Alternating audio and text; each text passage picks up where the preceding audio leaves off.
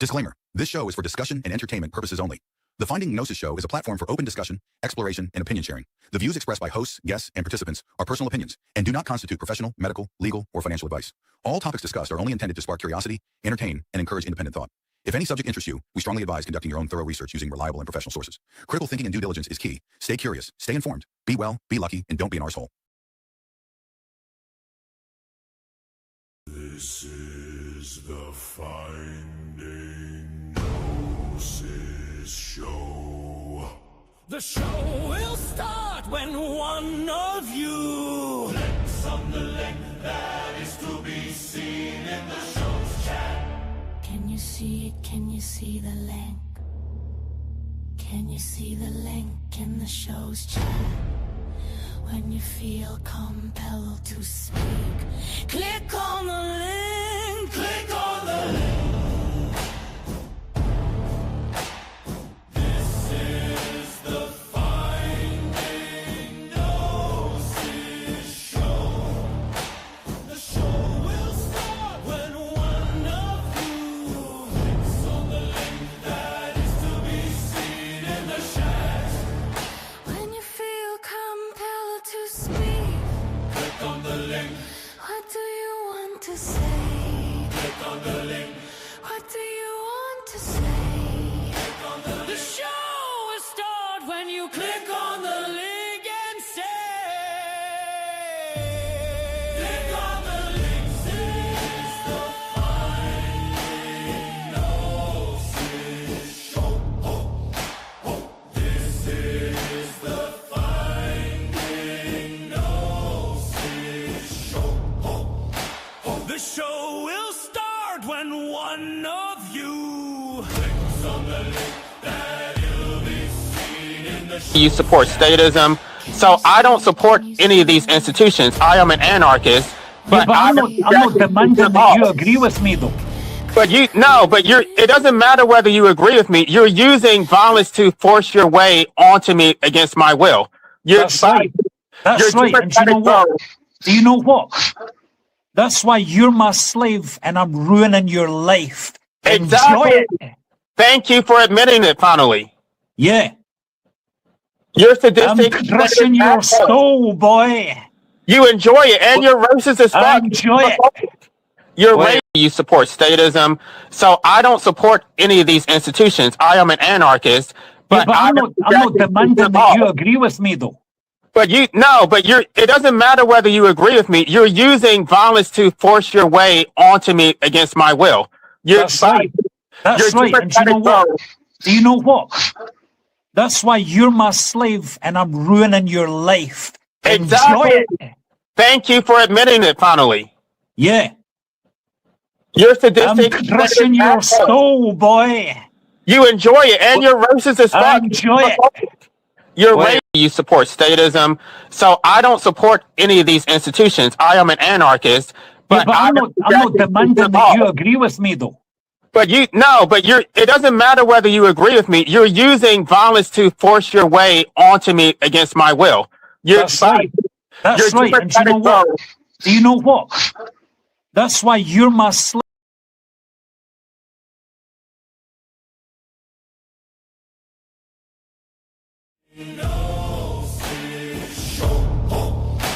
The show will start when one of you clicks on the link that you'll be seen in the show's chat. Can you see it? Can you see the link? When you feel compelled to speak, click on the link. Click on the link in the show's chat. This is the Finding Gnosis Show. The show will start when one of you clicks on the link that is to be seen in the show's chat. Can you see it? Can you see the link? Hi, Grump. Well, Chickpea saw the link and she clicked on it because she is now on the Finding Gnosis Show. This is the Finding Gnosis Show. Actually, We are trying to find out what is going on in this strange existence and what exactly we should be doing whilst we are here We talk about all manner of things. So feel free to step up and, segue into something else if something is bothering you or you'd like to tell us something that you feel is important. Do come on. The link is in the live chat. We have Chickpea. Chickpea, what is it you'd like to say? By the way, Chickpea, today's show, the title is "Are We Just Slaves? Are We All Just Slaves?" You just realised. I was just watching a thing about how the Romans, prior to Roman Catholic Church, used to treat brides. Did you know what they used to do to them? I couldn't believe brides. it. When a girl got married in Roman times, she had to be physically examined in front of an audience to make sure she was still a virgin. Oh dear. Yes, it wasn't very nice. And then she had to have, when they consummated the marriage, that was all done in front of an audience. Yeah, pretty grim, actually. This show is inspired by this particular outburst yesterday. You support statism. So I don't support any of these institutions. I am an anarchist. But I'm not demanding that you agree with me, though. But it doesn't matter whether you agree with me. You're using violence to force your way onto me against my will. That's right. That's right. And do you know what? Do you know what? That's why you're my slave and I'm ruining your life. Exactly. Enjoy it. Thank you for admitting it finally. Yeah. You're sadistic. I'm crushing your soul, boy. You enjoy it, and you're racist as fuck. Enjoy it. You're racist. Crap. We're all slaves. If you have to sell your labor to a master in order to have a roof over your head, you are enslaved. We are just as enslaved as the people on the plantations. All us proles. I thought you knew that. I'm just asking the question. But we're all slaves. You have to sell your labor in order to eat. You're a slave. It's sad, brutal reality. Who are you a slave to, Chickpea? Your master that you work for, the corporation or whoever. We're just lucky. We live in a lucky time where if you don't want to work, the state will pay you. But we're just living in a very lucky time. I keep saying that to you. It's been 80 good years. We've been very lucky. We are. People don't Do click on the link, folks. Link is in the live chat. I'm talking to you. You're getting very, very cheeky. Very what? Sorry? Cheeky. But we're very lucky that, well, you work, but I don't work. And there was a time in the past, someone like me would have been in the workhouse or just dying on the street. You support statism. So I don't support any of these institutions. I am an anarchist. But I'm not demanding that you agree with me, though. It doesn't matter whether you agree with me. You're using violence to force your way onto me against my will.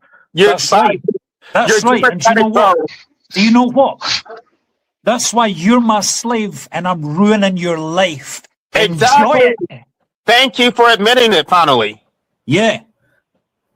You're sadistic. I'm crushing your soul, boy. You enjoy it, and you're racist as fuck. Enjoy it. I don't like that man, actually. You don't like that man? Why is that? I find him very ill-mannered, actually. I just don't like him. Plus, you know what I don't understand is with these men, they all want to show their face to the world, but they're not very attractive to look at. Don't be nasty. It's all right for him to say horrible things. If I say something relevant, you tell me off. Now, that's not fair, DW. That's not fair. He's entitled to come on here. Yes, I'm not saying he's entitled to turn his camera on if he wants to. Yep. That's for you. What? Chickpea. Yes. Chickpea. The reason I showed his outburst from yesterday was it was an interesting perspective. He said that, life abolitionism is his slave. He has got power over him and he enjoys it. How do you manage to say that? Because life abolitionism is way, way ahead on the IQ scale to that stupid man for a start. And life abolitionism also doesn't have to be a slave to the system because he's got what it takes to write a book which you can sell and make money off. So that man is talking utter rubbish. Well, Yes, he life is. abolitionism does himself say he is a slave. Yeah, I know. Well, he's got it. Well, he is, but say But he's for a slave example, to the state. He's well, a we're all slave slaves. to power. Well, we're This all. man is saying that he has a power over life Well, he abolitionism, doesn't have any power. power over over that, life and therefore abolition. he is enslaved to him. What power does he have over LA? Well, maybe he's on the side of power. Maybe politically he supports the Yeah. power and he benefits from that because he gets little endorphin bursts because, But well, the power is in power. If your team is doing well, you feel good, right? yeah, but D&W, LA has got what it takes to write a book, and one day he'll write something that people will buy, and he will no longer be a slave because he owns the means of production. But then will he become the enslaver? Well, he could do, yes, because he's got to then employ people to print his books for him. So yes, he will become the enslaver. Yeah. You can't win. You can't win.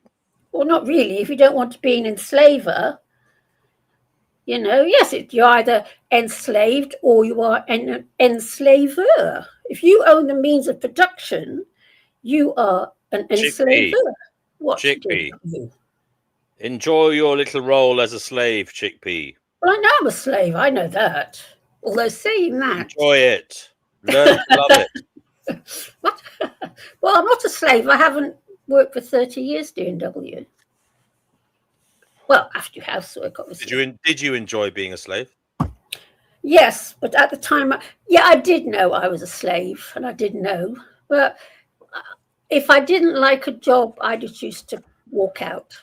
I wasn't one of these people that did a job they hated. I'm not that sort of person. So at least I was happy in my enslavement, even in the Navy, even though it made my hair fall out. But I never stayed in a job I didn't like, not for 1 minute. I would just walk off. Chickpea, what are we enslaved to? You're saying we're enslaved to people with money. Are they not also slaves to something? I mean, they're slaves to their desire. They're slaves to their drive. They're slaves perhaps to their psychology, their worries. I mean, what is driving them? A lot of the time I've seen people I've known who've been highly motivated in the corporate world, they've been a neurotic mess. If you take them aside, sit down, have a cup of tea with them, you can tell that there's a vulnerability, there's a fragility going on there. And that is what is driving them. They're trying to prove to somebody that they're something. Yes, I know. They might be just a wimpy little man. Physically, work with them, with a spreadsheet, they're king of the hill. Well, don't forget, okay, most of them are in, I've had, they've still got the mortgage to pay. So, even the upper middle class is still enslaved because, I mean, even if you are, say, for example, a consultant surgeon, okay, which you would think would be the top of the tree, you are still enslaved to your master at the BMA because you do what he tells you to do, not what you want to do. So we're all enslaved. Life is slavery. Perhaps it's about finding the yoke that you're happy with. That's pull the plow off the cause that you support. Be the slave of the master you love. But end of the day, even a partner even a senior partner in a law firm, okay, I do know about this, is still enslaved to those at the lodge who will be telling him exactly what he can or cannot do, because if you're not a member of the lodge, you don't become a partner. You can't. It's all predestined. Because you do know the city. I sent you a thing about masonry. I don't suppose you watched it, but most senior solicitors are Masons. And if you're not one of the Masons, that's how you get this thing with these court cases where the outcome of the case makes absolutely no sense because the judge, who's also a Mason, has pulled some strings, blah, blah. How do you know that, Chickpea? Because David Icke writes about it. Now stop it, D&W, okay? I've just read about it over the years. You know, it's masonry. I thought, you forget I haven't worked for all these years. I have been doing a bit of reading and things. I didn't always sit chattering to blokes on YouTube. I invited David Icke on here, by the way. Yes, I Waiting to hear know. back from him. Yeah. No, I don't think, I personally believe that David Icke is some kind of shill anyway, because in witchcraft, it is part of the spell to tell your victims what it is you are doing and what you're planning on doing. And that is part of the rule of the spell. It's to do with witchcraft and black magic. I know about this. Phil the Van says, yes, we are just slaves to the ruling class. Yes, we are. Well, they're saying that. I haven't been a slave for 30 years. Yeah. Mike Dunnigan says he's a slave to Jesus. Jean Francis says, good vid. Thank you, John Francis. And Phil the Van says, Ike is the gatekeeper. Yeah, he's definitely some kind of shill, like anyone says. Because that's the rule of black magic. You have to inform your victim. Didn't you know that? D&W, I'm speaking. I heard about that before. Yes.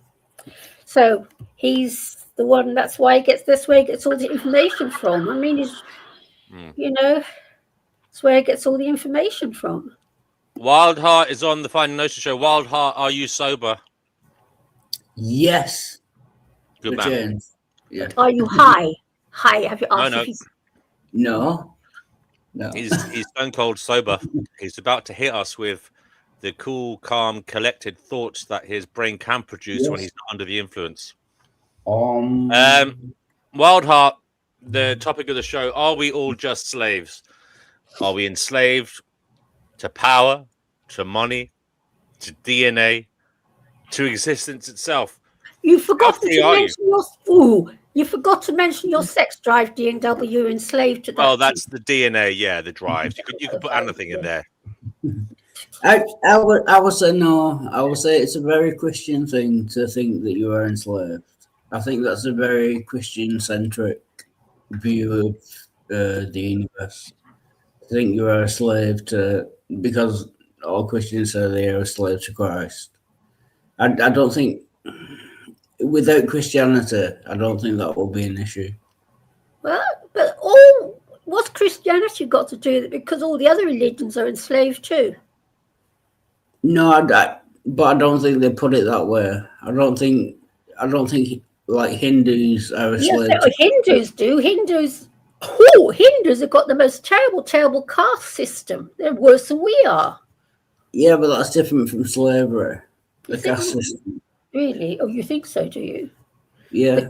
The people at the bottom do all the dirty work that the higher ups don't want to do. Their system's even worse than ours. I know some Hindus. Yeah, I'm not saying it's a better or worse system. I'm just saying they wouldn't put it in the terms that they are slaves. I think that's a very Christian-centric way to look at it, is what I'm saying. We are slaves to Christ. No, I don't think any religion... I know you're not. No, what I'm saying is we get that kind of talk and that kind of description from Christianity. Do we? No, I get it from the corporation, actually. What is a corporation? But what is a corporation? Yeah. The corporation. Haven't you read the book, The Corporation? I've not, no. No, well, the corporation is what it says in the book. The corporation is not, and the corporation is actually deemed in law to be a man. Okay, not a he. He's a he. The corporation is a he, and we Yeah, but the point is, I've not read the book, The Corporation, so you're going to have to explain it to me. Well, basically, corporations, people think they're all lovely and sweet and kind. They're not actually. They're quite nasty and pernicious. Oh, yeah. And we are enslaved to the corporations. And do you know that the US is actually a corporation? Yeah, I've heard this before. Yeah. And we're all we all are enslaved to corporations. All right. I think this would be helpful. What is your definition of slave then? That's right. If you do not, this is right. If you do not own, if you do not own the means of, if you do not own any land or do not own the means of production and have to sell your labor to a master in order to have a roof over your head and food to eat, you are a slave in the same way as the plantation slaves were. And we all stuck in it. See, can I give my definition of a slave? Mm-hmm. It's one human owning another human as property. Well, we are owned. We're not property, but we're owned. If you have to sell, if you have to sell, whoa. That is my definition of slave. Owning another human as property. Wait, I'm not a slave. But if you're saying we're not owned as property, then we're not slaves. That's my point. Property, well, but sorry, when you say property, I take property to mean bricks and mortar. We're obviously different, use words differently. Yes, you're right. We are owned by one, guys. Not only are we slaves, apparently, but we're being farmed. Yeah. Bear a photo. Do you want to come on and tell us why you think that's the case? Phil Devan says we are owned by the crown. Yes. Well, you know, not everybody listening to the Finding Gnosis show is under, you know, the dominion of the British Crown, Phil Devan. So, what do you have to say about that? Really, I'm talking in general terms as well, not just where you are in the valleys of Wales. Paul says everyone is enslaved. The entire society has been steered to persecute anyone who tries to escape it, rather like the film The Invasion of the Body Snatchers. Yeah. I would disagree vehemently. That's dark. Mr. Stubbs, you want to come on and tell us about that viewpoint? I would disagree vehemently with that one. Everyone is enslaved. Have you read The Straw Man? Have you read The Straw Man, Wildheart? I know what the straw man fallacy is. I've not read. If there's a book called The Straw Man, I've not I think you should read The Corporation. The book's a very good book. Yeah. And it really points everything out because I think corporations are very pernicious for not just this. Well, that's what I think. Anyway, you know. Well, that's getting away from the main topic of, or I think it's the main topic of slavery. And I've given my definition of slavery: owning another human being as property. But if you have to sell your labor to a master, you are a slave. You are his slave. And you are. Yeah. I like to think differently, but if you have to sell your labor to a master, you are a slave. Sadly, reality. Do you own any land? I kind of own my own flat, kind of. No, you don't own anything then. If you do not own any land, no, you don't own your flat. You don't own a flat. I now worked conveyancing, right? Your flat. But if someone, I'll give you that because it's council flat. But you don't own anything. but if someone owned their own home, would they not be a slave? You're saying everyone. Of course, they're still enslaved. Of course, right? Okay, if you own a leasehold flat, so whether you own your own home or not is irrelevant. No. If you say you own a flat, okay, you've paid the mortgage, blah blah blah. Yeah. If it's a leasehold flat, you own nothing. Yeah. You own a lease that you can sell for a profit. If you own a house that stands on leasehold land, you don't own the house. Yeah. That's how bad it is. You've got to have costs. Yeah. Under each case, you would not be a slave because you own it. No, you don't. You don't own anything. If you own your own home. No, you don't. And you don't. And no other human owns you as a human being, then you would not be a slave, would you? Right. You only own your own home if you own Stand by, people. Stand by. Welcome, Life Abolitionism I've and worked Pastor in- T. I've Life worked in Abolitionism, programs. you are one of the reasons we're talking about this subject today. AI made the clips for yesterday's show, and one of the clips You it support turned out was statism. this song. So I don't support any of these institutions. I am an anarchist. Yeah, But but I'm not demanding that you law. agree with me, though. But it doesn't matter whether you agree with me. You're using violence to force your way onto me against my will. That's right. That's right. And do you know what? Do you know what? That's why you're my slave and I'm ruining your life. Exactly. Enjoy it. Thank you for admitting it finally. Yeah. You're I'm sadistic. crushing your soul, boy. You enjoy it, and you're racist as I fuck. enjoy it. You're Well, Yeah, that was you the should- inspiration. That was the inspiration for today's show. I thought it was quite remarkable exchange of words there, Yeah. and it did make me think about this whole topic. Are we Well, enslaved? And can just say, just ironically, you should be careful of how much attention you pay to drunks on YouTube. Pardon? Sorry? You should be careful of how much attention and how much, yeah. Yeah, but what's saying, okay, people think they own their properties, but at the end of the day, even if you own the land that your property stands on, they can still take it off you, the government. right, because you have to, even after you pay off the mortgage, you still have to pay taxes. And so basically you're renting your property for the rest of your life. You don't actually own it outright. No, but everyone has to pay taxes. You're not. No, but that's not the way it used to be. That's to pay for roads and schools and ambulances and stuff like that. Right, but that in and of itself is a form of slavery because none of us consented to this. No, slavery.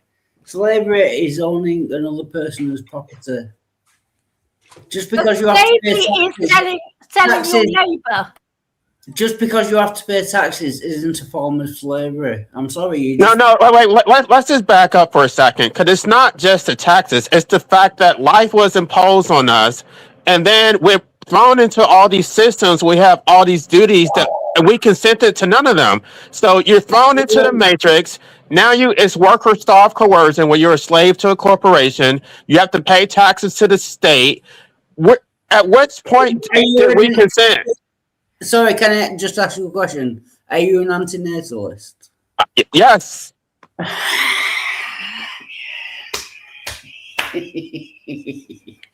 I knew it. Oh, we're antinatalists. What's You wrong with still can't answer the question though. Can you please answer the question? At which point did we consent to any of this? No, we didn't consent. No. So none of it is legitimate. The imposition of existence is illegitimate. The taxes are illegitimate. Democracy is illegitimate. The whole thing is illegitimate. So do you have to consent to something for it to be legitimate? Yes. Yes. If you're forcing people to do stuff against their will through violence, then it is illegitimate inherently. Through violence. Yes. Procreation is an act of violence. Statism is violence. Voting is violence. Capitalism is violence. Wow, you. No, Wild Heart, he's right. I've worked in law, and I may not be a lawyer, but I know this to be so. Yeah. But I'm afraid, Wild Heart, you are. Do you work, Wild Heart, or are you on the dole? I am currently on benefits due to mental illness and stuff. But I did work at one point, yeah. You see, you are living in a very, very easy, lucky time. Us lot at the moment are the luckiest working class ever lived. Yeah. Because I'll tell you something, if you weren't living in these 80 years, you'd be out on the streets now at the workhouse. It's only because you would be, I'm sure you. Well, I don't know what point that proves. That just means that things change over time. And it won't be staying like this. This isn't going to last. I want to go back to my original question. Do you think that consent isn't important? You don't think that is necessary for legitimacy? If everything about your existence is based on force. Let me answer. Let me answer. You just asked me a question. I have to think about it briefly, and then I'll answer. If it's impossible for me to give consent, like a baby can't give consent to be born, so you're saying that no baby should be born because they can't give consent? No, that's why I was trying to clarify my question. It's not just the original imposition; it's the entire thing. You didn't consent to democracy, to taxes, to No, laws. let's forget. Let's go to the beginning. So because I can't consent to being born. That means I shouldn't have been born. I'm quite glad that I was born. Okay, I'm still asking the question. Do you think consent is necessary for legitimacy? Not just for the original imposition of life, but for the entire thing, where nothing about your existence is consensual. It depends what you mean by legitimacy, and I'm not trying to be difficult. Honestly, I'm not.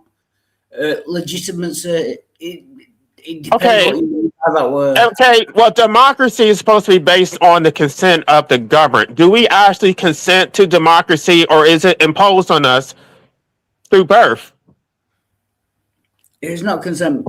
No, it's not Right. imposed on birth. No. Right, so it's not legitimate. So your definition of legitimacy is something that isn't imposed on you by birth, or By something. force. By force. It's not by force. You could move to a country that doesn't. I could move to another democracy and be enslaved by another state. No, you could move to another country that doesn't have democracy. There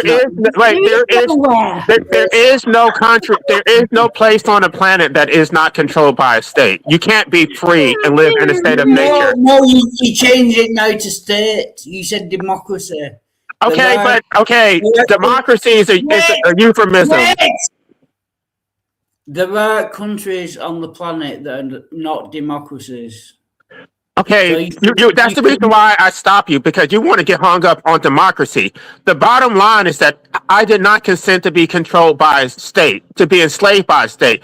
Democracy is one form of enslavement. I think it is the worst form of enslavement, but I don't want to be enslaved by any state, whether it is a democracy or not. Right, so you don't want to live in any country on the planet. I don't want to be controlled by a state. I want to be free. I don't want to have to beg the majority for basic natural rights. I don't want to be subjected to police harassment and oppression. I don't submit to any of it. Wait, life abolitionism. I have a question. What type of anarchist are you? Because there's quite a few. Are you like an egoist, a anarcho-communist, or what? I've always wanted to ask that. I don't think that it needs to be specified. My main thing is that I am an anti-statist. I don't believe in statism. Like the details about it I think are not really that important. I just want to abolish the state and live in a state of nature. So I guess you could say I'm an anarcho-primitivist. Okay, anarcho-primitivist. Kind of, it's almost similar to John Zerzan and Ted K. Okay. So I've got a question. Is there any country on the planet that you are willing to be a part of? If you're saying that democracy doesn't work. No, I would love to go to Africa and whatever, be with my people, my ancestors, but at the end of the day, Africa has been colonized. Africa is under the influence of the West. So Africa, it's not like I'm going back to what Africa used to be before it was colonized. They're Christian, they're indoctrinated, they're homophobic, all because the West has imposed its values on it. So there is no escape from this matrix. You can't just leave and just actually be free. Right. They have centralized. So there's no country on this planet that you will want to be a part of. I don't want to be on this planet at all. I don't even want to exist. So, LA, what's your take on, now you're saying about everything was fine in Africa before us lot did what we did, but I hate to say this, never mind, doesn't matter, because leave it, sorry. Wait, no. Actually, I kind of have like something similar. I don't think everything was like peaches and cream, even No, I don't. like, They, imperialism. your people, the Africans sold their own people into slavery. Yeah, I of course. And that's a fact. The chiefs, the African chiefs, would kidnap, the rival prisoners, and they would send them Yeah, to the the Europeans. Nigerians and everything. They went out into Africa, stealing people from other countries to sell to Tribes. Right, but that was after the West became. Anyway, the point is that if you have different tribes that are warring against each other, you have a chance to defeat the tribe and actually be free or escape your enslavement. It's completely different from a state. There is no escaping the state because the state has a monopoly on all land and all jurisdiction. So you can't just go leave one tribe and join another tribe. But this is really sad, and I'm not here to try and win arguments or anything. That's just really, you're saying there's no country on the planet that you would want to be a part of. That's I mean, just really if you want- No, I don't want to exist. That's why we need to start with the original imposition. I did not choose any of it. I'm sorry. I'm just sorry for you. I'm sorry. So we need to look at the whole timeline. At what point was any of this consensual? None of it was. Yeah, all that's true, but like me being also sympathetic to AN, but like I put in mind going to like another country and like living inside. Like I don't mind traveling, and I don't mind going to another country and living by like their rules, because like I'm not like that much of an anarchist myself. I do have some sympathies to that, but I am a realist when it comes to like a natural state will always form from like from just like existence and like humans, a group of humans. Like I do have that theory too. It's not a natural state. It's basically a corporate entity which does not serve the will of the people. It serves its own ends at the people's expense. In theory, not to say that I would want to make it my home. In theory, I would want to move to a country that has legalized the right to medical assistance in dying. But I don't want to live there. I just want to take advantage of that right. Oh, I wish I was. Hold up, Kenny. You support statism. Kenny, you are here. So I don't support any of these institutions. I am an anarchist. But I'm not demanding that you agree with me, though.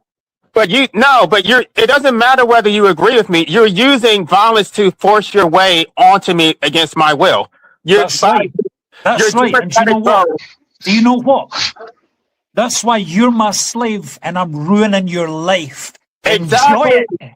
Thank you for admitting it finally. Yeah. You're sadistic. I'm crushing your soul, boy. You support statism. So I don't support any of these institutions. I'm sorry, I lost the end of the video there. You said you're crushing his soul and you're enjoying it. So basically today's show is inspired by that little exchange. The question is, are we all just slaves? What does that mean? What are we enslaved to if we are? Life abolitionism feels that we are. Kenny, you're new on tonight's show. I know you've been here before, but seeing as you've just arrived, what would you like to say on the matter?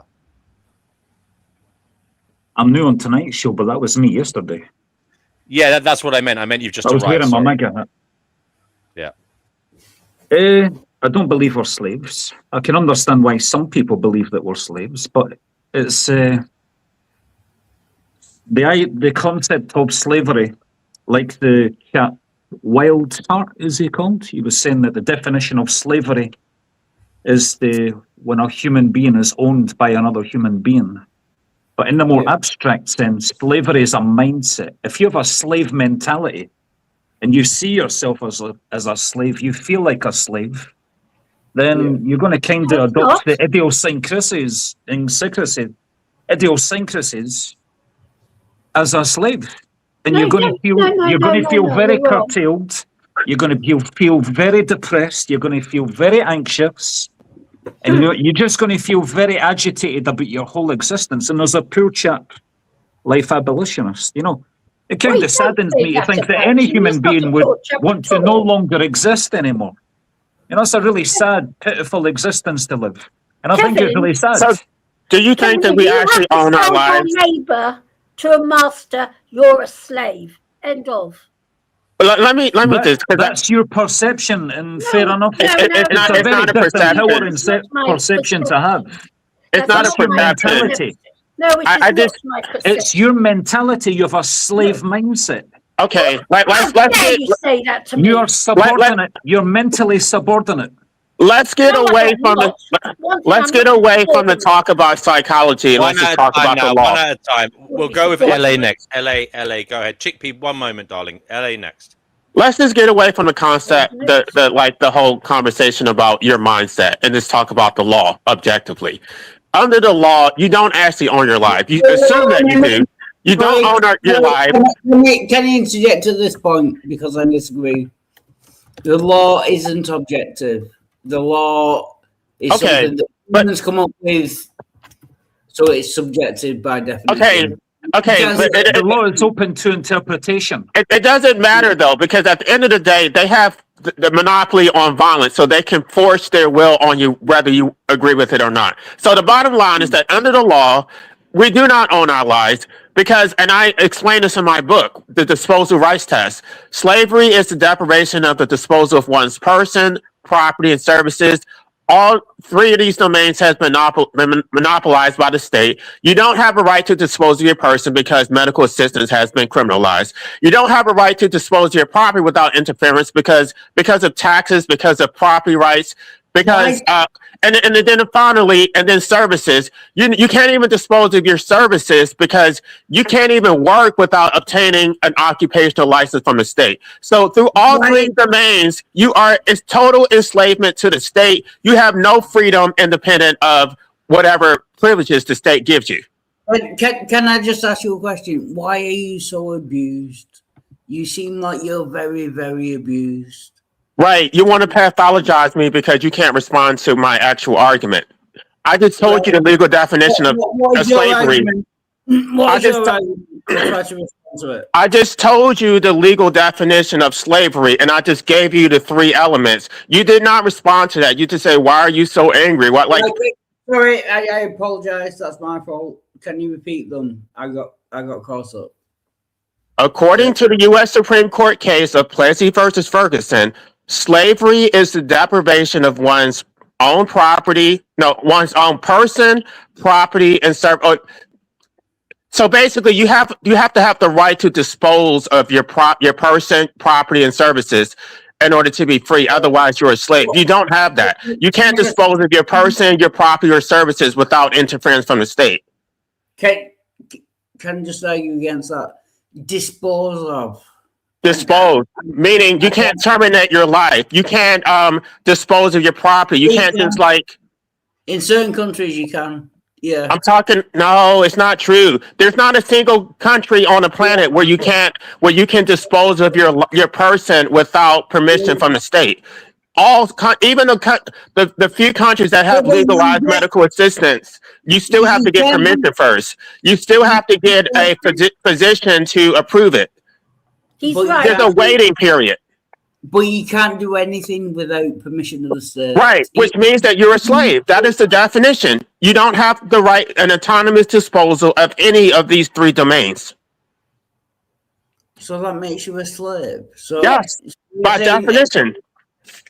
You ought to read Straw Man, okay? You're not free. Read the So Straw who- Man, both of you. Can I just ask a question? So who are the slave owners? If you're saying that every person on the planet is, I'm going to slave, listen this one out, and I might be back later. I'll answer your question. Okay, thank you.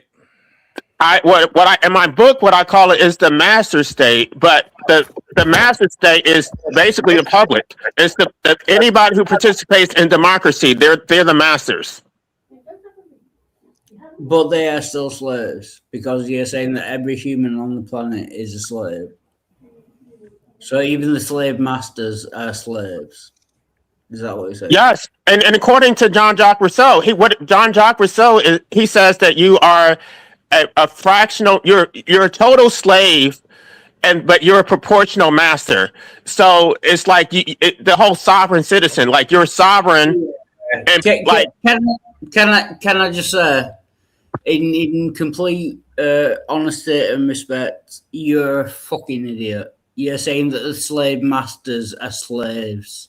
You are a fucking idiot. Okay, then you're saying that John Jacques Rousseau is an idiot because this is what John Jacques Rousseau said. It's not like I just pulled this out of my ass. If you want to go toe to toe with John Jacques Rousseau, I'm sure John Jacques Rousseau is a lot smarter than your retarded ass. Right, so the slave masters are slaves. Yerf Dogs is in the chat. He says, "LA, you're going to run away from him because because he sees through your nonsense. Are you willing to allow him?" No, I'm not talking to your dogs. If he does come up here, I am leaving. I don't give a shit about. If he wants to pay me my fee, I will give him a full debate. He can get my attention. Can you explain to me how the slave masters are the slaves? So they are both slave masters and slaves themselves. Right. That's what John Jacques Rousseau says. It's a duality when you're. I explain that to me. That's fine. That's what I was trying to do. It's a duality between being a sovereign and a citizen. So you, like I said, you are a fractional sovereign, but you are a total citizen or a total subject. You're a total slave. So it's like it gives you a fractional right to like control other people, but you're totally enslaved at the same time. Yeah. Right. So the you're just very submissive. You just like to do your job. How dare you? How do you like I swore at you? I'm sorry, G&W. These men are always swearing. I'm not allowed to say things like that. You have I'm going to give you carte blanche. I'm going to take away the. I'm English. You can swear at any man if you want to, but just don't call them. Don't go too far. Don't say something illegal. Okay? All right. Can you just answer my question though? Because I asked you at what point. I asked you the question twice and you didn't answer. Can I just apologise for swearing? I'll try and keep it down. It's just that I'm British and we tend to swear a lot. But I'll try to keep it down. I apologise. At what point in this whole process did we consent to any of it? No, Can anybody answer that question, please? No, we never consented to being born. No, not just being born. Did we consent to democracy? Did we consent to these laws? Did we consent to anything? We did consent to democracy because we voted that system in. Because we were born into the system. Is that your answer? No, we voted for that system to be the best. I don't vote. I'm an anarchist. You are so gullible, let me say. You ought to go and read The Straw Man, and you will see you're not free. You are. You know, and I really I want to welcome Cerberus Hex. You're on the Final Notice show. What would you like to say? Are we all just slaves? Add to the conversation. Anyway, I'm just saying to you, your argument's not valid because you haven't read The Straw Man. And I can assure you, you're not as free as you think. Thank you, Chickpea. Let's Cerberus Hex say something here. No, I don't think we're slaves. And to life abortionists question, I would say asking something that if something that doesn't exist consented makes no sense. Oh, dear. We exist now. We exist now. Sure. Yeah. At what point did we consent to any of it? We didn't consent to any of it. Wildheart, 1 second. Well, he's asking me if something doesn't exist. Why do we need to ask for consent? Yeah. Okay, let me just back it up because I need to be specific. Do we even consent to continuing to exist? Because you can talk about the original imposition, but we don't even have the right to medical assistance. So even if you don't want to exist, you're forced to continue existing against your will. You understand? Rights are not like enforced or guaranteed by law. There's something you have regardless of the law. So yes, if you, as far as I'm concerned, you have the right to kill yourself. You know, that's not a right. That's an ability. A right is a legal entitlement. We have a social contract where if you have rights, then the state. You guys, please use rhyming slang. Come on. The state is supposed to protect your rights. That's the whole point of a social contract. Yeah, so if you don't have rights, then basically you are a slave. You have all these duties to the state, but you have no damn rights. So what's the point of even having a social contract? But the whole theory of rights is that you have them, and then hopefully your government will protect them. But it has nothing to do with whether there's laws or not. What if you Well, don't believe in it? hopefully, there's no hope when it comes to the duties because the state is going to force you to perform your duties through violence. But your rights are debatable. Your rights are privileges that are subject to whether the state chooses to recognize them. You know, if someone doesn't want to exist anymore, I'm not really sure how the state's going to stop you. It's called civil commitments. It's called taking away their right to own a gun. It's called the psychological gaslighting to say that you're going to die and go to hell. It's called the pathologizing to say that anybody who wants to do that is crazy. It's the censorship of information to where you're not able to obtain any information on how to actually pull it off. So all of this is a systemic gaslighting where you're going to tell me, oh, after all of these barriers have been erected, oh, you're free to do whatever you want. Right, I'm sorry to interrupt, but I have kind of lost it at this point. What is your main point, T? I forget what your name is. It's not his main point isn't connected to what he's been saying.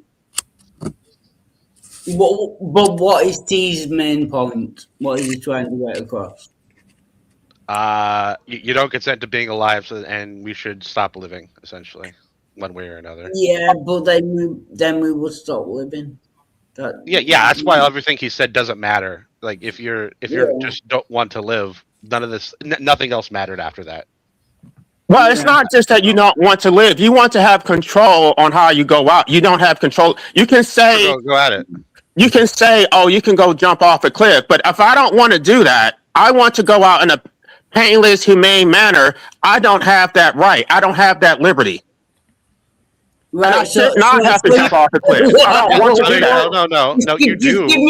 Give me a minute. So you're not saying it's just not that you don't want to live. You want to convince everyone else that they don't want to live and they shouldn't live, and you want everyone to die. No, I want those who don't want to exist, they should have the freedom to no longer exist. Those who want to exist should have the freedom to continue existing. I agree with that. Yeah. Okay, so you support my right to medical assistance then? Yeah. Great. Why do you need someone else to do it for you? Yeah. Because somebody else imposed life on me. That's why. Because I didn't do it myself. So I want medical assistance to undo something that I never chose in the first place. Yeah, if you don't want to live, I think you should go through procedure. You don't tell pregnant women to go out into the wilderness. I'm agreeing with you. Let me finish.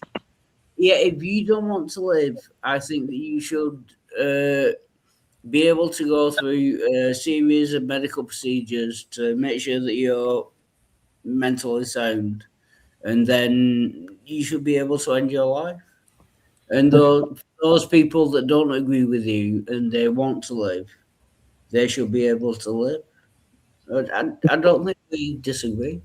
Why don't you tell pregnant women to go out into the wilderness, give birth with no medical assistance, beat their umbilical cord with a rock, and they should just be fine? They should just figure out how to do it on their own. How about that? Why is there this double standard? When it comes to imposing life on someone, there's all this support, emotional support, medical support, financial support. But when somebody wants to leave their involuntary existence, now they're supposed to figure out on their own with no assistance whatsoever. No, well, that's not him. That's me. Yeah, it's not a double standard. Okay, but I was trying to respond to you before he interjected. I still want to respond to what you said. He just cut me off. But so now we're going back to what you said. Why is there a double standard? Why is there a double standard? What do you mean double standard? I said you had the right to. No. Why is the woman who has a baby, why is she getting all this support, but when somebody doesn't want to exist, they get no support? Why is there so much support for the imposition of life, but there is no support for the exit? Oh, the reasoning is most people think you would be crazy to do it. That's right. Exactly. I don't know what your point is. All I hear is whining. Right. That's right. And that's the reason why I say I have no duties, because I know people don't have any empathy. I believe in mutualism, and because there is no mutualism, because it's all extraction, you can say I'm whining, but you're going to be whining when we stop being extracted from. When we stop being productive for society, we withdraw our support for democracy. You can say we're wanting because you're the one who's I get extracting. you're triggered, but I don't like I don't really get it because there's a bunch of peaceful, quiet, painless ways to go out that's just on your own terms where you don't need a doctor or a nurse or anyone's permission. So Why are I you don't know gaslighting me? why you're here. if that's Why are what you you want. gaslighting me? Why am I? You can I'm tell me. not. Okay, I didn't choose those methods. I want the method that I want. And why am I not entitled to the method that I want? Why are you gaslighting me to say I should choose something Well, that I you don't can't- want? You give Sorry, me sorry, Wildheart, just to Wildheart, just wait. I know you can't stand it. You're not entitled to someone else's labor, sir. No, but if they want to provide it, but the law is preventing them from doing it because it is criminalized. Okay. Dr. Kevorkian was willing to do it, but they threw him in a cage and took away his medical license. That is what I'm talking about. Okay, well go somewhere that they allow it. There's plenty of places that allow it. No, why? No, I shouldn't have to. If a doctor is willing to perform it, why is the state interfering? That is the question. Why are you gaslighting me? Well, the thing is, I don't believe that this is what you want because you already have access to it. But if you want it a certain way, there's other places you can go to get it. You must not be in that much pain or Right. suffering. You want to gaslight me. You want to gaslight me because you don't give a shit. You don't give a shit. You're just not trying. That's why I don't care. I don't have to try. I shouldn't have to make the effort because I did. For you. What I'm trying to do. What I'm trying to do I don't is believe you. obtain. You don't have the conviction of your beliefs. I don't believe What I'm doing is advocating for the legal right, it's a shallow belief. not just for myself, but for everyone else who wants that legal right. Sure, but why are you still here? Because oh my sees God, himself as he sees maybe you should himself ask my as a parents martyr. that. Ask my parents that. He sees himself as a martyr for his cause. He's putting up with all this suffering because he feels he is a voice for those who cannot speak. Well, that's convenient, isn't it? Ask my parents why am I here because they're the ones who made the decision, not me. That's They might be why you're here, but they're not the reason why you're still here. Sorry, can I just have a second? That You're is an the adult. argument. Well, you're an adult, right? I have abortions. No, I don't believe that there's any difference between an adult and a child. You're still a child to the state. The state Well, is sure, your you master. can believe whatever you want, but you have the ability to discern and make your own choices. No, I'm not. You don't? You don't have that ability? Well, maybe you shouldn't be allowed to do it then, because you might just. I don't have the right. I don't care about abilities. I care about rights. Not Okay. everyone has that right, whether you have the Right. legal right. Can I just get one sentence out? If you Yeah, and then we're going to go to social experimentalist, aka Danny Shine. Go ahead, Wildheart. Yeah, I was gonna say if you're an antinatalist and you think, Yeah. why are you here? I didn't What? want to make this argument because it seems harsh, but Yes. why haven't Yes. killed yourself already? I don't want to say go out and do it. So we're not allowed to ask questions about why life was imposed on us in the first place. We're not supposed to make parents feel guilty because that has been authoritarian. But when you don't enjoy your existence, now you want to switch. You want to do an Uno reversal and blame the person for their own involuntary existence. So now it's my fault. It's my fault that I'm here, even though I didn't choose any of it. It's your fault that you're still here. No, I'm not blaming you. I'm just I can't understand if you have that opinion. Then I'm going to blame parents then, because I tried to give parents a free pass and say, oh, well, maybe we can be fair. Maybe I can see the other side. Maybe if we just legalize medical assistance and people are free to leave once life has been imposed on them, maybe procreation isn't so bad. But now I need to go back to the original position that the original imposition is the unethical act. It is unfixable. LA, I did say I'd give someone else a chance to speak. LA, Yawn God thinks you need a hug. They're willing to give you one, and it will be a consensual hug if you want one. I need rights. I need rights, not a hug. Just to Right, make it clear. social experimentalist, Wildheart, shut your pie hole for a moment. Social experimentalist, what would you like to say? Well, I mean, I am struggling to understand Life LA's position.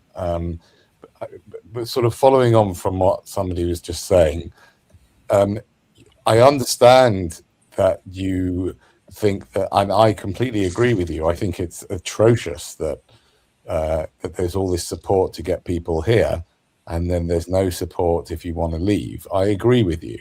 But what they've been saying to you, it seems to me that you find it difficult to actually listen to what people are saying, right? Which is okay, because we all do that at sometimes. But what people have been saying to you is like, if you want to leave the party, yeah, there are lots of ways of doing it, which are accessible. And there are different places in the world where they have different degrees of, allowing you to do that. And so it's not clear to me or to the other people why you're still here. I'm not blaming you for it. I'm just trying to understand, why are you still here? I don't understand why they get to prescribe my exit when it's like, I want autonomy over how I go out. I want control, the final say. It's supposed to be my life. If it's my life and I own it, then I should be free to do what I want with it, including dispose it. So if it's like, I'm telling you I want this car, and you're telling me, no, don't get that car, go get this bike. It's the same thing. It's not the same thing. I want the car that I picked, and I don't want anybody interfering with my right to buy the car that I want. You can want what you like, my dear, but welcome to the world where you don't get what you want. That's the whole original imposition, which is why I'm an anti-nihilist, because once life has been imposed on you, you're subjected to systems and laws and rules that you never chose. There is another view, LA, that you're trying to impose your views on others. You're against imposition, but you're trying to impose your views on other people who may not agree. How am I doing that? How am I doing that? Well, you're trying to make them agree with you for a start. That's, no. I'm trying. You're saying you're wrong. Please do this. Do what I'm saying. That's like saying they may not want to do it. That's like saying a slave is trying to impose his will against his master. It's like, no, I'm the slave. I want to be free, so I'm not imposing anything. Just let me go free, and you can do whatever the hell you want to do. Wildheart, just stay quiet for a moment. I'll release you from the frustration of your imposed silence. Wait, can I just push a little bit further? Just let me push a little bit further, right? I'm struggling to understand. Can you just answer the question? I know that you feel that it is unfair. The way the world works is unfair, and you should be able to end your life however you want to, in whatever way you want, right? But that is the state of the world. I'm just struggling to understand if you can just answer this question. I've had many people have asked me this question, and I've answered it many, many times, but I'm struggling to understand. Just answer the simple question, right? Why are you still here? If you're finding life so painful and so awful, I'm not saying he's already answered that. He don't understand. I just find why you haven't. I just find the question. He's a voice. I can answer it. I can answer him. I just find the question annoying because I think the answers are so obvious, and I think I've answered this question so many times. That's the reason why I'm dismissive. But the answer is because jumping off a cliff is traumatic. Everybody has a natural disposition to fear their own annihilation. Even if it is available in other countries, which is only one country without any stipulations that you don't have to be a citizen, it's expensive. I have to go to another country. I have to go through waiting periods. I have to, basically, I believe it's just the Netherlands. So if I have, the expense isn't enormous. I have the whole thing. Let me just say this. Let me just clarify my position for everybody. It's not that even if I had the legal right that I would automatically do it tomorrow. I want the legal right so that when the time comes, it's difficult enough to make the decision, right? So when you have that short moment of clarity where you're actually ready to do it, because I've had those moments of clarity, but it's like I didn't have the mechanism to do it. So when I have that short period of clarity, I want to be able to exercise it right then and there. It's difficult. It is very traumatic to even think about, but I think people are being dismissive about how hard it is to make that decision, even though it is the correct decision. Oh, I see. Okay, fair enough. No, I agree with you. All right, let Wildheart speak. Wildheart has been waiting. But I'm just wondering. I'm wondering. Have you read The Peaceful Pill Oh, careful what you say, please. Okay. No, he's Wild talking Heart. about a book. I think I read it a few. Like it talks about. Well, it was very vague about the methods. It just say. I mean, No, it wasn't. It was very, very detailed. I'm not sure. It was a while I back want when to I bring read that book. Wildheart in. I want to bring Wildheart in. Wildheart. What Can do I you just say? ask a question? What would be your perfect way to die? You're saying that you want a way to die that is legal, that you won't get in trouble for, or none of your family will get in trouble. What is the way? What is the perfect way that you want to die? The same right that is afforded to cats and dogs and criminals. The medically assisted, supervised death, painless, whatever whatever standards are given to a criminal who commits murder, a capital murderer. I want that same right that the capital murderer gets.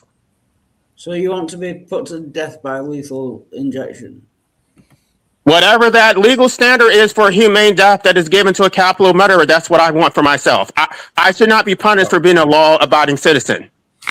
It's more than that. It's that you want someone else to do it because you could get that stuff on your own if you really tried. Yeah, Well, here's the thing, though, about that. If I were to become a capital murderer, I would have that right. How about that? So in order to obtain that right, I would have to violate somebody else's right. Do you think that is ethical? Well, that's available to you now. If you go to Right. So who wants to volunteer to be my victim? Anybody on the panel who wants to be my victim so I can get the right? Well, isn't there like other? You can get that right now. Now you want to take someone's life? Wait, but isn't there other people like you that would be happy to have you help them and they could help you? Yeah, there's people like that. Yeah, they help each other, and guess what? They don't have to follow the rules of the state. And there's censorship for us to prevent us from finding out who these people are. You can't obtain this information on the internet. Really? Their YouTube channel, you can't talk about it on YouTube. You can't have a website. It will be taken down. You ever try private chats? Careful what you say. Just move to Switzerland. It's the absolute suppression of information, the gaslighting. Stop talking constantly. You're really fucking annoying. Join the club. You are bloody annoying as well. I know. Yeah. I'm not doing it intentionally. It's partly the accent. It's the fact that you're not speaking up, so I can't even tell when you're actually talking. All right, I apologize. No, what I'm Well, saying we're going to is- give Wildheart a chance to say something. Wildheart, go ahead. Say what you want to say. All right, I apologize. That option is available to you now. Move to, I forget which country. It's either Switzerland or the Netherlands or something like Not that. the Netherlands. Netherlands, you need I know 5 it's not years citizenship. Netherlands. I know. All right. I think it's Switzerland. If you move to Switzerland, you can have control over whether you live or die. You can choose to You have go to belief Canada as well, in- apparently. Belgium, Oh, Netherlands, Canada. perhaps. I have Right, an and then by idea the- for life abolitionist for LA. Go ahead, Kenny. Kenny's ahead. back. Kenny, what do you want to say, mate? Yeah. Because he's a British cigarette, he could just stub himself out in an ashtray, right? Right. So another homophobic critique. I'm not interested. I mean, I'm not offended by it. If you think I'm a faggot, it is what it is. I think you're a Zionist piece of shit. So it goes both ways. That was a troll. Come on, that was a joke. troll moment. He's gone. He just came in to be a troll momentarily. He's gone now. Yeah, that was a joke. Forget about it. Yeah. He's a dumbass. Okay. No, but I'm saying what the way you want to die is available to you right now, right at this moment. Just No, it's not. Let me just clarify.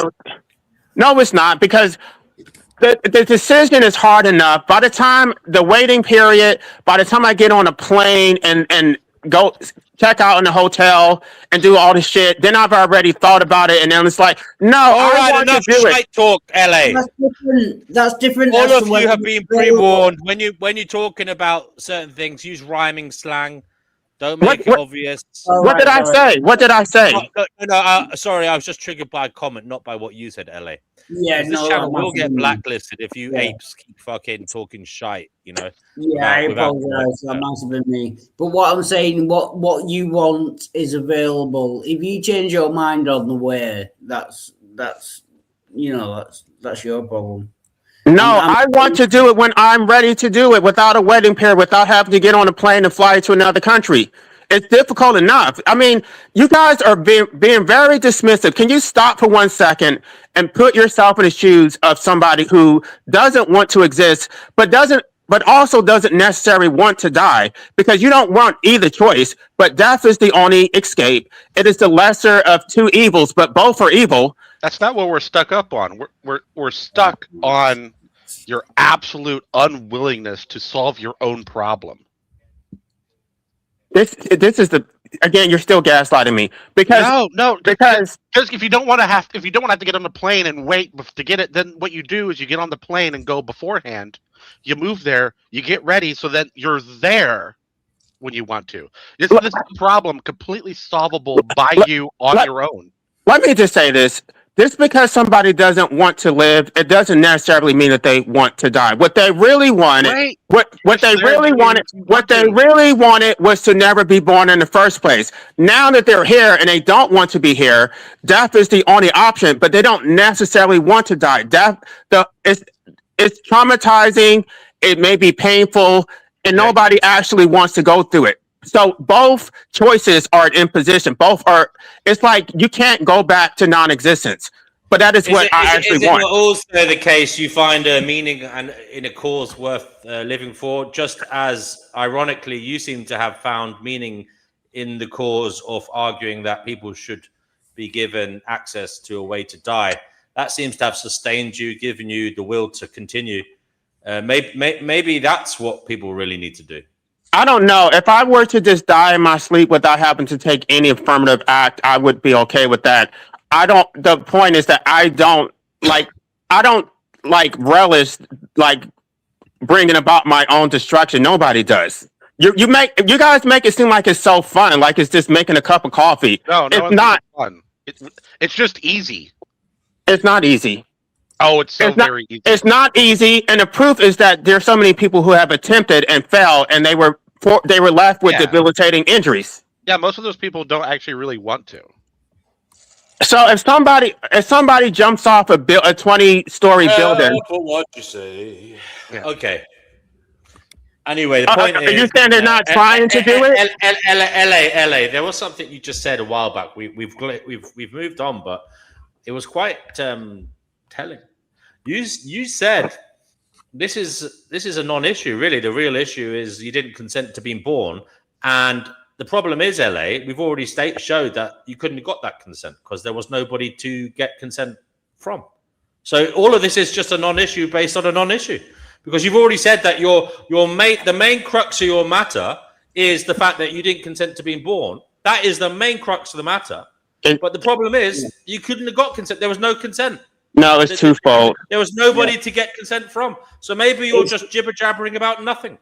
You didn't consent to the original imposition, and you don't consent to continue it to exist. Yeah, it's impossible for a fetus. What I'm saying is, this whole frustration you have about life is based on a non-point. It doesn't mean anything because, and yet you said that's the most important issue. No, but then it's more important than the right to die. You're saying the fact that you didn't consent to existing is more important. Antinatalism is more important to you. No, here's the thing. You can't give a legal right to somebody who doesn't exist. This is why they keep straw manning the antinatalist position. And this is why so many people are no longer an antinatalist because of the non-entity problem. But once I am here and I am a competent adult telling you that I don't want to be here, I think it is incumbent upon democracy and the public to respect my rights. Otherwise, they can't call themselves a free society. And so the point LA. No, it's not. Let's turn it around. Let's look at the framing of your argument. You're saying you should have the right to have your views imposed on everybody else. Stop right? saying that. Stop saying I'm not imposing on anybody. Well, you want everybody to bend to your will, which is to allow the right to die freely for everybody, easily. Yeah, You know want that's that. not what I'm saying. You know that. No, he wants people not to be born. No, if they don't want to exist, if they don't want to Hold on. exist, they should not be forced to continue existing. But no. LA. But in a real world scenario, you'd have to impose that on people who didn't agree with you, right? No, I would not. LA. Let me be clear here. In a real world scenario, you'd have to impose the framework that allows that in society on people who didn't believe it should be allowed in society. That is, again, what you're basically saying is the slave who wants to be free is imposing his will on his master, because the slave should just remain as a slave. There is no master, LA. You didn't consent to be. There was no oppression at the outset. There was nothing. Okay, let me just use another example. It's like the Christians who say, if you want the right LA, I don't give a shit about all of that. I just want to get back to this point. The point is, right, you're saying you want to change the framework of society so that everybody has access to a quick, free and easy death if they want to, yeah? They could just walk into a booth on the side of the street and leave this mortal realm. Now, that's what you want. There will be people who disagree with you, okay? But you want that as the kind of norm in society. So what you're actually doing is you're imposing you're saying you want to impose your way of seeing reality on people who don't see it like that. And to me, that makes you no different to the people you're arguing brought you here because their values were different from yours. You are the same as them. What you're trying to do, you're trying to reposition the aggressors, the violent actors as the victims, to say they impose life on you. You are entirely the same as them. And the problem is, LA, you're trying to pull back and say, but I didn't consent to be born. But you can't get consent, LA. It all falls apart for you, LA. Who am I inflicting violence against? I'm not inflicting violence against anybody. They're inflicting violence against me and those who don't want to exist. They are the aggressors. We are the victims. Period. No, you are saying, right, what is your perfect way to die? I presume from what you said that you have a perfect way that you want to die. You don't want to live, so what is your perfect way that you want to die? He already answered that, Wildheart. You already asked that. Yeah, I'm still trying to wrap my head around what D&W just said. How am I the aggressor? Because I don't want to. All right, I have a bad That's emotionally charged language. That's emotionally charged language. I'm saying you are also trying to impose your will on others. So because I don't want to exist, I'm harming somebody else. Because I don't want to be miserable. You potentially are. You're making it maybe too easy. You right. Sound like yeah. So I should be a slave to everybody else's needs. I mean, there will be LA. There will be people who see death as a harm. Right, yeah, because they're entitled to extract from other people's involuntary existence. By definition, death is a harm. They want to extract. Say that. Sorry. Cerebus X. What did you say? I said by definition, death is a harm. It is a harm. No, yeah. I agree. It's only a harm if you don't consent to your death. But if you own your life, it is not a harm. But you literally said that, like, a harm, but it might be ethical good all the time. Like you literally. Have you ever heard of misplaced consent? People who believe something and then later find out that their belief was mistaken. I mean, this is consent is problematic. Let me read what I'm trying to remember what David Hume said about it. David Hume said that the person who dies causes no harm; he just ceases to do good. Yeah, so that leads to a lack of good in the world. Because if he ceases to do good, then his dying would lead to a lack of good in the world. But he had no duty to do good in the first place. You have no. LA. Some might say. I never said that. LA. Some might say you're just a serial killer who can't do it himself. I'm a serial killer. Am I trying to kill other people, or am I trying to kill myself? What's your body count? based on your own frustration. I would say that those who procreate are the serial killers because they are the ones who cause their own children's deaths. If you are an Sure. antinatalist, you are pro people not being born. That is You can't kill somebody who was never born. no, but I'm saying it will lead to a lack of humanity on the planet. You don't want any humans on the planet. Right, but those people also would not die because they were never created in the first place. Yeah, all right. Serial killer might be a bad way to phrase it, but you are pro no humanity. Well, So the serial killers are those who procreate. You are it's pro it's no the human. framework that allows people to die without any Yeah. friction is the serial killer thing. It's not the antinatalist thing. Serial killer. It's this not considering that the greater effects of what you're doing, wanting people to die. I mean, look, it may not be exactly like a serial killer, but there is a kernel there of similarity. You have to admit. Yeah. You want people to die. The bottom line is that you guys don't care about freedom. Sorry, you've spoken way too much. Basically, you don't want any humans on the planet. Is that No, I want them to be free to not exist if they don't want to. If everybody else wants to exist, they said, okay, you can't have it both ways. You can't say that we're being too harsh on the parents who procreate. Like nobody's going to agree with antinatalism, right? But on the other hand, now the people are here. Now you're going to also say those people should not be free to no longer exist. So we can't criticize the parents who procreate, and we're going to force the people to exist and deprive them of medical assistance. So which one are you willing to give on? Can you clean me up on the issue? I took an antinatalist to be someone who doesn't want people to be born in the first place. We believe that procreation is unethical. Right. Which will lead to no humans on this planet or presumably any planet. So you are anti-human. Well, we believe in voluntary human extinction. So you don't want any humans to exist. Right. Okay. We got it right there. He said he doesn't want any humans to exist. Yeah. So not just yourself, like everyone. Okay. Right, but in the absence of that, because we already acknowledge that people are not going to stop procreating. But in the absence of that, those who exist should have the right to no longer exist. I can't control them, but they should not be able to control me. Yeah, but that means that your ultimate goal is that no humans exist, even if humans are born by accident or whatever way. You're saying that they should have the right to not be alive anymore. So your ultimate goal is that no humans exist. Right. So I would actually prioritize the pro-mortalism over antinatalism because I can't control people I can't stop them from procreating, but I can advocate for a legal right for those who don't want to exist. Right. I just fundamentally disagree with you.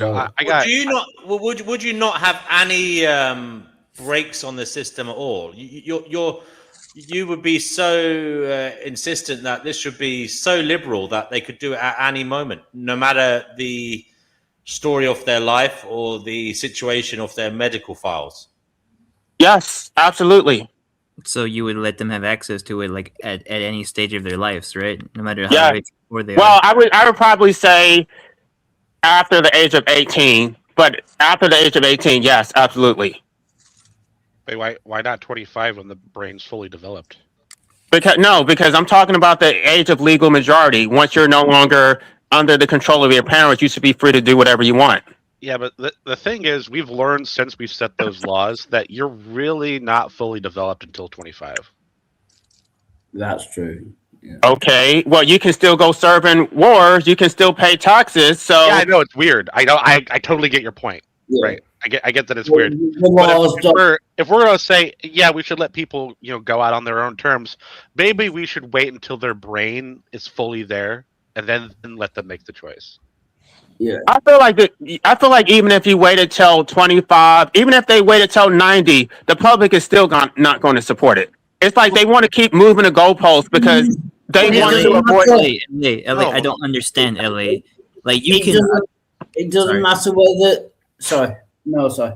It Oh, doesn't I matter whether the politicians or the government fully support it. That is biological fact. The brain isn't fully developed till 25, so you should wait until 25. It's actually saying they're actually saying into your 30s now is the latest. I just feel that it's a distraction. Right up to 40, they say. Wow. So Yeah. your whole your 30s is kind of a state of finding yourself. It's a distraction to get mired in the details. I don't really care about the details about what age is to be what, because the bottom line is that people don't support it. So we're not even there yet. We're not even there to even have the conversation. But And LA, we're talking about the details when you don't even support it. Who cares about the details? You know, Because LA. Can I just? But like you can actually do the deed without the help of the state. It's so easy to do it. I'm not advocating for it, but it is easy to do the deed that you. All right. We know that. But- No shit, but fucking wait, Sherlock. We're not You're talking saying about this, but aren't you transgender? Like, don't you need medical assistance? What if that was criminalized? How would you obtain? Look, can we market. eradicate that from the art? We know it's easy. Black The market. point I is- don't. the We point don't is know he- that he it's wants easy. it- He wants No. it. Well, No, we don't. the methods are there. We know the methods. The Yeah, they methods are there. So I'm trying to No, but grasp. he doesn't. But he's worried. Look, he has legitimate worries from his point of view. He's worried that it can go wrong. That it's hard for some people. That some people want someone to hold their hand, and that's illegal. There's all manner of things. Like he wants it to be an occasion, so he can like maybe sit in the Occasion? cinema when it's happening, That's watching weird. his favorite film. Well, I mean, look, it's it's a momentous thing to do, is it That's not? Why, really why, weird. why would you want to do it? Why LA, would you want it to be a LA, half-assed? As for your question, I can just get stuff on the black market. That's very easy to do. A black market is always going to. Okay, you don't have to be telling people how to do it. No. He's talking about his transition to from Yeah, but male to female. I'm sure the host would appreciate not talking about how to do illegal things. That's not what we're talking about. He's talking. But Well, it's going obvious. on the black market is fucking de facto fucking illegal. So yes, you are being fucking assholes. Okay, but at the same time, you would not want your transgenderism to be criminalized, right? You would want the freedom to go from male to female, or want man to woman. It wouldn't make a big difference to me because of the things I just said now. So it wouldn't be that much of a big difference. Like, you ever heard of the political philosophy of legalism? That's a thing. Do things against the law, even if there is one. That's literally a anarchist thought. That's literally an anarchist school of thought. All right, so I should stop advocating for transgender rights because transgender they already have the ability to go from male to female. They don't need any legal rights. Is that what you're saying?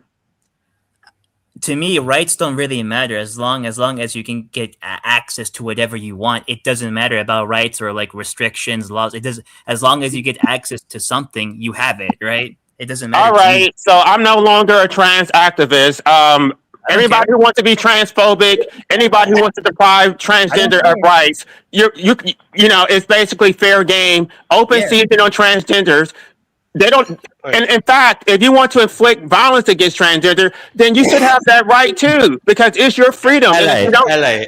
It's not bothering me, by the way. Another point to consider here is you are physically a healthy man. All of this is your thoughts and feelings. Okay, some might say you're mentally ill. Because your thoughts are making you feel disturbed and frustrated with life. Now, I know you will have a different view on that. You've intellectualized it and you see it differently. But some would say you are batshit crazy. Okay. Now, the point is, LA. If it is a matter of neurochemistry, which some people would advocate for it being the case, why are you arguing for, this easy access to immediate cessation of life rather than some kind of medical intervention that might make you see things differently and feel better about existence to the degree where you enjoy it and you want to be here? I was just thinking about like a lobotomy.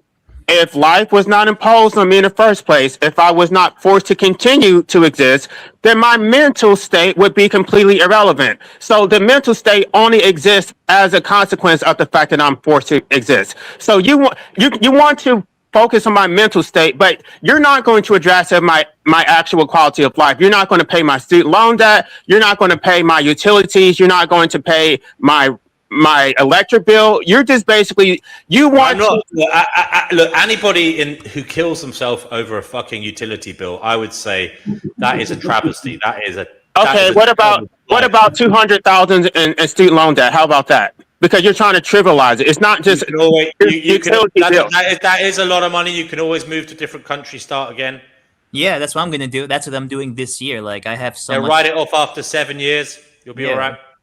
No, it wouldn't be written off. It follows you for life. In the United States, you can't write it off. All right, fair enough. Yeah, no, you can't write it off. Yeah, that's Well, what I'm loans. doing. You can't write off government loans anyway. Fair enough. Sorry, Well, the what was point that? is, LA, my point still stands. You could just seek some kind of medical intervention to make you feel okay, but this isn't on your agenda. It doesn't change anything. What about it's not even on the horizon of your thoughts. Let me just ask you this. If I chose to just think positive and live in a fairy tale land and take drugs and whatever you guys feel, this Pollyanna bias bullshit, what does that change about anything about my condition? I still have to work. I still have to pay bills. I still have to be enslaved to the state, obey laws that I did not consent to. It changes absolutely nothing. So you can find ways. The only thing that changes is that you guys won't have to listen to me complain about my condition, which is your goal anyway. I'll tell you what. You don't actually want to help. I take exception to that. I find it quite amusing. The thing that would change is you would feel happy. No, I would not feel happy. You guys just don't want to hear about it. You don't want to hear about the oppression that you inflict. You want us to shut up and be okay with it. I don't get this. If it is a matter of neurochemistry and you were given something that you were lacking to make you feel better, well, then you would feel happy, and none of this would matter. So if I was miserable and just didn't complain about it, you guys would be perfectly okay with the fact that I was miserable. You just don't want to hear about it because you know that you are complicit. You're happy, you're not miserable. No. No, it's not The that. point is, by the way, I am being the host here. I'm trying to ask probing questions to see if your thoughts are valid. So don't assume my position. I am asking questions. We're exploring this together. Okay. I think it's an interesting topic, and it is very much off the time because, euthanasia, medical assisted dying, all these things are on the political agenda. So it is something worth talking about. But LA, I just think your view begs the question: why aren't you seeking alternatives to your mental state of frustration and despair, which might include taking something to make you feel better, or why aren't you campaigning for better, research into these kind of mental states so that people can feel better rather than have to kill themselves? Because that's not the problem. Whether they feel better or not changes nothing. Okay. Then I got actual. No, sorry. Can I just ask one? I'll be right back. Behave yourselves. Wildheart next, then please, Cerberus Hex. Right. So you're saying you never wanted to be born, and at this point in time, you want to be dead. You want to kill yourself. I'm not saying that I would do it tomorrow, but I want the right to do whenever I decide I'm ready to do it. Which you already have in different countries, right? I don't have it in the United States. I'm not a citizen of those countries. You don't have to be a citizen. You can just go to that country and have that. Canada, you have to be a citizen. I'm not sure about Switzerland or whatever, but I'm not a resident. You don't have to be. You can just go to. I forget which country it is in the. Oh, this is really annoying. There's one country that has booths you can literally go to and lay down. Let me just to answer your original question. No. My question is: so you never wanted to be born, and now you want to die? What? I don't know how to put this in a nice way, but why don't you just go and kill yourself? Shut up! Let- Shut up! Shut up, Wild Heart. LA. Something just struck me there, right?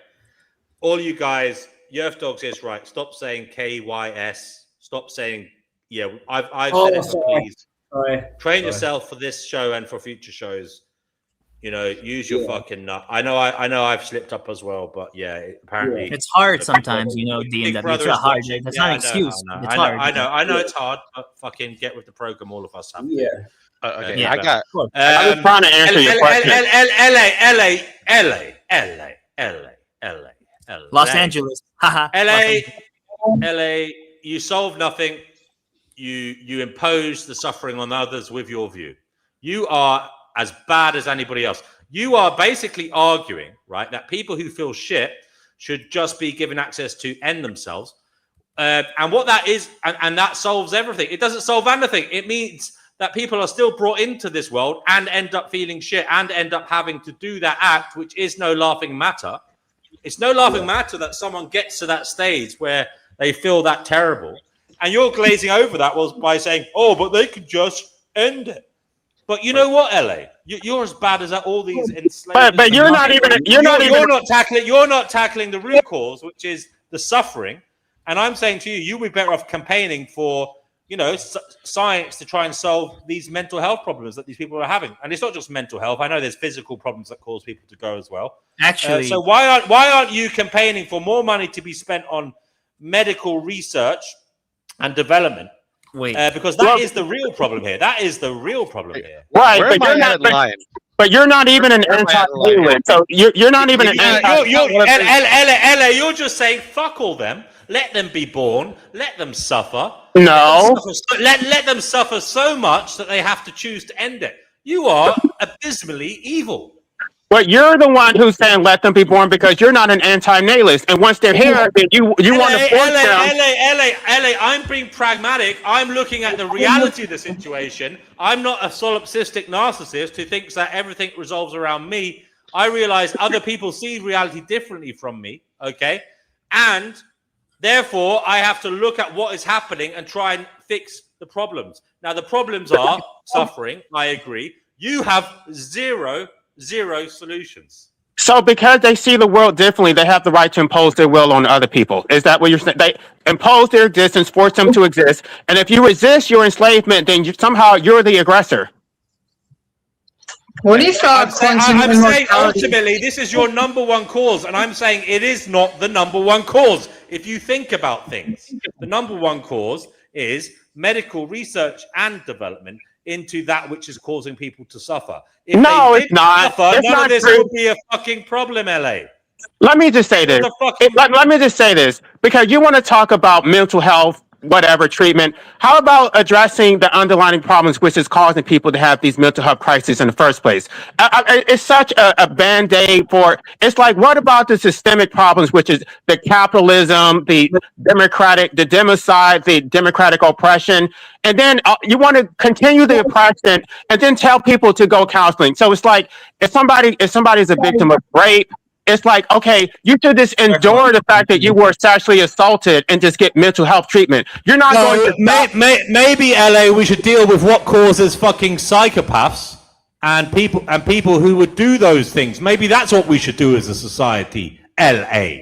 They are the people who should get the mental health treatment. You're saying don't do any of that, just let people off themselves. I'm saying try and find fucking solutions to what is causing the people to want to off themselves. I think there's enough people advocating for what you're saying. There's not enough people advocating for what I'm saying. There's not enough people advocating. So what you're saying solves nothing. What you're saying solves nothing. What you're saying solves nothing. Sorry. No, don't you dare, Wildheart. I'm taking the turn after he's done going around the circle again. And this is why I don't care, because I know that people don't care about my oppression, but they want me to care about their bullshit. So I'm going to use my limited. If I could just try and simplify it. No, we're not. You're not going. No, Wildheart, please let this other guy Hex say something, please. Well, now we're pretty far away from it now, so I'm going to have to bring it all back up again. You said it's not about feeling better; it's that you want the right to end, right? And not only that, you think it's ethical to end, and you think it's unethical to stay alive. No, that's not my. It's unethical to force people or to deny them the right if they want to have that right. Is it ethical for human beings to live? If they choose to live, but they shouldn't be forced to live. That seems like a contradiction of the antenatalist position. No, wait. But what I'm getting to, if well, you did say before that it has nothing to do with how you feel about it, right? That's why you took exception to him saying, "Why don't you get some treatment?" What I'm asking you, if you think people shouldn't be born, not just right? get And to it's treatment, he wrong. should be advocating for and asking for more money to go into research and development. That's what I'm saying, Hex. Sorry, go ahead. Well, I was talking to what he was speaking to. Why then are you for things that help prevent people from, deleting themselves? I don't. What are you talking about? I mean, if someone wants to delete themselves, right? You're for that, correct? Yes, I am. Okay, so why would you then? You don't want policies that would keep people from deleting themselves, right? No, I don't. I don't support that at all. I'm not sure what you're talking about. Well, I'm trying to make sure I'm trying to get to something here. So I've been told, for example, that transgender people being able to transition helps prevent them from deleting themselves. So True, you would be against allowing them to transition because that would keep them from deleting themselves. Yeah, in some ways. I mean, I actually support transgender rights, but I was just trying to make a point. Well, in that case, then you're pro. You're all over the place, LA. You're all over the place. LA, I'm trying to. LA. You've lost I was your marbles. talking about the You're lack of. you're a bag of marbles rolling all over My the floor. point is that if I. My point is that argument. My point is that if I support transgender rights, then he should support my rights. It should be mutual. Why am I supporting your rights and you don't give a shit about my rights? That seems kind of a bit like selfish in some ways. Like if it can be interpreted as such, right? Kind of. I don't care about being selfish. Everybody should be selfish. They're already being selfish, and they're already imposing their will on other people. I'm not doing that. Hold on. Another flaw in his argument. He says he doesn't care about being selfish. Everyone should be selfish. Well, LA, if that's the case, it just makes right, isn't it? And just shut up then, because other people have more power than you. They're being selfish, and you have no problem with that. So just shut up, put up, and get back in your box. They're already doing that. Which is why you should be selfish to resist their selfishness. You shouldn't have any problem with that then, because they're just doing what you think is right, i.e. being selfish. I'm not imposing my will on other people, though. That's what they're doing. You said never mind. They have democracy in the state on their side. I do not. They have a monopoly on physical force. I do not. If I can I don't see why those things are such tantamount. Dude, you can literally circumnavigate those things. There are ways that exist and do the deed that makes you a delete you. So I really don't understand. Nobody should have to do that. Nobody should have to do that. By the way, life abolitionism. I'm inviting you to come for a drink. Have a laugh, and I think you might enjoy life a little bit.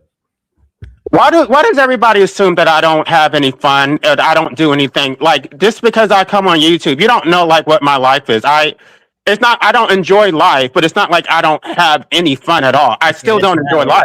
That's a valid comeback to us. Yeah, but no, it's not. To be fair, he's saying everyone presumes that I don't enjoy life, but I do enjoy life.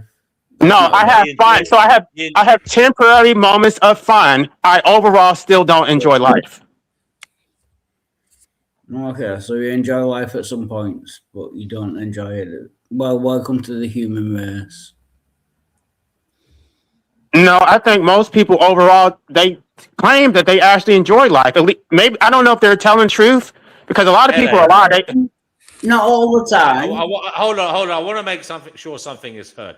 LA, I do respect you. I don't dislike you. I want you to make sure I'm not that that I am listening to you and I am concerned. I do worry about you. You say we shouldn't worry about you, but at the same time you say, yeah, you enjoy life, but you have little moments of temporary joy that don't make it worthwhile. Okay, I worry about that. LA, that is something to worry about. Why aren't those little bits of joy that you're getting making it all worthwhile? I'm sorry, LA. It's still a you problem. At the end of the day, it's not like I'm weak, like I can't endure it. But at the end of the day, it doesn't have any purpose. Why am I doing this? At the end of the day, I'm going to die anyway. Yeah, you are going to die. You are. That is the grisly truth. Now, the point is, you got to find a reason to be here. It's up to you whether you want to have. I've tried to find a reason. I don't have one. I can't tell you the reason, but I don't have a reason. Suggest one of your reasons could be trying to help people who. Well, what about trying to help other schizoid individuals who are frustrated mentally and feeling miserable because of existence? What about trying to get that into the political sphere? That's something that might actually be workable. Maybe we should do more research and development into why certain people feel absolutely atrociously miserable in this existence. Why is that? That's not fair. LA, I'm on your team. I don't think it's fair that there are that there is anybody out there having a terrible time, because you're right, they didn't choose to be here, but they are here now. You can't really blame anyone for that, because that's just existence, the way it's panned out. The DNA molecule and all that, and hard determinism. But some of us can have a heart and say, yeah, we want to help these poor fuckers, make them feel better. I'm sorry, LA. You wanting to end it isn't going to solve the fact that there's going to be many after you who will feel as shit as you, or more shit. You're solving nothing. You're allowing the conveyor belt to continue churning out people who feel shit. Okay, I actually address this in my book. The reason why the whole pro-modalism component is important is because if everyone knew that people had the right to readily go out, those who want to procreate, they would be deterred because they would not necessarily see a return on their investment. They would invest 18 years of raising a child, and they would have no guarantee they would actually see this child do out whatever expected return on investment they thought they were going to get. So why would anybody procreate if they knew that their children could just willy-nilly go at a moment's notice? They would be deterred. And so it actually promotes antinatalism. If everyone knew that, they would actually have a less desire to procreate. That's already a thing. No, it's not in the United States. If that was part of the zeitgeist, where they knew that in this country, I'm talking about the worrying parent stuff. You don't think that's already a worry that they have? No. Most parents assume that their children will outlive them, and they think that their death, the children's death, has nothing to do with them because they don't actually have to see it. I want to let you know right now, it is a thing parents worry about. They don't care. It's out of if they were worried about it, they do care. No, they don't. If they cared, they wouldn't have imposed life on them in the first place, knowing that life comes with a death sentence. No, they do not agree with you. That doesn't mean they don't care. No, they impose. Think you're stupid. They impose that death sentence on their children, so they don't give a fuck. Yeah, but they just think you're stupid. It's not that they don't care. And I think that they're evil. I think they murder. I think they murdered their own damn children. Yeah, but that doesn't make them not care.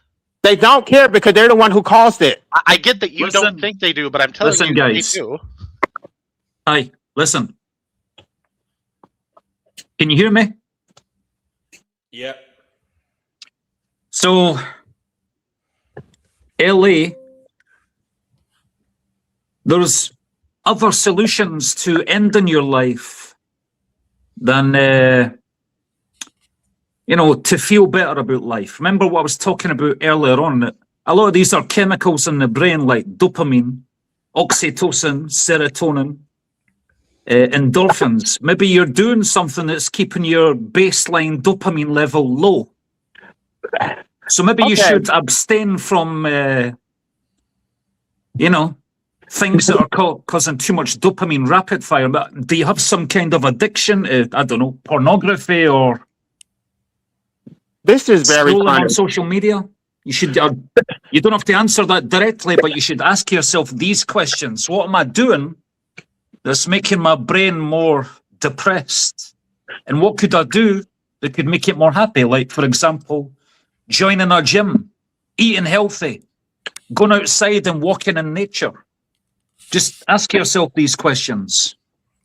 the very people who are claiming that everyone should be happy, they're the ones who are causing all the misery in the first place. They're the ones who are making everybody's lives a living hell. They're the ones who support democracy. They support capitalism. They support every authoritarian tool that exists today. And then they want to say, oh, I just want everybody to be happy, while actively making everybody miserable. It's more about what you make of it. It's not really about other people. It's more about you. These are internal problems that I'm seeing here. Because we all live in the same world, but not everybody wants to kill themselves. But you do. That's more a problem of your brain. Because I want to be free from your tyranny. I want to be free from you and your oppression. And that is the only way I can be free from you. Can I ask rubbish? Can I ask a serious question to try and help this guy? Have you been to a general practitioner, a doctor, a medical advisor to try and get... Wait, because I'm kind of busy, I can't stay on continuously like what I was yesterday, so I'm still listening now. Go ahead, finish. Like, depression is often like lack of chemicals in the brain, like serotonin. It's actually been debunked. That's been debunked, actually. It's not because of your... This, I'm just asking. What's been debunked, Fatima? Have you been the fact to... that depression is something wrong with your brain. No, there's no correlation between that. Really? Why? It doesn't matter. Okay, let him finish his question, because I already know the answer. For a second. Jesus wept. Fatima, so where did you get that from? It doesn't Fatima. matter. I'm trying to help the guy. It doesn't matter. We don't need to go into a meta conversation. I can answer your question. I know what your question is. The reason why I'm against it is because I've actually done content on my channel where if you go and get mental health treatment, I have no desire to get mental health treatment. But if you do, it's not to help you. What they do is they put you in a system. They put a stigma on you. The police will actually come. They will force you to get. They would force you to get injected with drugs, and then they actually detain people against their will. So I've already researched the statutes, and they can actually confine you against your will, and you lose your right. You can lose your right to own a gun. So why would I voluntarily put myself in a system when I don't have to? Wow. I live in England. That is not true. I live in the United States, so I don't know what your laws are in England. I'm telling you, in the United States. In the United States. Have you been to a general... Okay, I'm getting off the panel. I'm getting off that. Y'all have a good day. Night, LA. I'm sorry, but I was genuinely trying to help the guy. Depression and suicidal thoughts are often put down to chemical processes in the brain. And it can be helped by medication and talk therapies and stuff like that. I know. Yes, Okay, I know. so I've got to too. I've read his book, and I've read about half of it. Excuse me, and then I deleted it from his Kindle. You'll notice he runs away whenever I come on, because he knows that I have the knowledge base to just call him out for his bullshit. What he does is he cites legal cases, and he cites, John Locke and all this kind of stuff to make himself look smart and learned. What he does is he actually lies about what the cases say, and he lies about what the philosophers say. So I'm going to basically, I'm just going to give you. I just say one thing. Don't call him names right now. You can do that. Just talk about the ideas. Talk about the ideas. I respect that. That's fine. Okay, he has an idea, which is the foundation of all his thinking. It's called the disposal rights test, which his basic argument is that, and I'll actually quote from his book. This is from his book. So it's from part 1, chapter 1. You believe you own your own life. Test that belief with a straightforward question. Can you dispose of it? Can you legally contract with a physician for medically assisted Can you exercise what property law recognizes as the ultimate incident of ownership, the right to dispose of what you possess? The Supreme Court in Plessy v. Ferguson defined slavery as slavery implies involuntary servitude, a state of bondage. He went through this earlier in the discussion. the ownership of mankind as chattel, or at least the control of the labor services, blah, blah, blah, blah, blah, blah. And the absence of a legal right to the disposal of his own person, property, and services. The critical element for our analysis is the final phrase: the absence of a legal right to disposal of his own person, property, and services. The disposal rights test applies this definition directly. If you lack the legal right to dispose of your own person, you meet the court's definition of slavery. So he is saying that because of the comments in the Plessy judgment, that proves that our society, we're all slaves. The problem is this: that Plessy quote is only talking about rights that are undermined by chattel slavery. And the term disposal is only being used in the sense of an individual's right to freely and autonomously choose how they want to offer and use their own labor, body, and belongings in a free society. It's got nothing to do with a legal right to access physician-assisted blah, blah, blah. And furthermore, I want to make the point, nobody at the time of that judgment, because it was 1896, nobody at that time had access to the services that we're discussing, whether you were a slave or a free man. There is no conceivable way for the Plessy judgment to be applied in service of life abolition's disposal rights test. It's just it's such a distortion of the judgment and what the judge said. It's utter fucking nonsense. The second point I'm just going to quickly jump to, he also talks about how the slave apparently it demands, it asserts absolute ownership over you. And the case, oh, by the way, Plessy was overruled essentially by Brown, so it's no longer good case law anyway. But the second issue, Washington v. Glucksberg, which was a 1997 case.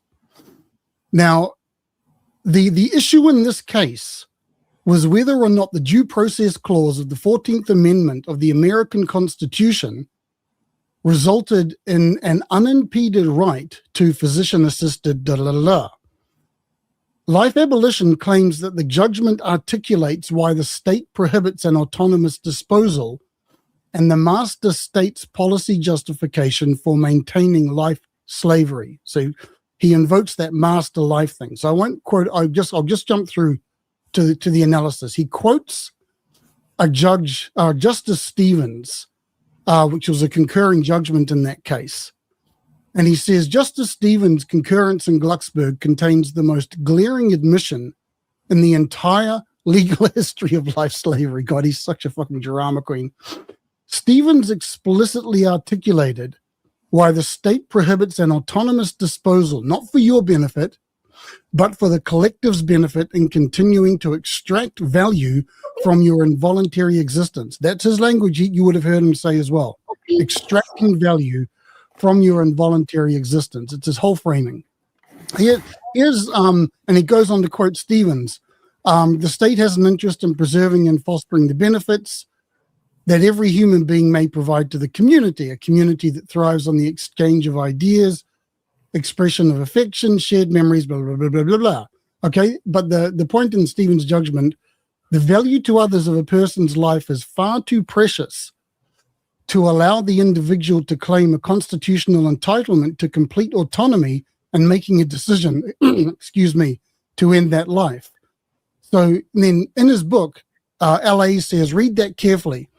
This is a justice of the Supreme Court explaining why the state cannot allow you to opt out. You are too valuable to the collective to be permitted to opt out.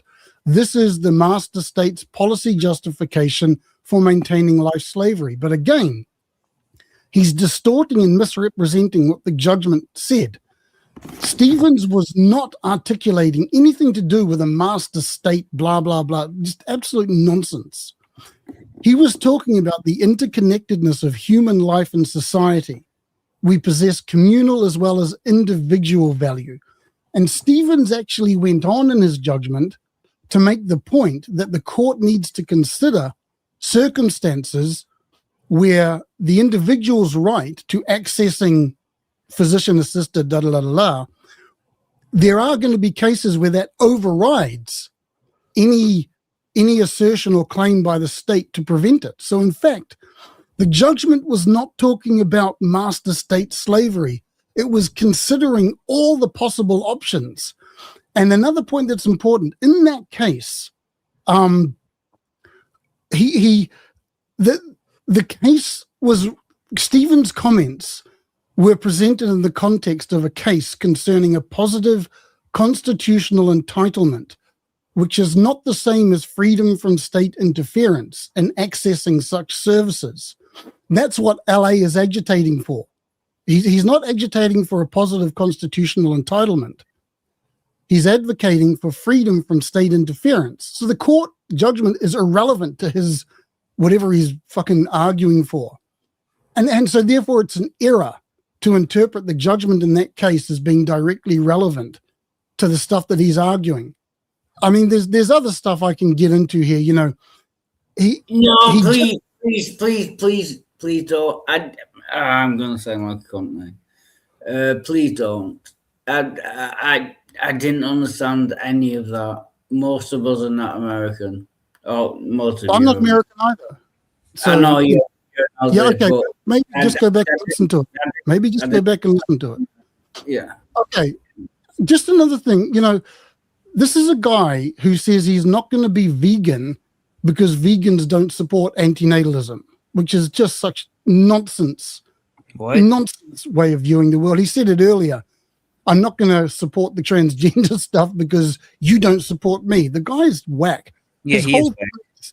The whole thing is, he calls himself a Randian objectivist, okay? What? Oh, But- no. Ayn Rand, but he missed the message. You see, when Ayn Rand speaks of selfishness, what she means is living by reason to actuate. Oh, no, that's subjectivism and all Shut that. the isn't fuck it? up and just let me finish, dude. What Yeah. Ayn Rand means is living by reason to actuate your best self as your highest moral purpose. That's what Rand means by selfishness. But LA thinks it means adopting the role of an unwilling victim and demanding that individuals in society give him everything he demands.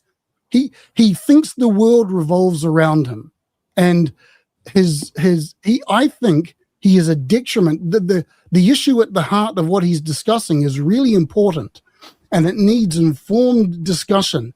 He is a detriment to that discussion, an absolute fucking detriment. That's all I'm going to say there. Ayn Rand, you think that Ayn Rand is a He uses detriment? Ayn Rand's philosophy. Damn, then that's You know that Ayn Rand was a woman. yeah, she was.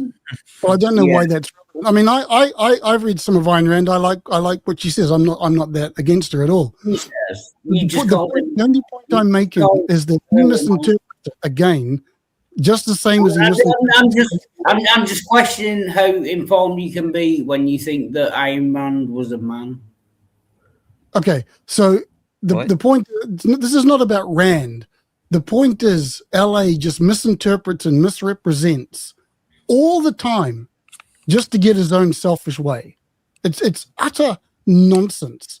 And this claim that he has that he's living without consent. You're dealing with a guy who was on record in these streams who said Guy, the state that he has no agency. You know that Ayn Rand was a woman. What does that have to do with anything? I'm just going to finish. You just said you are dealing with a man, and he's I'm talking just- about Ayn Rand, who was a woman. I'm going to finish off, and then I'll let you interrupt. Okay. Well, What? And you fucking throw me. Okay, no. What LA has said on these streams in the past is that he has no agency because the state forced him to take out student loans for his education, and he had no agency in making that decision. Utter fucking crap. The second thing is he's on record, he's on his Substack, he's done a big thing about the bar exam, which he failed. He failed the bar exam, and then he went on a big rant about how the bar exam is illegitimate state coercion, yada, yada. But my question to LA, if you now believe that the legal profession is so corrupt and bad and all the things you've said about it, why did you spend tens of thousands of dollars and all your time and energy getting a JD and trying to do the bar exam to get to enter a profession which you're now saying is fundamentally corrupt? Why did you do that? It seems to me that you wanted to get the benefits of being part of the profession, but since you didn't meet the requirements to get into the profession, you're now on this fucking nonsense rambling rant all the time about how the profession is corrupt and yada yada yada. He's so it's all about me. It's me. And I've gone through this in the live stream on my channel and more detail, but the final thing I'll finish off with, and I promise this is it. As I said on my live stream, what he does, every conversation he's in, he will always bring the conversation around to this pet issue. And it inevitably puts other people's channels in danger because of the nature of the content, the subject matter. And I think that is so disrespectful to other people's channels. Because he's been banned already for talking about this stuff.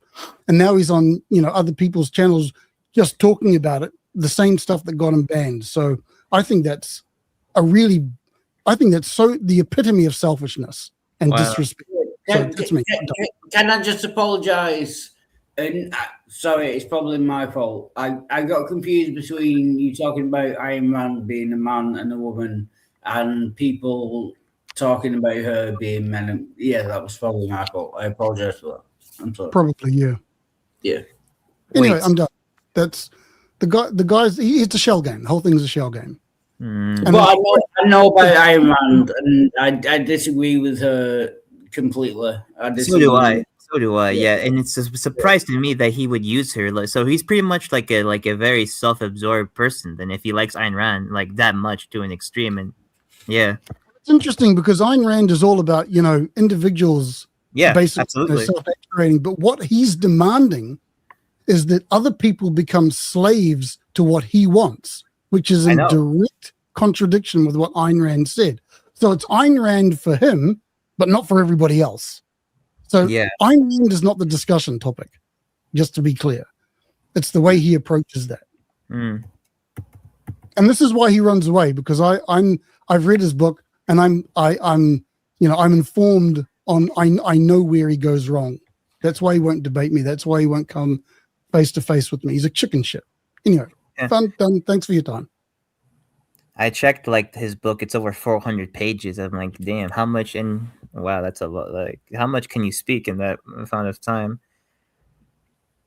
Yeah, so he was talking about a YouTuber who was discussing Iron Man, and he might have been a man, but Iron Man was a woman, and that's where I got confused. Yeah, sorry.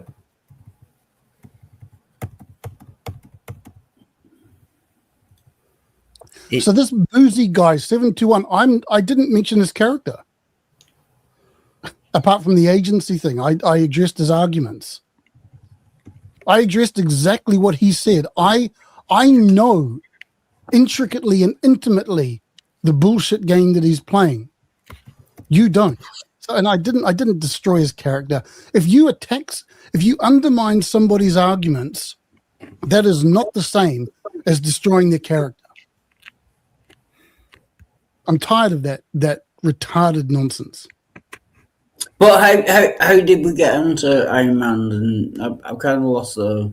It's because LA came. It says LA. Yerf Dog says that LA was principally using Ayn Rand as like a starting point or something like that, or as an influence and as his reasoning essentially. Yeah. Yeah, but we were talking about something else before, and I forget what it was. Catch up. Like laws, court laws in the U.S., which are very, very complicated already, And I'm from America, and I don't even know half of those law cases.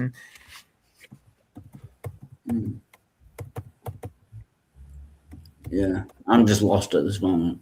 Yeah, I don't know what's going on. What really speaks to me is that he thinks that he has no agency when you can do the deed in any way you want. I'm not saying you should, people, but you can do it at any way you want. So who's stopping him? Honestly, who is besides himself when it comes to that? Don't encourage him. Don't fucking say he should do it. You know, he has agency. And come on. As I say, I'm not encouraging anyone. I think his view doesn't solve the problems that cause people to want to feel like that. And I think that they are the real issues. But he doesn't seem to agree with that. You know, he doesn't. And he seem goes to around agree with calling everybody else a narcissist who disagrees with him, which I find just a touch projection-y. That's ironic. You get my point. He's arguing we should have free access, very easy access to what he wants, but it doesn't address the causation of the terrible feelings that people have that arrive at that point. You know.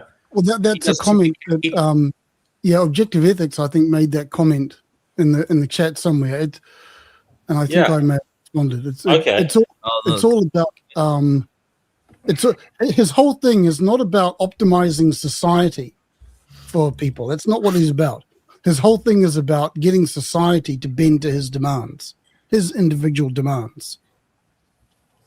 That's what it is. And it does, but it may be that he thinks he's solving something, but I don't think he is. This is the problem. He's allowing he's allowing the problems to fester and continue. He's muddying the waters. Because it's just all noise and it's based on misrepresentations and awful logic. It's just, and it's okay. We don't like talking about the guy, but Gary Moser does the same thing. Just piles all this fucking noise into the space, and it's like, can you not do that, please? Because these are important discussions, and then suddenly there's this extra layer of nonsense that we have to sort of sweep away. It's annoying. Okay, going back to the topic, it was a conversation starter, and it seems to definitely have started one. But would you like to give some views on the answer to this question? Are we all just slaves? Are we enslaved to power, money, DNA, to existence itself? UF Dogs, what do you say? I think to DNA, of course. Yeah, I think that goes without saying. I think we overestimate ourselves in terms of, free will, all that kind of stuff. We are, our purpose is to reproduce, and everything else is just extra. All of these discussions we're having, all of our philosophy, all of our opinions and our ideas, that's just something that evolution has somehow ended up with. And it's kind of testing to see whether that makes for reproductive viability. That we're just here to reproduce. That's all we are. We're just reproducing machines. We're not a slave. Okay, to culture, we are molded by the culture that we grew up in. That's absolutely true. Whether we're a slave to it or not, I think that's overstating it. Again, if we're all slaves, then we just. I talked about free will earlier, but we can affect change in our own lives. We can direct ourselves to existence. Are we slaves to existence? I agree with Julio Cabrera when he talks about existence makes it is so structurally defective that it's impossible to act as moral agents. I agree with him on that. That's what he calls moral disqualification. To money, maybe we are. Slave is a strong word. I really object to that word, I think. So anyway, that's a quick overview of. I hope that's something valuable. Yeah, some good takes there. But I think it all comes back to the definition of slave. Cecil, you've been very quiet. Have you got any thoughts on the question and just the general topic of the show? Kinda. I don't know. I'm pretty limited with my knowledge, but I kind of feel that it depends how you look at things, really. To be a slave to something is to be controlled by it. But whenever we're talking about the mind and everything relative to ourselves, you realize you're only kind of enslaved by yourself, by your own understanding. And this understanding can lead to good or bad. And for every good, there is also the same for bad. Like if you have a highest amount of good, you're always going to have a lowest amount of bad. It's a duality effect. And I think we kind of chose to be here. So just like we're not bound by DNA or any kind of thought, because all these thoughts are just limited to our own mind. They don't exist outside of us. I'm not saying you should give up like morals. I mean, not morals, but it's like you should have a moral relativity, I guess. It's like to the things around you. I get to kind of accept everything around you and not be just like absorbed in it, in these ideas and these, I guess, futures or pasts. You can kind of just stay present and kind of pick your own life, even if you have to build it up yourself. I think all the what'd you say? That's pretty noble, you know. If you don't like where you are, you know, just go pick it somewhere else. Yeah. I mean, yeah, that's really what it comes down to. I mean, there's a reason why God decided to incarnate as a human. God decided to limit itself. It's all for experience. I mean, that's where we see expansion throughout the universe, and it's still expanding. That tells me that this thing isn't ending anytime soon. And since there's this great big energy that's magnitudes larger than us, it kind of feels like it would be the same perspective as if you're looking at an organism from a microscope. You see all these different details about it and you can absorb it from a view, but you are above it. And I think this idea that humans are the only ones who can see biological like beings below it is kind of ignorant in a way. Because if we can kind of observe things and kind of limit them and, I mean, give detail to them, then a higher being would obviously be able to do the same to us. And I feel like this higher being is choosing to be this. And I don't think we're bound by anything really. I think. Oh, sorry. Oh well, I don't know. I'm not sure about the higher being part, but like I do agree that like you can take some matters into your own hand because that's what I'm doing this year. I think that's really good because the main thing is initiative, having this energy to want to do something, and that's where you get like the negative or the positive. Your output on reality, it definitely does reflect. You pretty much. I'll be right back. Thank you for that, Cecil. Kenny, you're back. You obviously have something to say.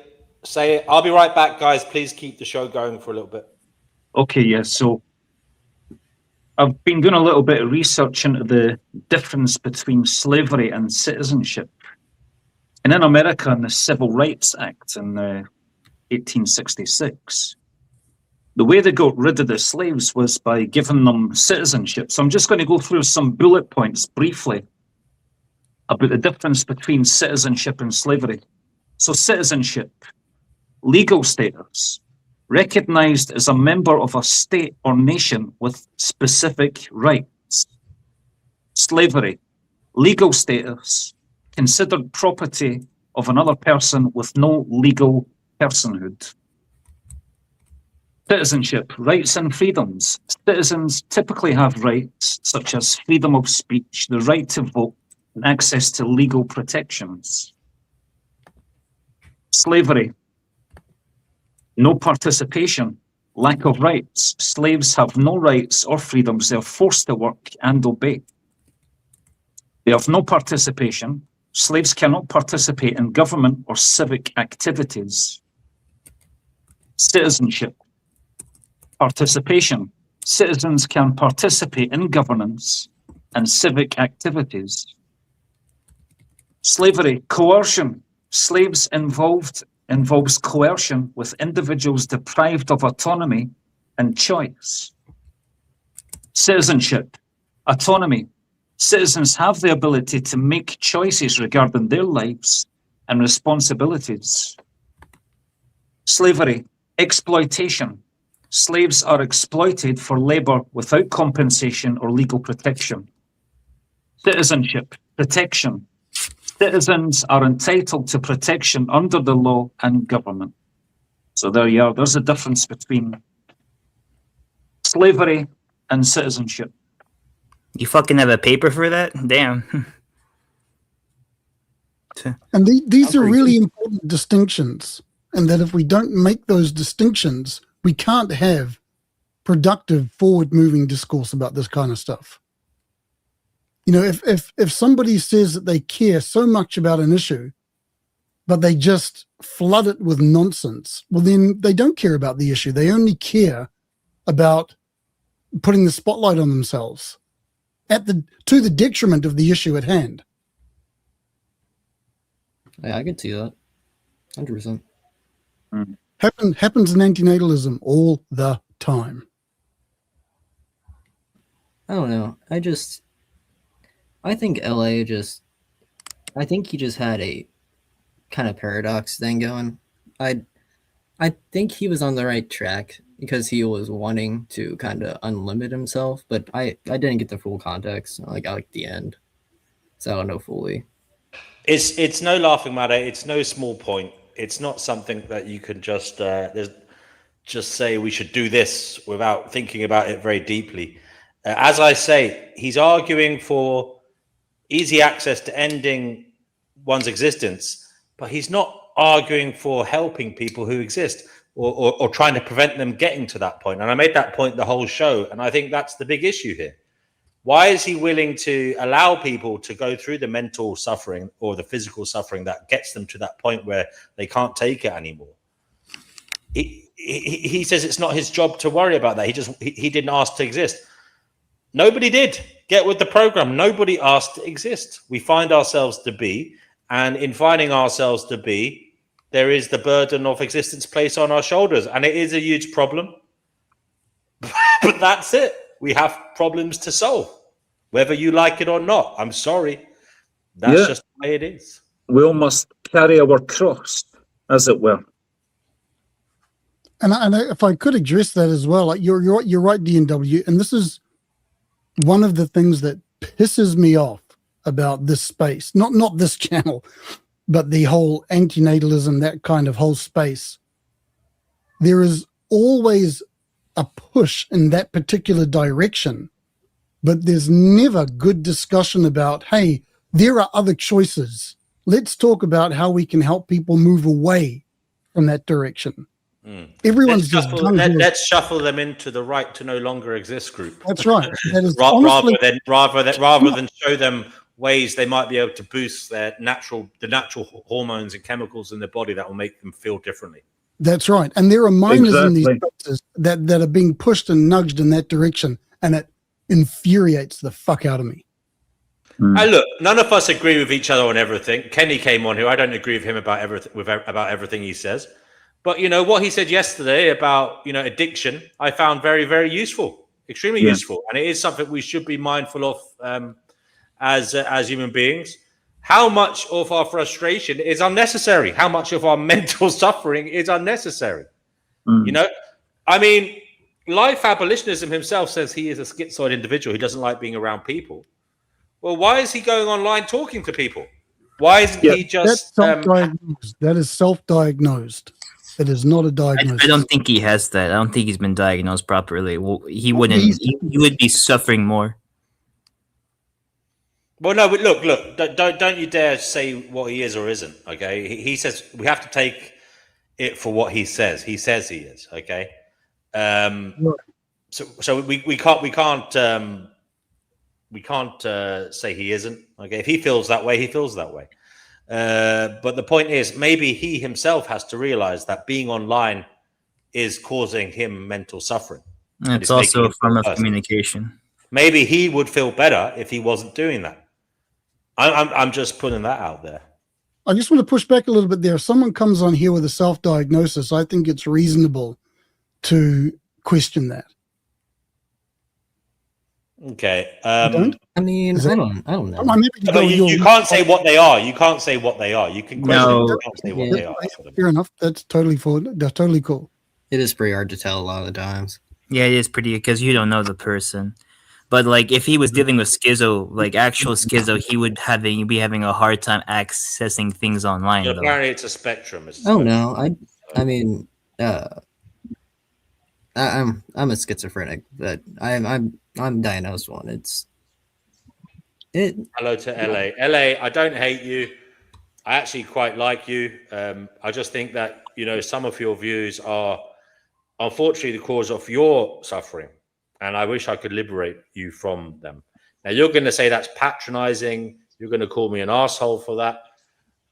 And that's part of this kind of tragic set of circumstances, because I don't want you to feel bad.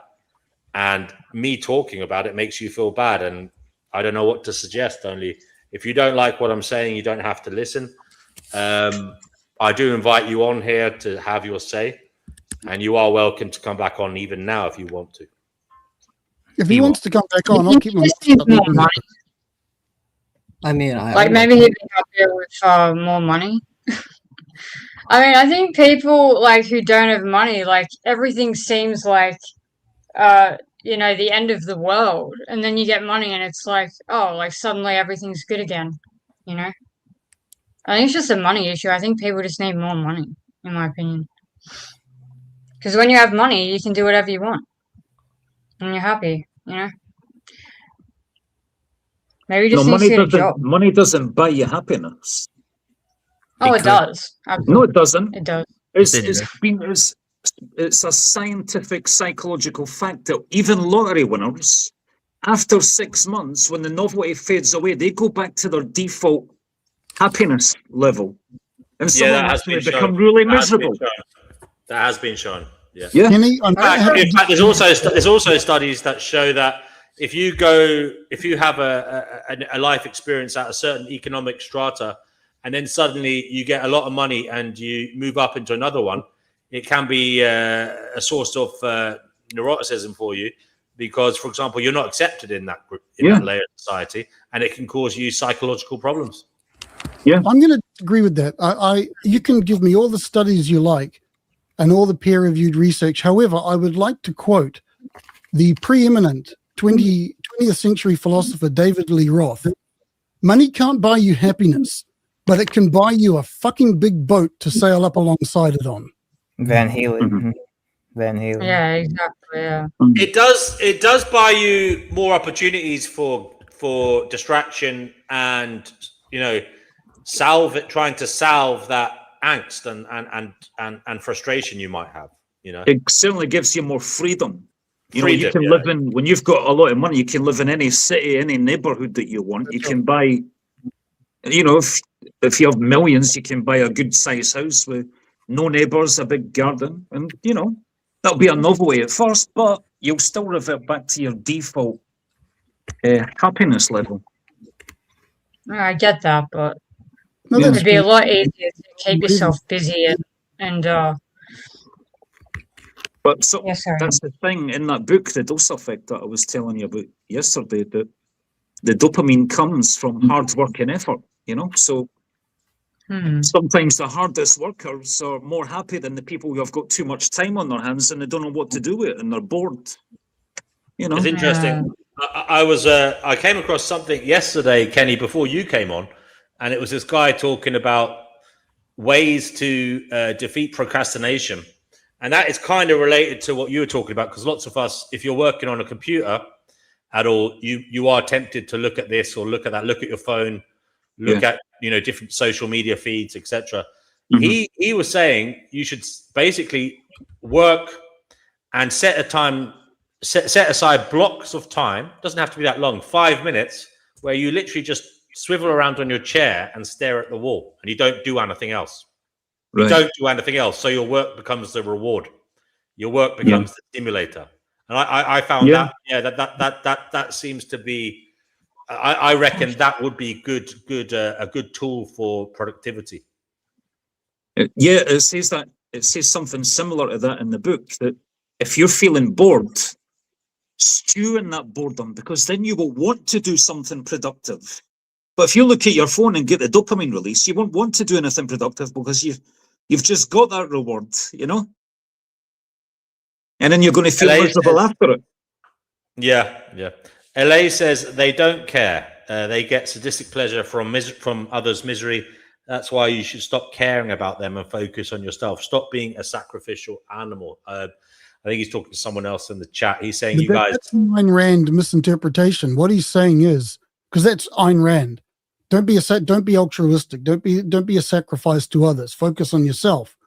But you'll see there, he says, that's why you should stop caring about other people and focus on yourself. That's not Ayn Rand did not mean that in the sense of force other people to give you everything you want. And that's what he says. That's his opinion. I think That's where he messes up the objectivism. I think he might be talking about people who are rich in this context. LA, mate, if you want to come on, you're welcome to. Link is in the chat. And LA, if you want to come on, I'll just mute my mic and you can go for it, and then we'll talk afterwards. I'll let you go. Yeah, we don't need any like fighting, name calling, or whatever. That's fine. No worries. Because look, LA is an articulate guy, and he is clever. It may be that he's just reading things differently and incorrect. It may be incorrect. He hasn't got all the pieces of the puzzle, but he's working with what he has, and it's bringing him to this view. It's just that other people have different pieces of the puzzle, and it's nothing personal here. It's nothing personal. Honestly, LA, I would like to see it that you felt satisfied and happy to exist, that you had a raison d'etre, and it wasn't this. Well, to be fair, he's the one that makes it personal. Nobody else does. He makes it personal, and then he opens that door. So,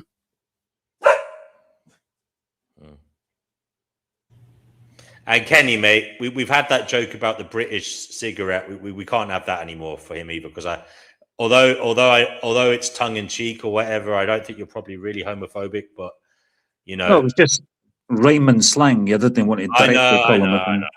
Listen, it is what it is. You know the way the world is. We just can't have that on this channel anymore. Okay. Sure. Okay, you got it, man. But everything else, you're entitled to have your oppositional views. I mean, you can even you can, as long as you're not saying something like that, you can come on here and tell me homosexuality is morally wrong. You can say that, but just don't be making troll remarks. You know what I mean? You know what? I don't even believe that homosexuality is morally wrong. To be honest, no. I'm personally straight, but I don't condemn people of other sexualities other than myself. It is what it is. Yeah. Even though I'm a mega man, I'm actually an agnostic. Oh yeah, let's get into that, Kenny. Yeah. Let's get into like that, because you came on here the other day. Thanks for coming on. I'm just going to quickly put my charger in my laptop. Yeah. No worries. Boozy says LA helps him, but you guys don't. Yeah, I know, Boozy, but I've fallen into that position before. Be wary of confusing people who tell you what you want to hear as help, because just because it makes you feel comfortable doesn't mean it's helping you. Does that make any sense? People who are on the panel, just because someone is saying something and it's making you feel comfortable and it's ticking boxes with what you feel doesn't necessarily mean it's helping you. And there are far better sources than LA for that kind of subject.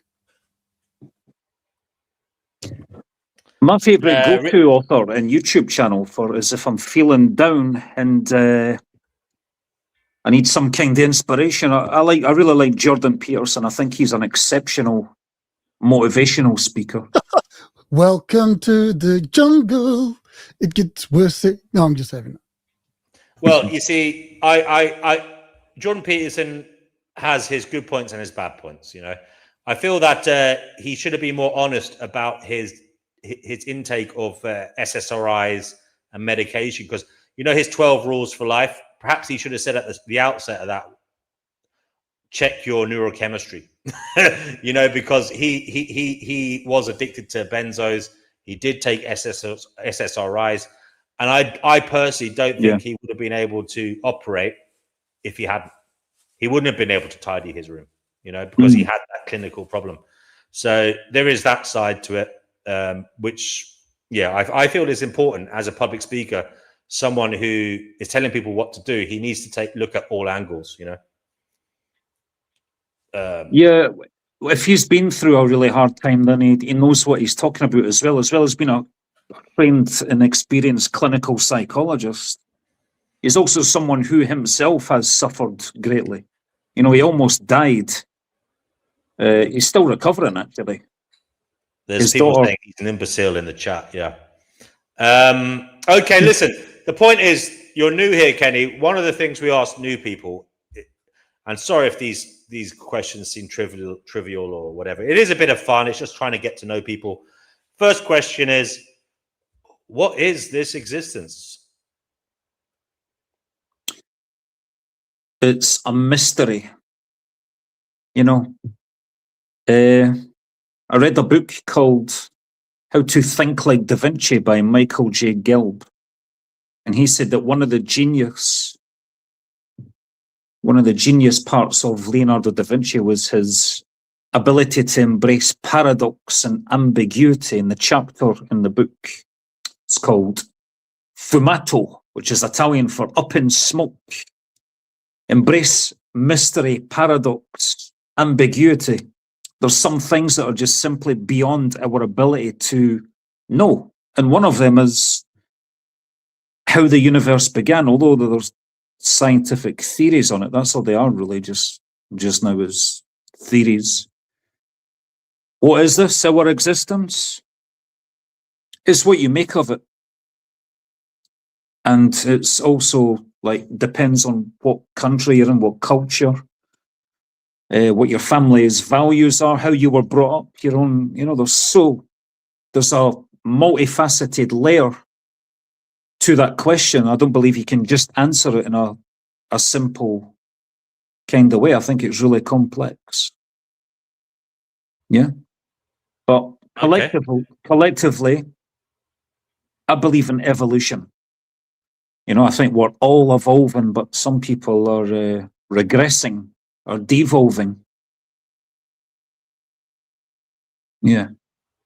Okay.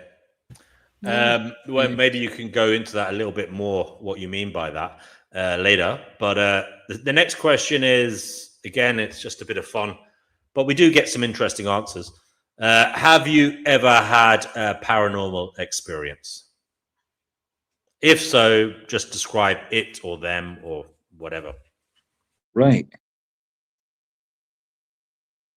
Not directly, but there was a strange incident that happened when I was staying over at a hotel in Edinburgh, when I was still living in Scotland, where I was filming the room. And when I listened to the playback, I heard a thud that I never heard while I was filming. And it sounded like it was someone hitting their fist off the cabinet or the wardrobe. And I tried to recreate the noise by doing it, and I couldn't. But other than that, I haven't had any direct paranormal experience. Just that one time where the camera seemed to have picked up an audio that was inaudible to my ear. Yeah. Okay. Now, the interesting thing is, you yourself are a pessimist. An optimist. Sorry, you're an optimist. Yeah. You're an optimist. With a strain of realism, Yeah. A realist optimist,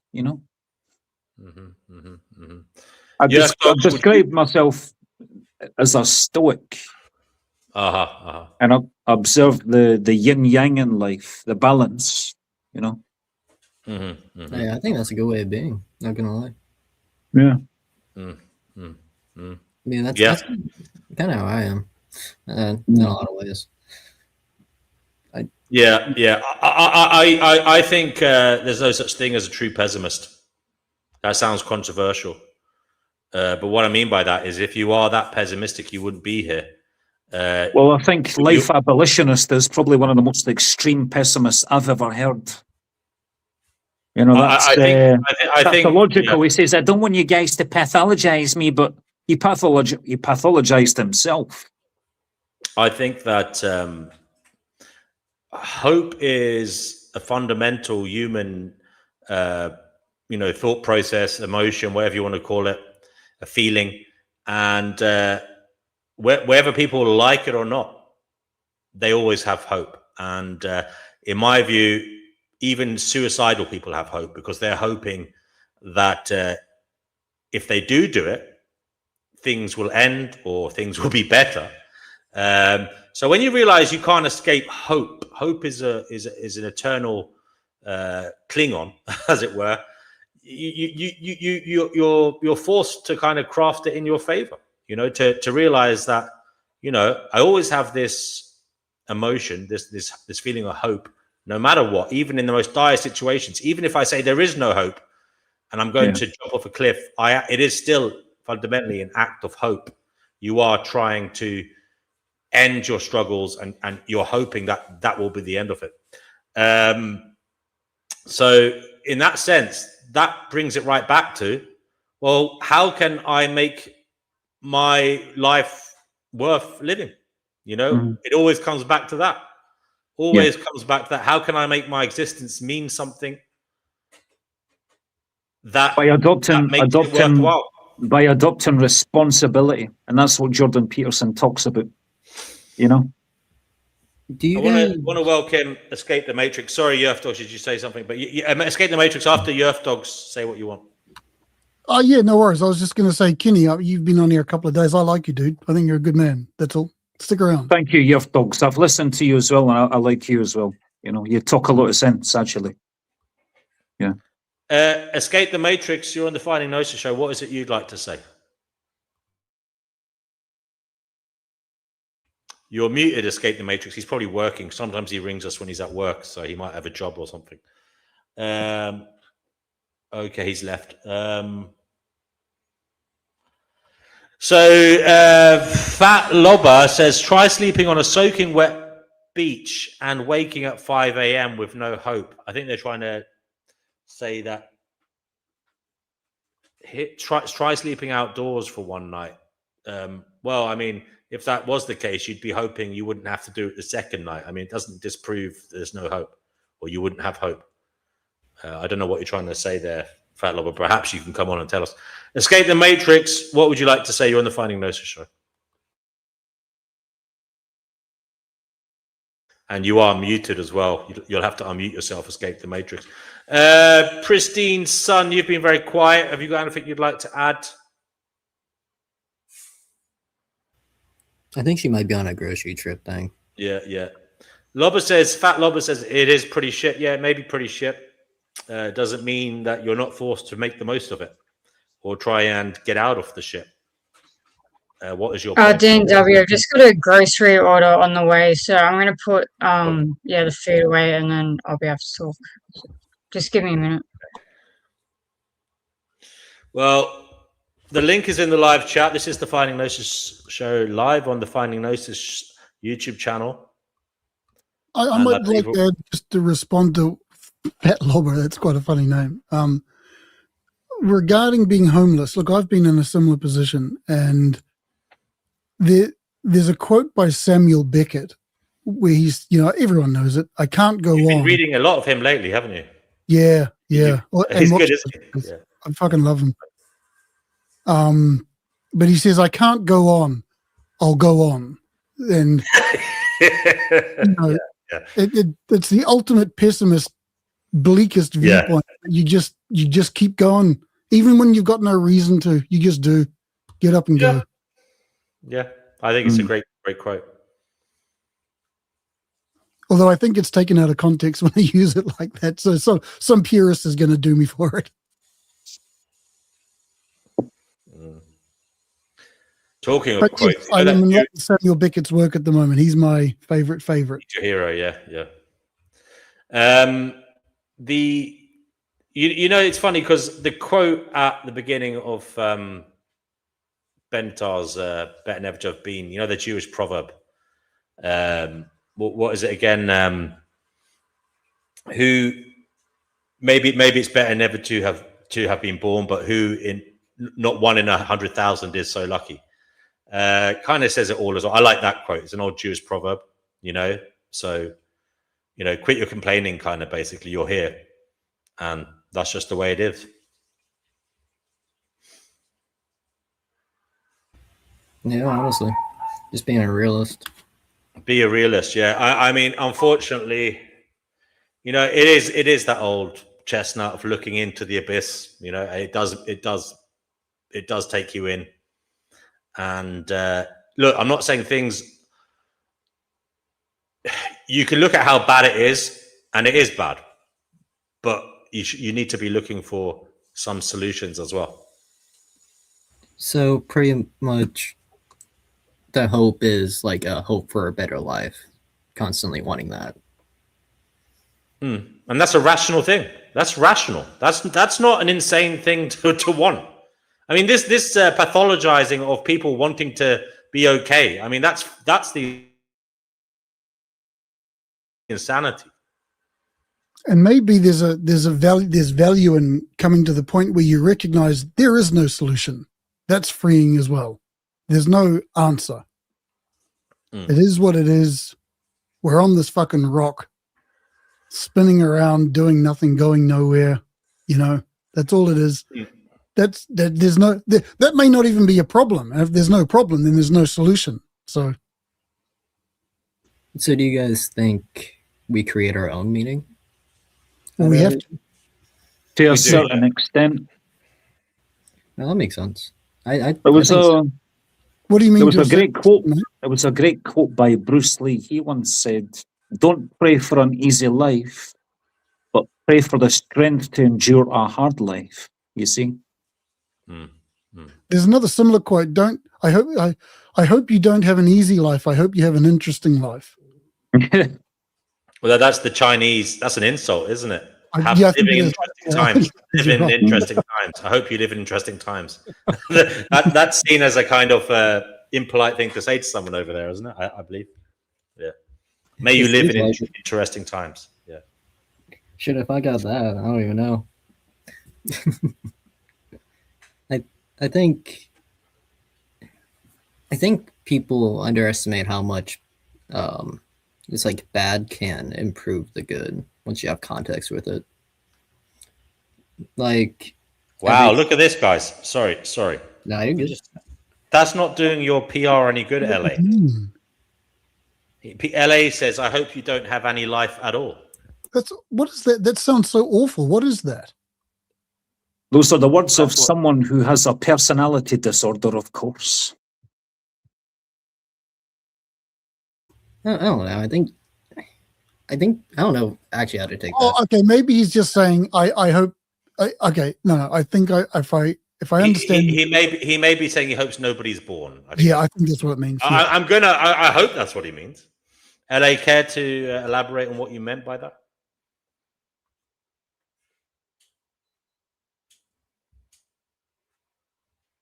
Cecil, were you saying something, mate? I forgot. Not gonna lie to you. It happens. Where in the world are all you guys? So, Yerf Dogs, you're in Japan, right? Yeah, I'm a Kiwi in Tokyo, yeah. Cool. How's life in Tokyo? Rock and roll, mate. Good. I'm very lucky to be living here. It's very fortunate. What's the air pollution like there, can I ask? Not the greatest, but it's not the worst. It's, And Cecil, you're in the United States? Oh, yeah. Which state are you in? Missouri. All right, okay. That's not too bad. Did it vote Republican or Democrat? Oh, neither. I don't like the system. Okay. I know it sounds weird, but well, every state went one way or the other. I think there's a Missouri sounds like a red state to me.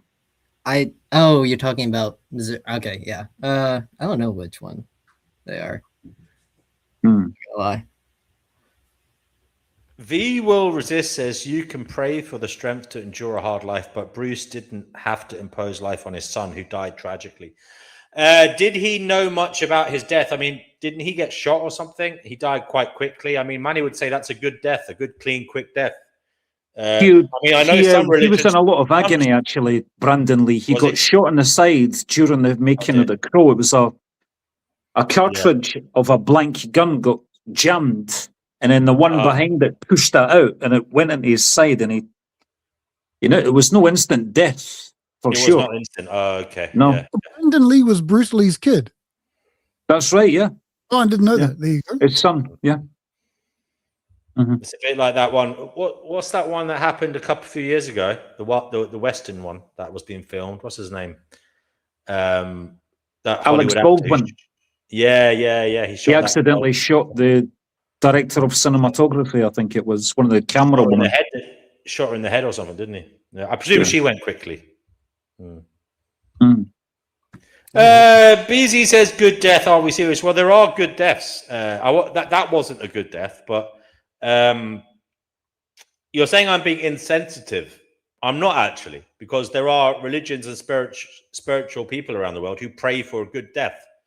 They pray to go quickly when the time comes. It's not that they're afraid of living. It's not that they don't want to live, but they literally pray that when they do die, they die in their sleep, or it happens very quickly, and it's not one of suffering. I think you're insensitive not to think about that as a possibility, and not to worry about that for people. I mean, that's what I was. I don't want Just to be because you pray for an easy or quick death doesn't mean you're frightened of living. What part of the UK are you in, BNW? Sorry? Oh, I'm in London as well. I'm in London, Kenny, yeah. All right, I live in Acton in West London. Oh yeah, I've been out there, yeah. Yeah. In fact, I told you Earth Dogs on this before. I went to a crazy, it was one of the craziest nights of my life. I went with this friend of mine, went all the way over there at night, and this thing went on. I left there at 3 a.m, 3:30, but it was still going on. And it was all these people talking in tongues in a rented room in a kind of empty office block in the middle of an industrial estate. And it was, one of the most bizarre experiences I've ever had. Also, the guy who was running it was this Nigerian charlatan. And basically, he was earning money out of this. Obviously, he was renting the room late at night. So, it was cheap and people were giving him money. But then he was doing terrible things, like he had it live on the internet, and there's this Filipino woman rang in at once, or Filipina. She rang in at one time, and she said, please pray for me, heal me. I've got breast cancer. And he said, yes, you've got a breast cancer in your right breast. I'm going to heal it now. And then she goes, no, it's in my left. And then he said, actually, it's in your right as well. You have it in both of them, but don't worry, I'm going to heal it right now. And, it's just that type of nonsense. And it was sad to see. It was sad to see. This guy was cleaning up. There's people going to see him Friday night, Saturday night, probably during the week as well. I don't know. But he was cleaning up. But then again, another way of looking at it is, if it makes people happy, is it a problem? I don't know. I think it is a problem because their money. What was his method of healing for her breast cancer? Prayer. His prayer. Him being a conjurer. He never put his hands on her like that, no? No. She was in the Philippines. He probably would have if he could have, but she was in the Philippines. She was ringing. Right. Okay. But I did see people falling around, rolling around on the floor. Having all manner of. You've seen that when people get kind of ecstatic, or they kind of go into spasms when God is around. I saw that as well. Yeah. And he was laying of hands. The guy threw some oil at my t-shirt, which was a pain because it was a nice t-shirt. That's crazy. Yeah, oil stains. It was a crazy night. Honestly, I went in there, and the whole night was mostly people going blah, blah, blah, blah, blah, blah, talking in tongues. I'd never really seen that before because I grew up a Catholic. We didn't do that shit. Yeah, I've seen it about once before in a kind of Anglican evangelical church, but it wasn't like literally the whole service. This was a night of people just rolling around talking in tongues. It was. I only stayed there because it was so interesting just to see like this collective kind of psychosis just playing out. Fascinating. Oh yeah, when I was a Jesus boy, that not that extreme, but we had stuff like that too. Yeah, Our because church, when I grew up, I thought talking in tongues was like something like Satan did to you. He made you speak languages you couldn't speak. You know, that's what we were kind of. I don't know if I was taught that, but that was just the view I had. And then, yeah, it was only in later, like in my adulthood, that I realized actually no, it's a belief in some circles that God gives you an ability to speak languages that are extinct or that you couldn't know. Yeah. We had a denomination that was called Assemblies of God. I don't know if it's still around or not, but they were heavy into that stuff. Life Abolitionism says, was this a black church? Yes, it was. The preacher was Nigerian. My friend was Congolese. Most of the congregation were Ghanaian or Jamaican or somewhere from the Caribbean. So that's another thing. I was the only white person there. But it was an experience, I'll say that. the church I went to, they did speak in tongues sometimes. Like I think it was more a personal thing, like when you're alone. But other than that, everything else that they do in those charismatic churches, we were taught was of the devil. And yeah, it was only like a few individuals that actually spoke in tongues or like promoted that. But everything else we were taught in those charismatic churches, definitely just like of Satan. And yeah, my church was not like that at all. What was Honestly, your But they were still cool. they were in out of control frenzies. They were in out of control frenzies. It was absolutely, it was unbelievable to watch, you know. And then they got out and they drove home in their cars as if everything was perfectly normal after spending hours just, you know, using their minds, some would say. I remember we once went to this Assemblies of God thing where they were doing all the, you know, standing up, jumping around, hands in the air, speaking in tongues. But they made everyone do a lap of the church inside. And you had to give money every time you go past the donation box. And I remember the preacher, he would say once everyone had gone around once, it's not enough, God demands more. So we had to go around again. After a couple of rounds, I'm just standing there going, what the fuck is all this?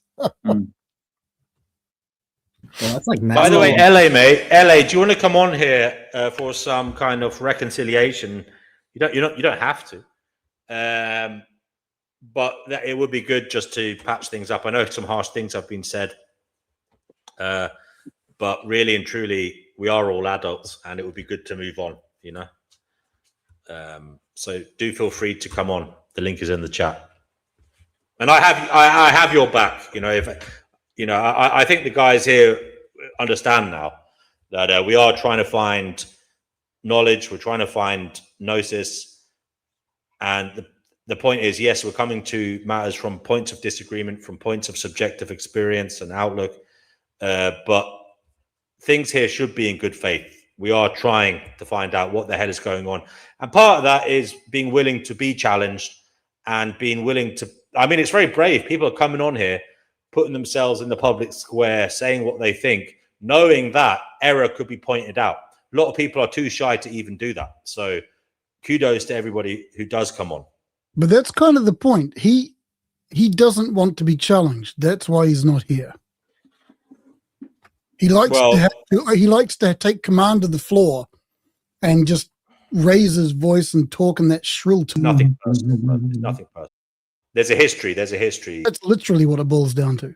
He was writing it and giving. He's lying. That's a lie. He apparently gave you the script for the book before he published it. That's all a lie. It's all a lie. I'm going to recommend another 2 books, yeah, that I never showed you yesterday.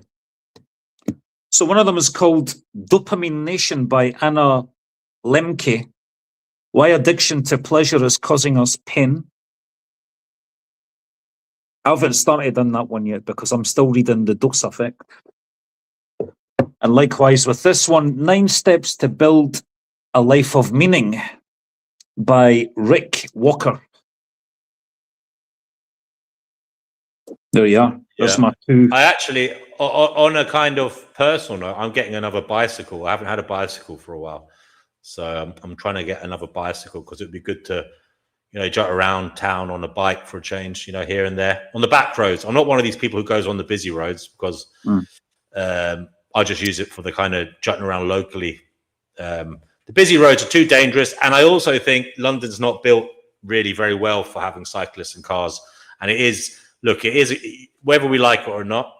The cars kind of have the right of way because they're bigger and bolder, and as a cyclist, you can be a disruption to I used to things. do a hell of a lot of cycling in London because I used to deliver food with Uber Eats on the bicycle. Oh wow, that was a Yeah. good So sometimes I'd cycle anywhere between 35 and 50, sometimes up to 60 or 70 miles per day if it was more busy. I was working longer. And I had a few close calls, and the most aggressive motorists towards cyclists were always taxi drivers. They were bastards. Black cabs. They just felt black cab drivers, and yeah, I was always arguing with them. Interesting. How long One did of you them do that? called me a Scottish cunt. Well, yeah, I suppose he was half right. Yeah. What was I going to say, Kenny? How long did you do that for? About 7 years. I done it with a company. 7 years. Uber, and was it good? Yeah, Was it used to be good. You used to be able to make over £100 a day easily. But after the pandemic, the lockdown, and then Vladimir Putin invaded Ukraine. How many hours did you have to do for that? 4 hours. 4 hours would get you £500 a week. Okay. I used to do sometimes 50 or 60 hours. My biggest You say take in 1 week. Kenny is a beast. Yeah, fair play, man. My biggest take in 1 week was £812, and that was from working 59 hours. Wow, fair play, Yeah, mate. but Fair it play. just went downhill after the lockdown, And I've spoken to some of the couriers out there, the ones on the scooters and the mopeds, and they said it was still not fully recovered. It was much better before the lockdown. Yeah, I knew a lot of courage because I used to go to this thing called critical mass. Did you ever hear of that? It was you'd probably love it actually if you're a cyclist. So this is years ago. I haven't been to it since. I went to. Do you know what? I don't actually like cyclists. When I say I was a cyclist, I never wore a helmet and I never wore lycra. I hate the cyclists that wear helmet and lycra because they all have the same political beliefs.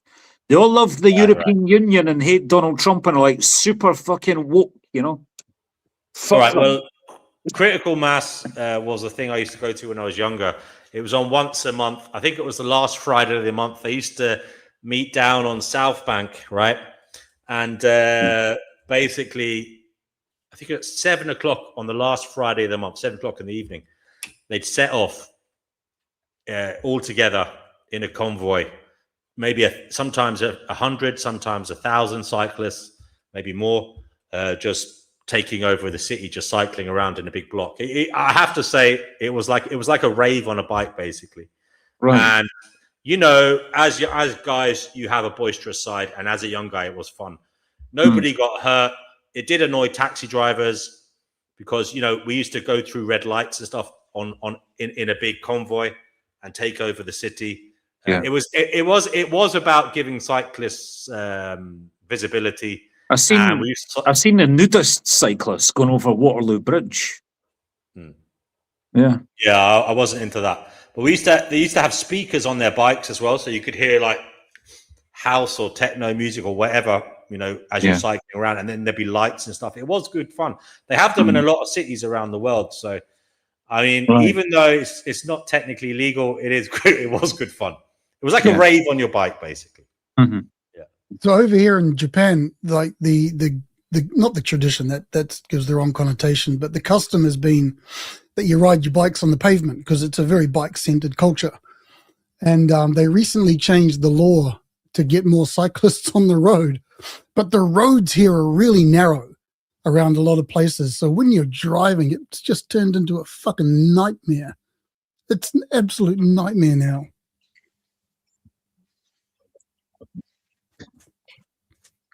Well, as a walker, I really don't like the scooters. Like I'm walking, listening to music, and then suddenly, boom! Like I'm in an area or like a state because where I'm from in Sydney, we don't do this, but here there's a lot of scooters, and they're like, it's dangerous. They go really close to you. They like zoom by, and I think there's even like been laws to reduce the speed put in place because, yeah, it's pretty dangerous. But that's scooters, not bikes. Now, I'll just comment on this. Life abolitionism is saying to you, you have come up with your own ideas and stop being a bottom feeder. I mean, that is, again, another kind of harsh example of kind of, I would say, a kind of solipsistic outlook. Do we not learn from each other? Do we not pick up bits from each other? Is it not okay to assemble them in your own kind of way so that what others say to you, stuff that you've read, stuff that you've observed, although it's coming from others, you've given your own take on it. Is that not okay? Life abolitionism, is that not good? I mean, what do you want people to do? Shut up and not say anything? I mean, yes, people sometimes are repeating things other people have said, but they're putting their own spin on it and they're bringing it up in different contexts, perhaps. Is that not okay, life abolitionism? Why is that a bad thing? Yerf Dogs, I presume that was directed at you, so you can say something if you want. He's just, again, I think I said this last time, his complaint is that my online content is just, he calls it derivative of other people's work. Nothing is derivative. It's all my work. He doesn't know what derivative means. It's such a nonsense. It's just fucking nonsense. Here's a book I'll recommend to life abolitionists. What's your dream? Find your passion, love your work, build a richer life. A must-read, Sir Richard Branson. Yeah? That's a lot. That's a cool last name. Yeah. I've not Do started. you read on any that one yet. fiction, Danny, or do you only read like non-fiction books, or do you like fictional as well? I only read non-fiction because I feel like if I'm reading fiction, then I'm missing out on learning something. Yeah. Okay, fair enough. Yeah, I get my that's fair fiction enough. from movies. Man, what about Dostoevsky and all those kind of fellas? And Well, since I love Jordan Peterson so much, I will get round to reading Dostoevsky, actually. do it, man. Dostoevsky. There's a lot of value in a lot of fiction. A lot of value. Yeah. I'm not going to rule it out, it's just that I'm a work in progress, so I want to put all my mental energy into self-development and that kind of thing just now. Yeah.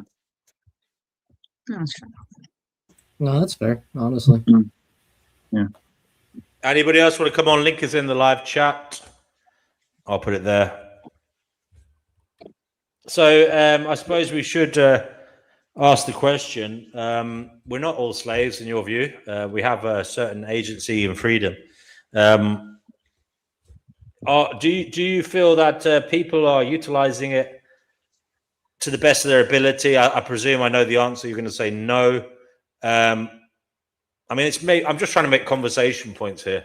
I mean, look, another way of looking at it is we are in danger. We are in danger as a society of entering into a situation where we are at the behest of a forever tyrannical regime, governed by whoever controls AI. I mean, that is bandied about a lot. Is that something you're worried about? Then you could say, yeah, we may well be literal slaves, because we won't, even though we will be citizens, we won't have any say. We won't have any chance to usurp power. We won't have any chance to get involved in the power. We will be completely beholden to whatever it wants us to be or do. Do you have any views on that, guys, going forward? Would it be fair to say that yes, in that situation we will be slaves? And if that is a possibility, what do you think it says about us as humans? What should we be striving for in relation to that?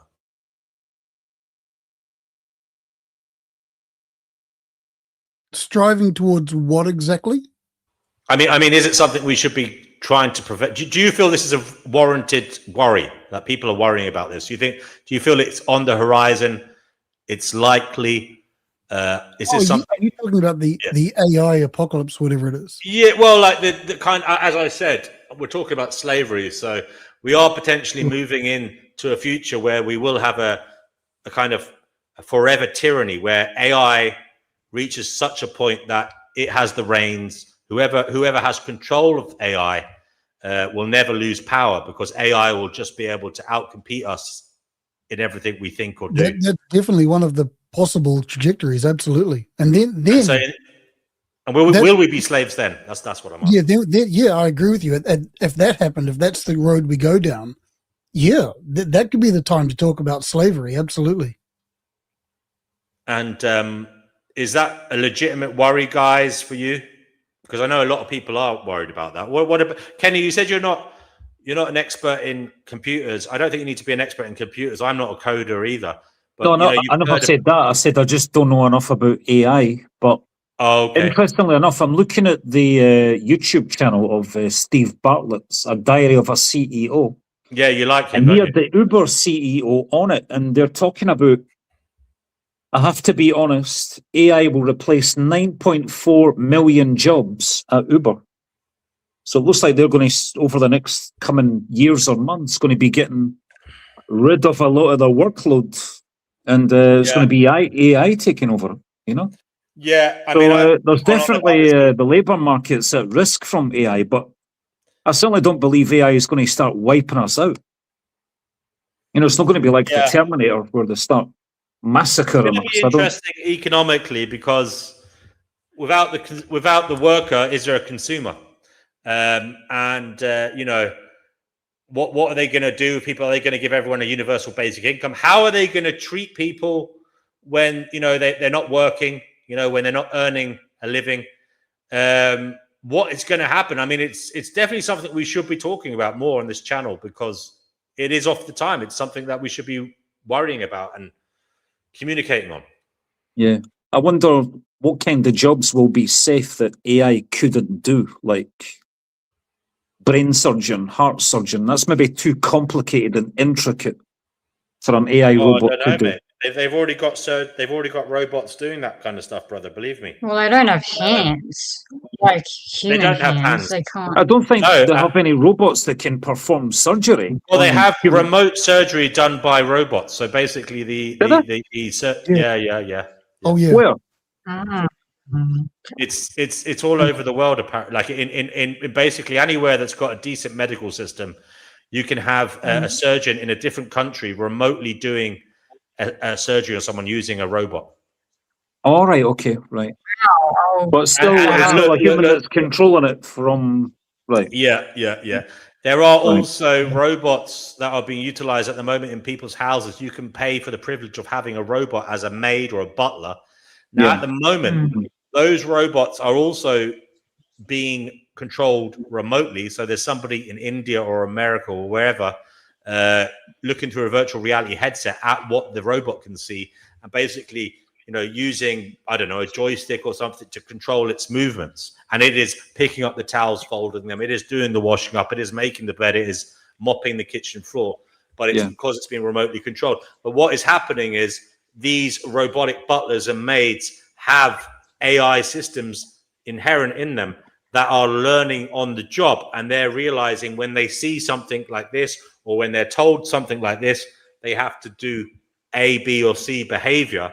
And therefore, in the future, they will be able to work autonomously without any human remote control. Yeah, and they won't ask for they won't ask for a pay rise, and they won't go on strike. And they won't have any sick days. Exactly. Yeah. Maybe it is the future then. I'll be right back, guys. I'll be interested to hear what you have to say about all that. Well, how much are we getting paid? Like how much is the universal basic income going to give us? The UBI. Yeah. Like, how much do you think it would be? Like, It would be enough, just enough to live on. What they were talking about in the pilot schemes that they were doing universal basic income was giving people just enough to live on so that they would still want to work in order that they could afford luxury and go traveling and etc. You know. So the UBI, the purpose of it isn't to replace luxury that you get from working and saving up, but more so just so that to simplify the welfare system and make it more autonomous and cut down on bureaucracy and to stop people from having to steal and starve and go to food banks, etc. That's my understanding of the pilot schemes that have taken part in the UBI. universal basic income. Yeah, people are not going to be happy about getting such like a little amount, especially if they're used to working and getting a lot of money, and if their job has been replaced by AI and they can't work and they've only got I mean, I get a benefit and it's not great at all, and I can't imagine many people be satisfied with that. Just being able to survive, like it's going to cause a lot of like civil war or something. I don't know. That's going to be crazy. It's not fun. It's definitely yeah. They're not going to be happy. I think Life Abolitionist has taken a happy pill. He now says life is absolutely wonderful. There is no suffering. No one has been oppressed. And no one is being forced to exist against their will. He's been sarcastic, of course. Poor chap. Ellie, I pray for you, man. I pray for you. Do you guys think that suffering invites love as much as love invites suffering? Yes, because compassion and empathy is kind of an aspect of love, isn't it? And if you're insufferable, if you're completely insufferable, you're not going to be able to have much compassion and empathy for other people. So you have a good point there, I would say. I think it is like necessary. Is like I'm pretty sure what you were saying is like for people to understand, they need to go through some pain to make sure like that's the only way you know something is really good is if you have that comparative thing. Like the yin yang. Oh yeah. Mm-hmm. I don't know. It's like the weather. It's like the weather. If it's just sunny all the time, and you don't appreciate it as much. But if you get a cold snap or a few days of rain and then it's sunny again, you appreciate that first day of sunshine because you've experienced recent bad weather. A similar way with suffering and pleasure. Yeah, I agree, 100%. Ebbs and flows. Yeah. Everything. Have you guys had any experience to where whenever you put out positive energy or negative energy, it's kind of gotten back to you? Absolutely. Yeah. Yeah, there's something to be said for the way you treat others is how you'll be treated, but not always. I wouldn't put it down as a rule. Yeah, that's fair. Look, it definitely was the case when I was a jovial and happy, and when I was out and about, when I was younger, making people laugh, being charming, it did get me places and it made people like me.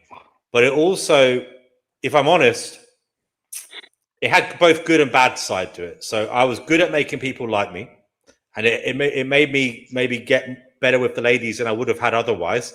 Other than that, in some sense, it was a kind of prostitution of your soul because you shouldn't always be charming. And I learned that you shouldn't always try to please people. You shouldn't always be nice. Nice guys do. Nice guys might win short term sometimes, but long term, it doesn't work out. Yeah, I think you're right. You need those boundaries, and it's not being mean. It's that you can't afford to give all of yourself to people. If you need to restrain some love for yourself and have that. That's right, and that's the value of Ayn Rand's objectivism. She read that, and that she's big on that stuff. You can interpret what she says as establishing sharp, definitive boundaries for yourself, rather than sort of leaking yourself into everything else. I want to welcome Vegan Equilibrium here, guys. He's been waiting to talk. Welcome, brother. Hi. How you doing, sir? I'm okay. I'd say I'm about a 5 out of 10. Okay, that's something to work with. That's not complete dysfunction or inability to do. It's not inability to move, to get out of bed. It's hard. You're in a hard place, a difficult spot, but again, you're not on your back, you know. Were you recently scrolling on social media, perhaps?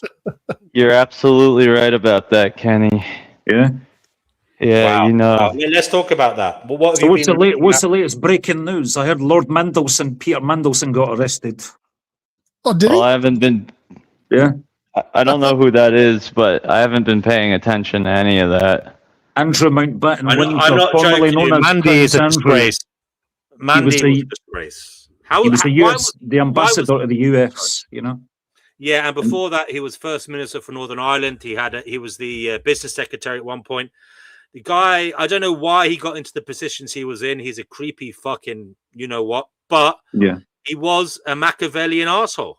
You know, he was, but he's not someone. This is the weird thing about politics. You get aloof weirdos who are kind of, let's just say they're socially awkward, and then they're surrounded by sharks who eat them up and you know, play games with them. I've said this before, Kenny, and I'm sorry to say it. You may not agree with me, but I've never seen a man of the people or a person of the people in charge in the UK. I'm sorry to say that. I don't think I've ever. You will do when Nigel. You're saying Farage Nigel gets in. Farage. You're saying Nigel Farage. Yeah. But would you agree with me? It's and this goes worldwide. We very, very rarely see someone who is a man of the people. You know, I know it's a phrase that you know you hear. Maybe we don't hear it that much, but What about? Let's not be so chauvinistic. What about a woman of the people? Yeah, well, Angela, you know, Angela Rayner's the favourite to take over Keir Starmer. She's I just like got her that in some ways. northern, down to earth, common touch. You know, she a woman of the people. I like her Would in you fail some to ways. declare her taxes? But exactly, there are things about Yeah. her that I think she might be naive in other ways. Unfortunately for her, you know. Yeah. Unfortunately for her. Uh-huh. But again, being a leader is not just about you yourself. It's about who's around you, because you're meant to delegate to those around you, because you're not meant to be a narcissist who says I know everything. You're meant to be in a position where you're good at managing people and bringing in the right people to get advice off, and you take their advice when you don't know better. You know, you're meant to know your shortcomings as a leader and say, I'm not fucking, you know, an economic genius. I'm not good at maths or whatever. So I need to get my top economic specialists to tell me the ins and outs of Mackenzian theory or whatever it is, yeah, and tell me how things are operating. But you know, a lot. I worry about the teams that are out there as well. Politics, my God, it seems to be full of fools and phonies. You know. Yeah.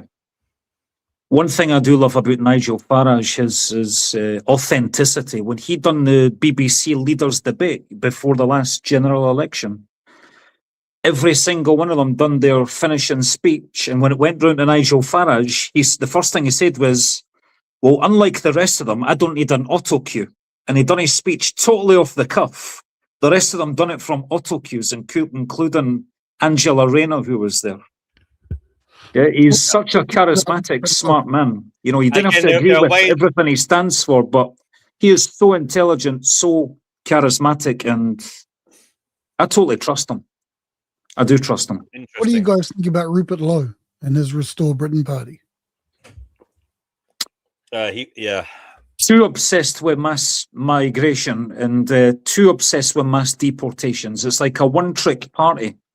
That's why Nigel Farage asked him to tone it down a bit. When he refused to, they'd have fallen out. And this guy, Rupert In Lowe, many ways, he left Reform it's UK. kind of funny. It's funny because it's called a fracture in that part of the political sphere, and it might be problematic for them, you know, because they're actually lessening the centralized power of the ideologies, because they're diluting it into different groups. You know what I mean? So it could make the struggle for their ideology harder. You know what I mean? Mm-hmm. The kind of central aspect of it. Yeah. I mean, but apparently, I want to go back to vegan equilibrium. He said he was scrolling through the internet and it made him feel like utter shit. Like, can you tell us about that vegan equilibrium? What is it? Why did it do that? How did it do that?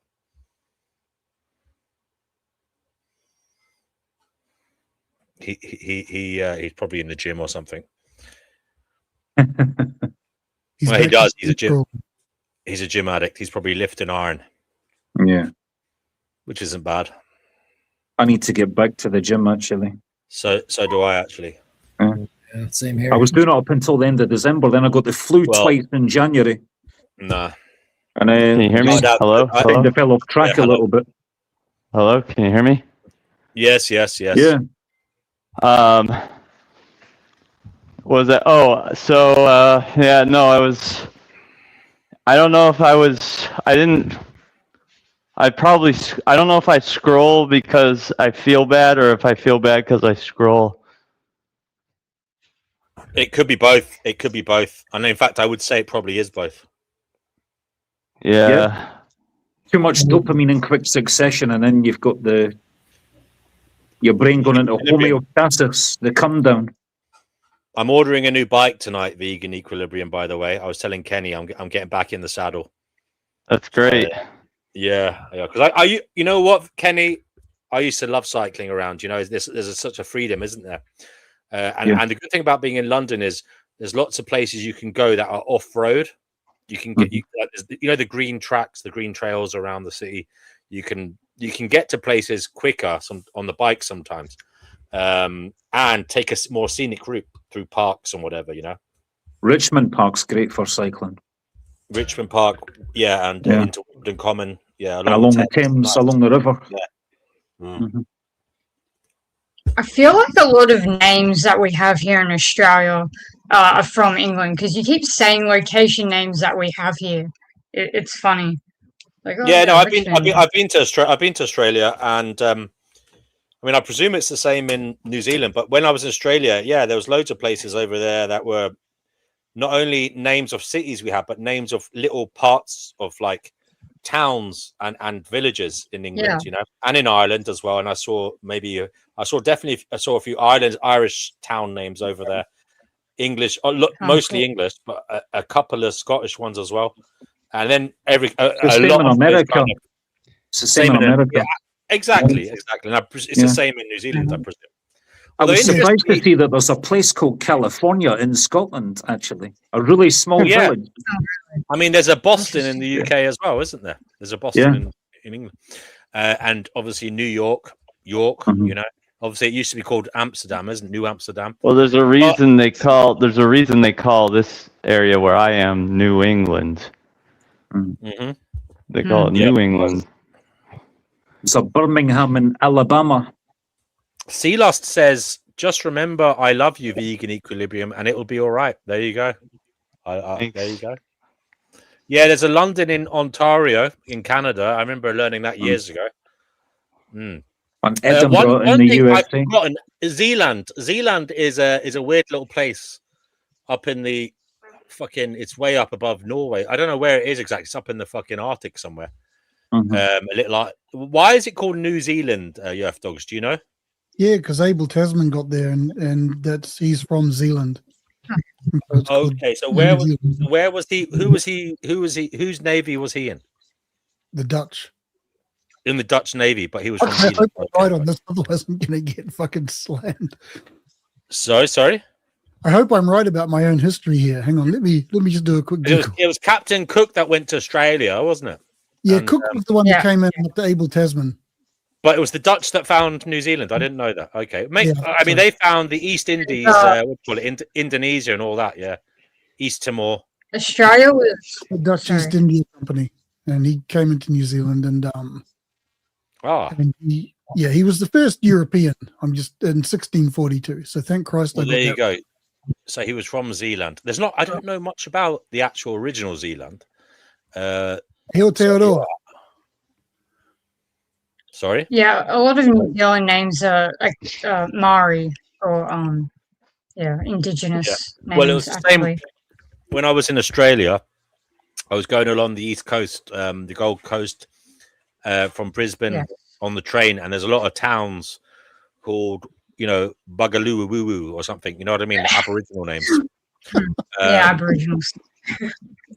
Yeah, well, something like that. It was interesting. I've got JE here. Jay, you're on the Finding Gnosis show. I do hope you are exceedingly well. Wait, who's J.E.? J.E. Okay. The artist formerly known as J.E., but now the absurd. How I'm just are you? kidding. I'm kidding. I'm fine. I guess. I mean, actually, no. I'm not fine, but it's whatever. I don't should. Well, let's talk about that if you want to. What are you not fine about? Well, as the topic suggests, right, the fact that we're all slaves, however, there doesn't seem to be much of an escape. Well, you see, J.E., you are a remarkably intelligent young man. You come on this show quite a lot. Do you not have in your toolbox, I'm not saying we all have total free agency, but do you not have a wider spectrum, perhaps, than a lot of people in terms of your intellect? No, I'd actually say I'm pretty average intelligence, I would say. I don't think I'm that average, smart. there shouldn't be a problem, should there? I mean, no, but still, it's just even the smartest people in the world, they still have to, work jobs and make money, and they're slaves to the state. As life abolitionism always says, having to be victims of statism and whatnot. So there is no escape, really. You see, this slaves to making money. Have you ever thought about becoming an entrepreneur and doing it on your own terms? No, because I've never really got that kind of it's terrible. Here's a book recommendation for you, Jay. What's your dream? What's my dream? Find your passion, love your work, build a richer life. Yeah, but again, how many artists? There are many artists out there, Kenny, that are struggling, who have to, sacrifice, their dream of becoming an artist just so that they can, survive. So it's not that as simple as following your passions, because they don't always lead to, financial success. J.E., come on. There is another aspect I'm not a musician, but what you're saying now. Wait, you guys are talking at the same time. I can't hear you for one of you. In order to follow your dream, to temporarily fund it, you could follow opportunity and take your passion with you. Yeah. Yeah. And economic art. Can you give an example of that, Kenny? Yeah. So it's very easy to, very well to say, my dream job is to be a train driver. But what if there's no many jobs on offer for a train driver? So you might just have to settle for being a construction labourer or a delivery driver. Yeah? But take your passion with you. Like, be passionate about putting in a good shift and earning money and saving up and working towards, Kenny, mate, you're talking. I dream. If you can't get the train driver one, surely that's not the only dream you have. There could be another dream that you could. I think the huge problem is, and it's something I learned when I was younger, when I was working in the corporate world, and that was, if you're going to be doing a job, you got to have goals. A lot of people don't have goals, and you got to have a mixture of goals. You got to have achievable goals, micro achievable goals that are very, very achievable.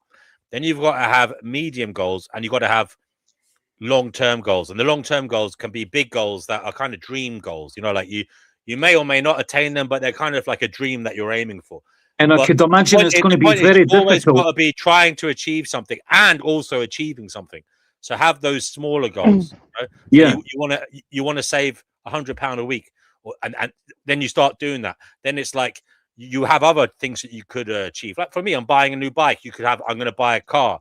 I'm going to, move out of my place, move to a bigger place. You've got to have goals, Jay. If you haven't got goals, and you're coming on here complaining, right, I say that you haven't thought enough about what your life is your I'd like life to present a counter to all that.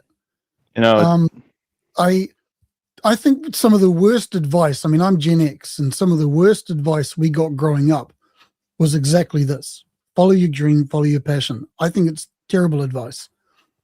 What you want to do is you want to put yourself in a position where you can finance your passions. And sometimes that means just doing shitty work. Following opportunity and taking your passion with you.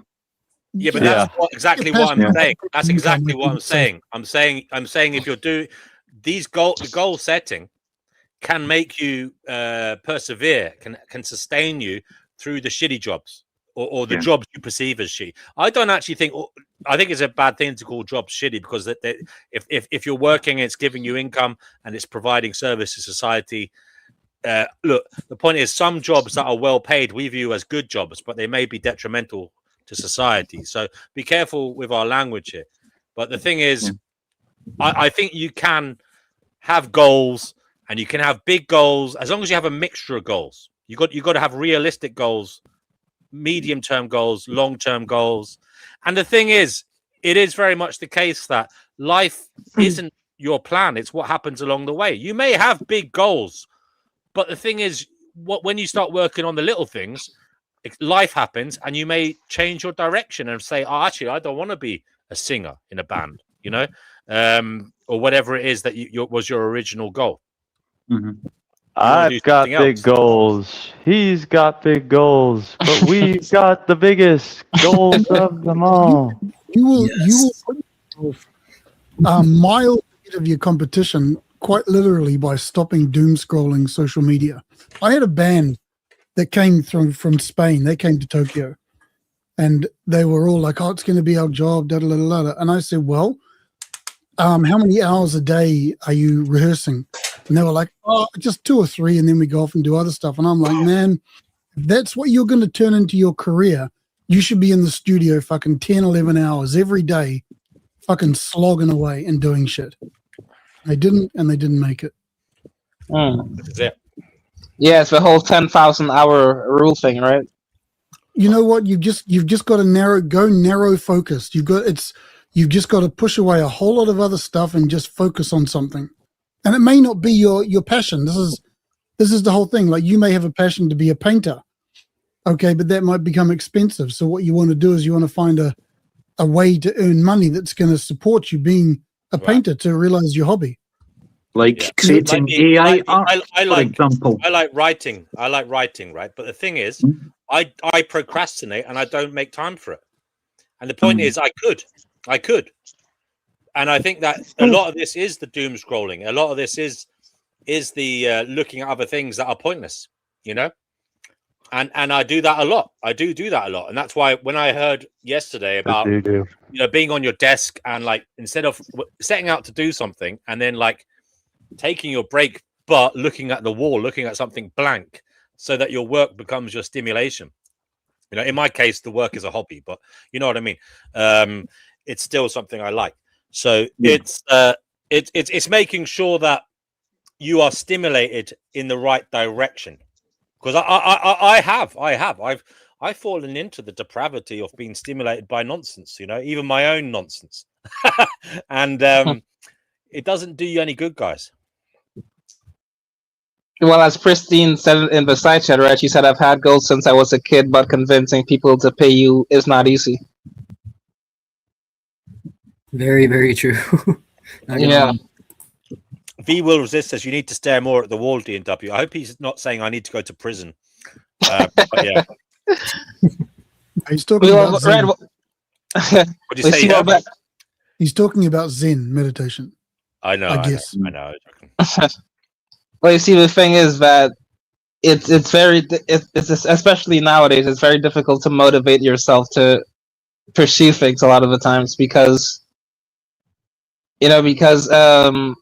just the way the world is nowadays, it's like you guys said with the doom scrolling, right? It kind of demotivates you to even want to pursue these things. And even besides that, right, the advent of AI and how it's stripped away so much creativity from so many people, it makes it difficult to motivate yourself to want to even try sometimes. You know what I mean? Yeah, but there's your own mind and there's the world outside. You're in charge of your own mind. You can forget about the world for your little time. If you want to do your art, your projects, your writing, your music, whatever it is, you don't have to be looking. You can devote time to your own art as a hobby. Like, this is the other thing I would say, guys. if you're doing something like a creative pursuit, yeah, why do you want to jump to being a millionaire from it? Why not do it as an interest, as a hobby, as a sideshow first? I see a lot of people, they want to be the Pulitzer Prize winner, or they want to be like a number one artist. You know, why do they want the fame from? Why not just do it for its own sake, as part of your identity, as part of life? Why do you seek accolades and validation for it? No, well, to get ahead, like ambition. They want to be able to afford to buy a house, a big house in the countryside, and go traveling the world. They want freedom. Remember what I was saying earlier about money doesn't buy happiness, but it does buy freedom.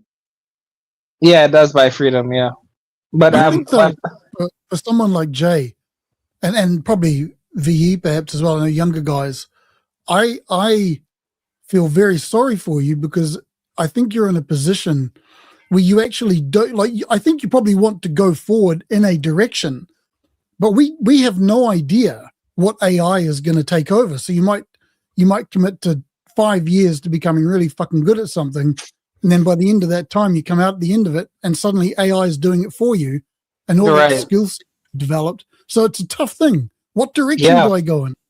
Right, and that's what I was saying. Yeah. I have an idea. You could always go to college or university and get a degree in AI, because even though AI is going to take over jobs, they'll always need people to be able to program AI, upgrade the software of AI, maintain AI, the infrastructure of it. You know what I would suggest? There'll always be jobs available in AI. University a miss at this point. It's not worth it. I would go for a trade. Go and learn how to be a plumber and unblock toilets. Yeah, that's actually a good idea. And you grew up on a farm, Jay, so you probably have a lot of practical skills already, right? I grew up on a farm. Oh, sorry, I thought you lived on a farm. I thought you said before you lived on a farm, or you lived. No, I think you confused me with someone else. You live in the countryside, though, right? No. Okay, sorry. I don't know why I heard a cock crowing out your fucking window one time you were on here, and then you said something about being. No. Yeah, but because my neighbor, like, they had, that was like 2 years ago or something. I think they had some chickens that they were like using for eggs and stuff. Yeah. Rescue hens. I don't think so. Yeah, I doubt it. Because look, I have no problem with people rescuing chickens and then eating the eggs. As a vegan, I don't mind. Anyway, that's a sideshow. Yeah, let's not get into that kind of worms.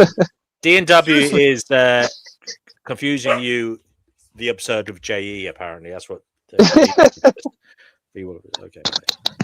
Go and learn a trade, mate. Go and learn how to unblock toilets. If I was in your position now, I'd just give university a miss.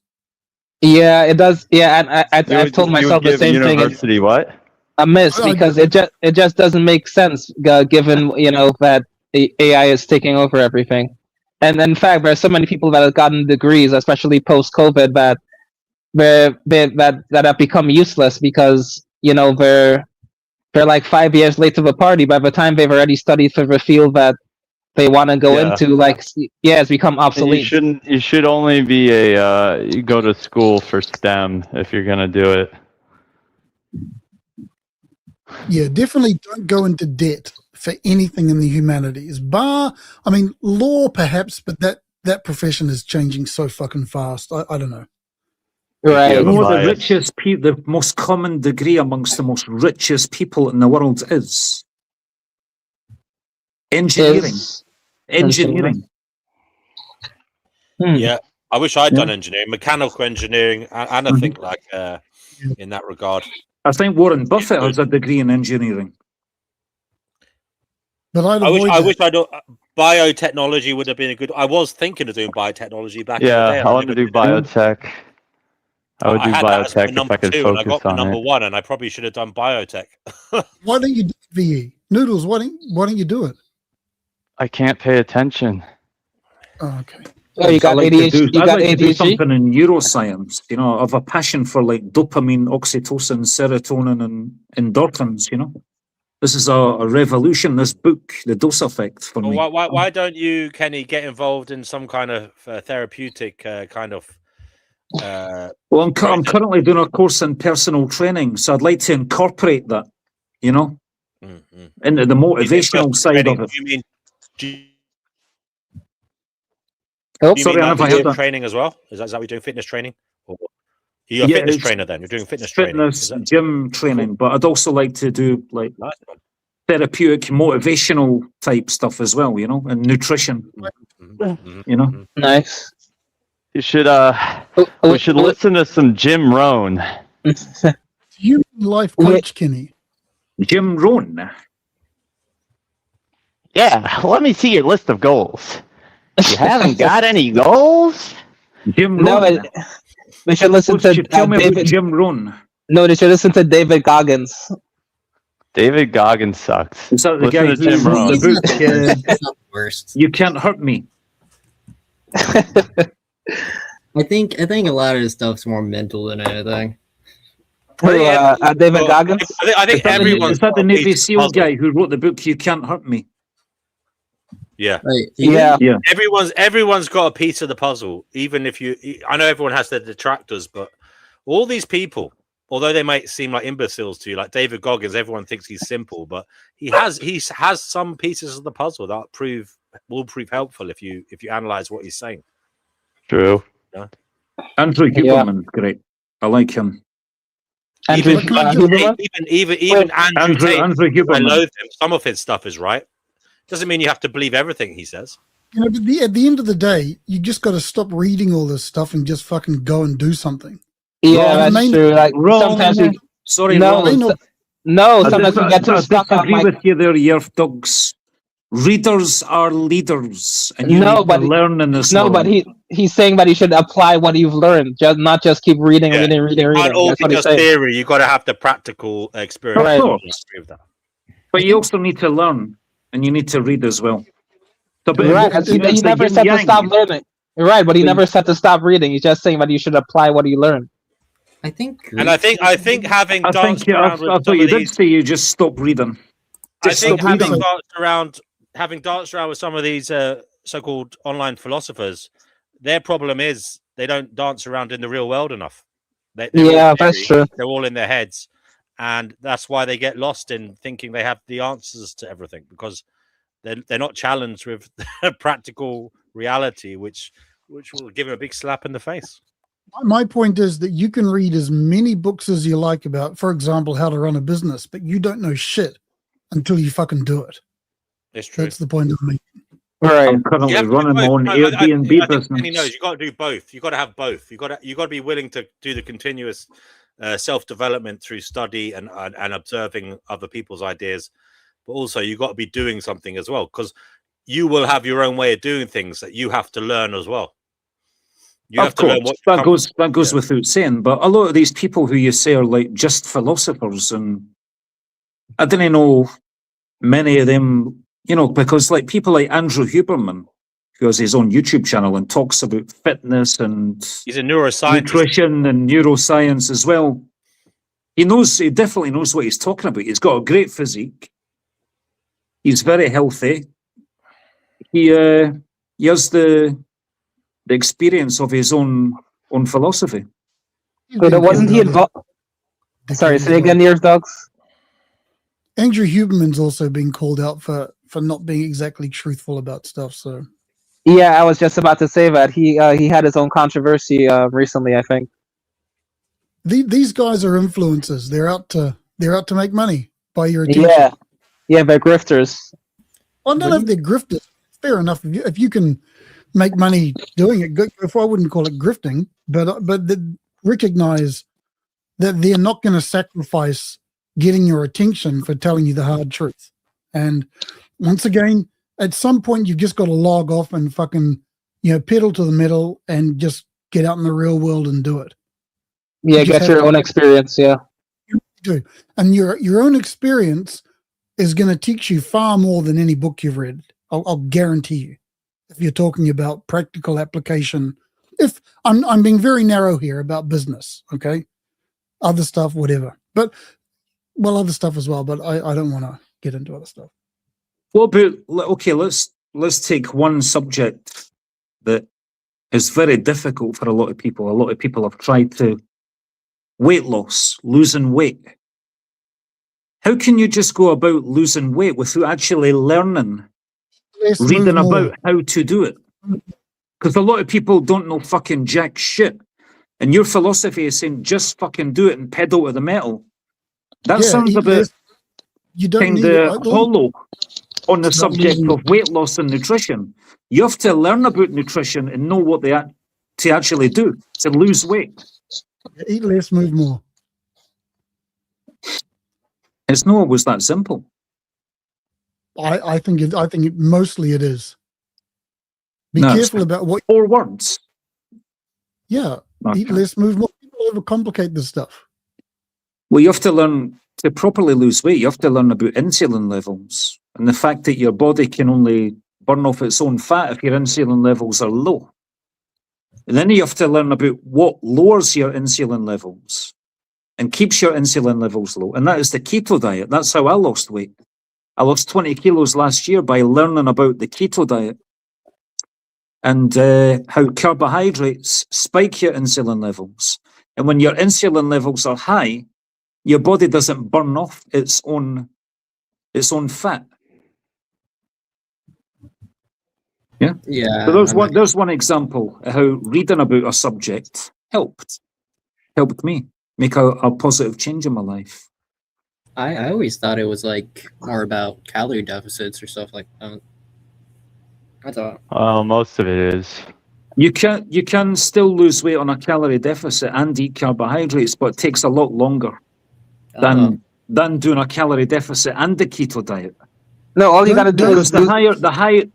Sorry, go on. No, like the thing is your body stores fat way more easily as fat than it does store and like carbs or protein as fat. So if you do like a very low fat diet, you're far more likely to have success with losing weight and losing fat. That is categorically untrue, I'm afraid. I disagree. I've done my own experiment on it. But again, you have a biased anecdote. You do not have, that's hardly considered strong evidence for anything. There's a lot of I think there's a lot of research that already is pointed in this direction. It's sugar that gets stored as fat. No, that's not true, my friend. That's not true at all. No, it's not. No, it's not. No, it's not. All right, someone asked trust me, I've already someone asked ChatGPT. It's not true. Fat doesn't make you fat. It's carbohydrates and sugar that make you fat. All right. Let's ask ChatGPT. All right, let's ask ChatGPT. Okay, dude. ChatGPT makes shit up.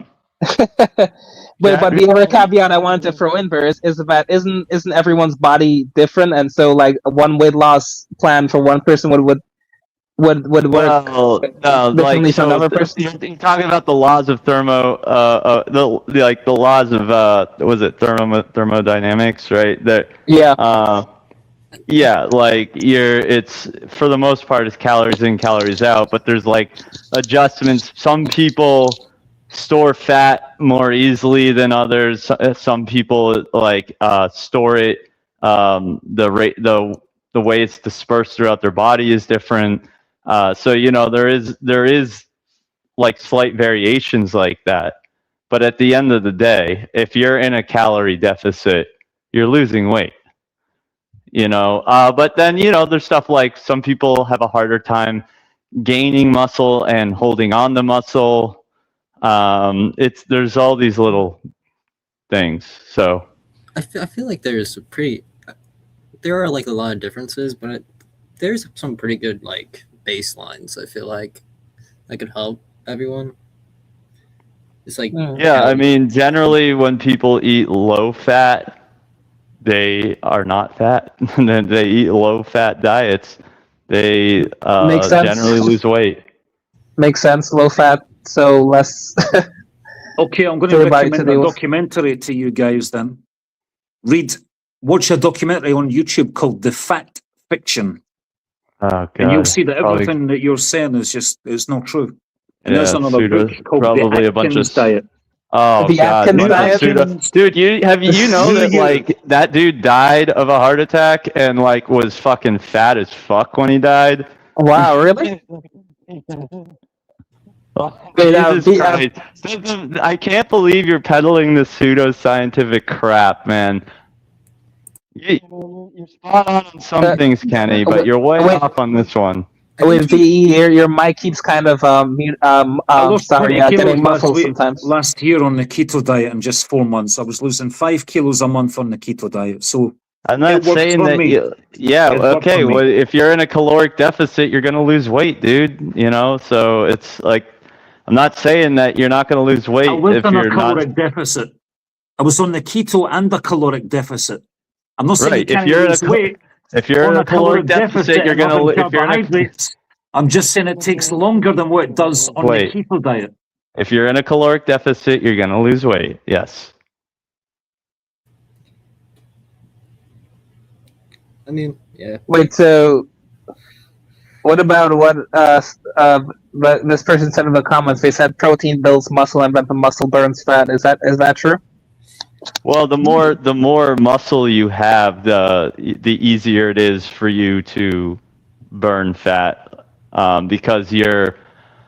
I don't remember what the exact science is. You have more. So like if you work out and you have a lot of muscle, well, that muscle requires a lot of energy, right? And you get that afterburn effect from the workout. So where in the 24-hour period, I'm not 100% positive about this. So my understanding is there's this whole afterburn thing when you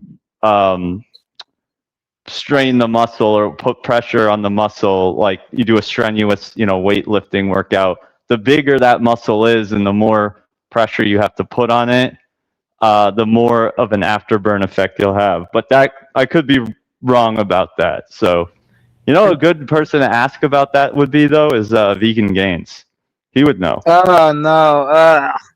Well, maybe we should get him on here to tell. No! Why? You didn't want it last time he was on here. You didn't want him to leave. You were upset when he left. No, not that I was upset, but I just wanted to ask. You were upset, dude. You were upset. You were like, no, don't go. No, don't no, go, Vegan no. Gains, I love you. Wow, Noodles. Feel free to get him on if you want. No, don't bring him back. No, that's no. Yeah, you're no. just, you know what, Jay? You're sour grapes. That's what you are right now. No, what you're I sour said grapes. was. What I said was no, you're not gonna leave because I want to ask him some more questions because I found his answers to be like very. No. You loved him. No. You loved him. No, you loved him. You're the one who keeps bringing him back. I still love him. Well, right, exactly. So you just admitted it. I've never denied it. Vegan Equilibrium loves a lot of people. He loves you as well, Jay. Oh no, no, he doesn't. I guess I love you a little bit. No, let's not say that sort of stuff in a public forum. Jay, I love you. I love you, Jay. No, please stop. Embrace it. Stop. Anyway, holy water on him. No. Right, guys, what do you want to do? Do you want to get Vegan Gains on here? No. Come back on here. No, please, no. Pristine, are you there? Are you all right, darling? Yeah, I'm okay. I'm here. Okay. Pristine, you're quite a healthy lady. You do a lot of walking and exercise. Yes, I don't drive, so I walk. Yeah. Mm-hmm. I don't go to the gym or anything. I just walk. Yeah. Walking is good for your circulation and for your boosting your mood, keeping your metabolism going, moving. Yeah. I think I want to start walking again. That's one thing about my dog is he does make me walk every day, at least 4 or 5 miles. So if I wasn't doing that, I'd be very depressed. It does help you, you know. Again, that's a Yeah. responsibility, I suppose. Yeah, get out in nature is nice. We have Life Abolitionism. You're back on the Fighting Gnosis show. Welcome, brother. I hope that you're feeling okay. What's going on? Well, I didn't listen to that whole diatribe, that whole section which was dedicated to me. I was accused. Bye, everyone. I was accused of being solipsistic and only Thank you, focusing on Kenny. myself. But I have not been focusing on myself. I have been talking about public policy, advocating for the rights of others. Yet, for whatever reason, people always want to bring it back to me and pathologize me. I don't understand why there was a need for an entire, I don't know how long that was, 20 to 30 minutes dedicated to me.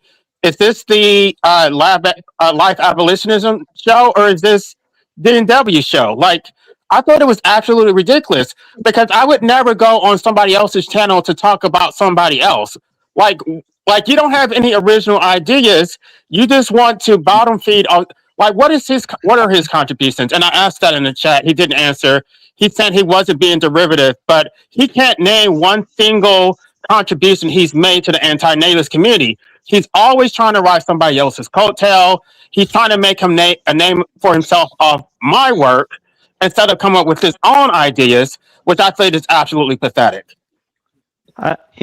I think we should explore your childhood. Oh no!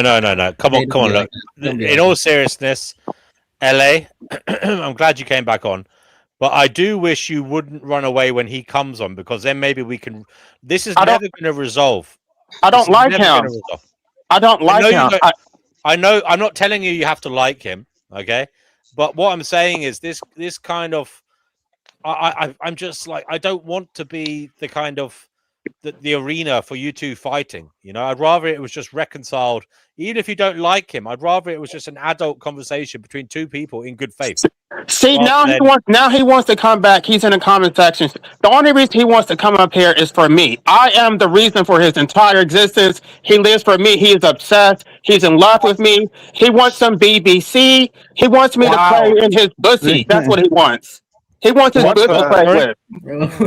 Narcissistic, to say the least. He wants what? Sorry, LA? He wants no, let's not repeat that. Will you let LA speak, for crying out loud? LA, what do you want to say? He wants me to play in his pussy. He is obsessed. He cannot get me out of his head. I live rent-free. I didn't choose to live rent-free in his head, but for whatever reason, he can't get me out of it. He doesn't exist in my head, though. I don't think about him at all. Well, LA, okay, fair enough if you think that, but the point is, why run away when he comes on? Because he is willing to talk to you. Of course, he's willing to talk to me because he wants validation. He wants to extract from my value and make himself seem smarter and basically invalidate whatever I'm trying to do. So he can't come with his own ideas. I've already said specifically in the prelude that my book is not supposed to be. I'm not presenting both sides. I'm advocating for the minority view. The other side is already presented through all institutions, by the state, by religious institutions, by the psychiatric institutions. So it is not my responsibility to present the other side. You can go anywhere to get the other side. I presented one side, and it was intentionally biased. LA, I completely understand what you're saying. So you're basically saying it was a propaganda tool. You were trying to put the best foot forward. You knew there could be an alternative view, but you were trying to motivate people to see your way. It was a rhetorical device. It was a way to shape other people's perspectives. And as I said, it was like it was a manipulation effort. It wasn't. No, it wasn't a manipulation. It was an attempt to articulate a position which is not ever expressed in mainstream society.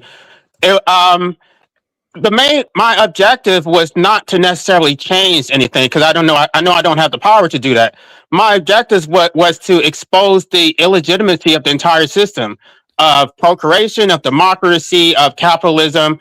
That none of this was consensual, and so if I did expose the illegitimacy of it, that is my goal. It's not to debate whether someone should die or not have the right to die.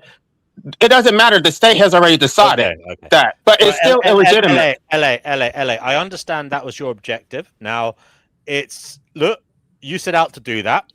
You may or may not have achieved that in other people's eyes. Okay. But that's part of the process. You put something out there into the public. Sometimes people agree with you. Sometimes they disagree with you. It just so happens that he disagrees that you've achieved what you set out to do. He says here the foundation of your position is based on error. I don't care. Okay, so why get angry though? Why run away? Anybody has the right to disagree with me, but they are not entitled to a response. They're not entitled to my engagement. If somebody else wants to disagree with me, I can engage with them. I'm not going to engage with him because I know he doesn't give a fuck about me or my existence or my misery. He just wants to extract. He's getting some kind of sadistic pleasure out of it. He wants to antagonize me. He wants to bring up personal details about my life, which I've shared on his channel. And I'm not going to sit up here and tolerate it. He can do that to somebody else. When he does rant on about me, I will go off and I will not listen to it. That's reasonable. Well, I've already taken a hard line here, LA, and I've said, look, I'm willing to have you two come on here and talk to each other. But if it does come to name calling, if it does come to personal attacks, I will kick whoever makes those personal attacks off the show. He just made personal attacks. He gave a whole 20 to 30. He's not on the show. You literally said he wants your big black cock in his bussy. Is that not a personal attack? Wait, what? He just did a 20 to 30-minute rant about me. I did not come on here to talk about him. We were having a pleasant conversation. He was the Grinch who stole Christmas and disrupted the entire thing. QWERTY, you're on the Finding Gnosis show. What would you like to say? QWERTY, I'm gonna have to kick you off if you don't say anything. You're currently muted. Are we a newcomer? Yeah, QWERTY. But for some reason, QWERTY doesn't want to say anything. Yeah, well, you should have put the newcomer banner up, right? Nah. I know QWERTY. QWERTY's been on the show before. Oh, okay. All right, QWERTY. Well, I guess I have to kick you off. Kick from studio. Now, LA. Wait, let's have the LA, please. Los Listen Angeles? to what I have to say. I'm not going to let him on at the moment, but he is backstage. Earth Dogs has entered the studio. Now, look, And the only reason he's coming back is because I'm here. Why does he wait? Yeah, clearly, I agree with you. The only reason he's come back is because you're here. But that is a valid reason to come back. You matter. You have ideas. You both are. Your horns are locked on the matters at hand. Why isn't it okay that he comes back to talk? He can come back up here, but if he does, I'm going to leave. I don't have to engage with him. That is my right. You don't have to, but can you not see that it's just going to become a childish facade of bullshit if we don't allow you both to have a conversation? I think it's childish for him to come up here to antagonize me, knowing that if he does come up here, I'm going to leave. And he's doing it on purpose. LA. With respect, right? You have said some things there that were a little bit out there, little bit left of field, okay? In response to what he said about me, he's the one who came up here talking about me. I did not do that to him. You studied law. Remember that maxim, he who seeks equity must do equity. Are you coming to this with clean hands? With respect, life abolitionism, I don't think you're acting so saintly yourself. I think he started this entire thing. So if you bring it, then I'm going to bring it. I did not come up here attacking him. I never did. This whole history started with him attacking me. Kenny, you're on the Finding Gnosis show. What is it you'd like to say?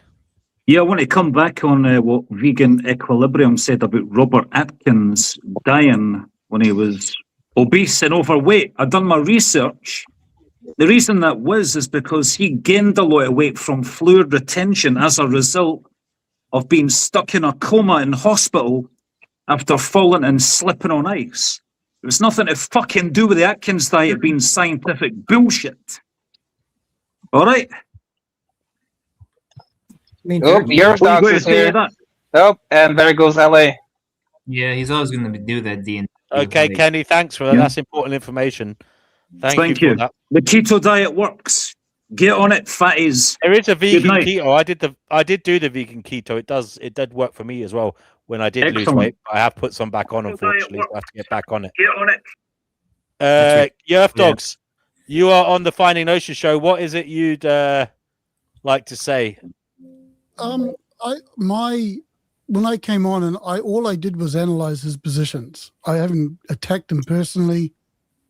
I haven't, I think this whole it's all projection. He just came up and antagonized with this whole homophobic nonsense. It's just ridiculous. I find it just so childish. There are errors in his analysis, which, if he corrected, could probably improve his overall argumentation. I just don't get, and he lies about everything, and it's starting to piss me off a bit. He talks about, he has said that he gave me a free copy of his book to give him feedback. That never happened. Okay, that never happened. He said he's made the comment historically that he asked me to review his book and give him feedback. Never happened. He is so full of shit. Whoever is fucking eating with their mouth full, fucking belching and fucking farting, can you mute yourself, please? Because we can hear it. Probably more intellectual than what I'm saying. But listen, why what does the problem do? Why just stop coming up here and going, I'm hungry for you, whatever. Just have a discussion, for fuck's sakes. I honestly don't get it. It's a phenomenon. It's unbelievable. And you'll notice that he says, "Oh, I've come back on because he's on." He's obviously lurking to wait until I go off, and then he jumps on. It's all projection. It's just nonsense. I don't know. I don't get it. I don't get it. I gave an analysis of his argument. I mean, if LA, I mean, look, it's really annoying. It is frustrating sometimes. I admit that, to be challenged when you have an idea. But I mean, when you put an idea out there, I don't know why you want to hold on to it for dear life. Are you not willing to allow it to be inspected, to be talked about, to be analyzed as an idea? Because if you're not, I worry about how good faith your argument is. I worry whether you're in the business of pursuing truth. I worry if you're not just a psychologically biased individual who isn't willing to, put up his hand and say, yeah, you know what, I might be wrong sometimes. And if you're not willing to do that, I'm sorry, brother. I don't know whether you're worth talking to. And the thing is, I like you as an individual. I think I know you care. We're actually on the same team. I know you think we're on oppositional forces, but we're on the same team. I care about the things you care about. I care about the fact that suffering exists, and it is horrific in some cases. And I wish it wasn't like that. And I wish we were doing something as a species to try and eradicate it in a more efficient manner, in a way that gave people lives worth living, where they didn't feel aggrieved to have been born, where they don't feel sad and depressed about just waking up each day. So yeah, we're on the same page in terms of what we feel is important. But I just wish you'd come on and talk about it, LA. As I said, LA, Yerf Dog, he's a robust individual. There's no doubt about that. But he won't mind if I kick him off if he goes too far, if he starts calling you names. And I'm sure you won't mind either. That is just, we do need to have some rules here. Otherwise, it just becomes a mud-flinging contest. And we're not going to be gentlemen and ladies and gentlemen trying to get towards some kind of sensible consensus on matters, which is why we're ultimately here. LA and I have already had a discussion on one of my live streams where he he misheard something I said, got in a hissy fit about it. So I asked him, how about you come on a live stream with me and we talk about it and sort it out? There is a live stream of him and me discussing something very amicably. And we sorted it out. It's on my Ephilism channel, and I just don't get this. It's all changed just because I don't like his book. It's so bizarre. So there is evidence. There is a discussion on my channel where him and I are just sorting through stuff. So I don't get what his problem is. LA, you have been called to come back. You say you're not beholden to anybody. Fair enough. But why should we be beholden to you? Why should we listen to you if And you're who not willing cares to if I'm the talk about it? person? Who cares if it's me saying it? The questions that I'm raising are questions that you need to address in order for your arguments to have standing. Why does it matter that it's me saying it? Can I break in real quick? There is a newcomer. I just want to bring the newcomer on, brother, please. Mystery Singer, you're on the Finding Gnosis show. What would you like to say? There goes my only possession. Oh, there goes my everything. Thank you, Mystery Singer. Well, that was a free that was a nice little unexpected interlude. We do appreciate that spontaneity. Oh, hey, Jake. It's the things up. human zoo. It's the human zoo. The human zoo. Hey, Fatima. We have QWERTY. What are you saying? It's the human zoo. Remember, years back, Tommy Boyd on Radio 4, the human zoo. What? Right. He says we're in a human zoo here. Oh. Yeah, by aliens, maybe. Right? Is that the consensus? Can I break in real quick? Yeah, sure. Say what you got to say, VG. All right. I just want to respond. Jay, hold on. Let's deal with Jay's unrelenting show of narcissism there. Jay, is it your show? Is it your show? All right, I'm sorry, but it's just that he I'm got to ask. but Everybody sure. Go ahead, Vegan Equilibrium. I just want to respond to Kenny. Everybody sure. I stand corrected about Atkins' cause of, or what put Atkins in the hospital, but the report says he did have major heart hypertension and congestive heart disease and major heart problems, and that is generally caused by a person's diet. So ultimately, that is one of the major factors that led to the clot in his brain and him dying. And Atkins, like I said, if you're in a caloric deficit, you'll lose weight regardless of what diet you're on. Keto diet has been shown to cause a lot of health problems and does not outperform a low fat, higher protein, medium to high carb diet.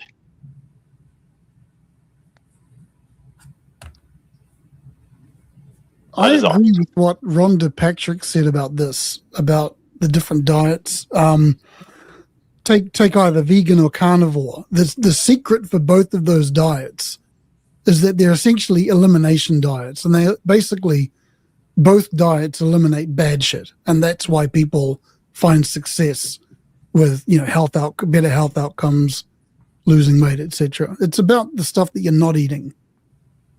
You might have better health outcomes in the short term with certain things, like if they cut certain things out, but there is no there's no health outcome data that suggests that anyone gets a better health outcome in the long term from a carnivore or keto or Well, maybe we don't have enough data. Maybe we don't have enough data yet.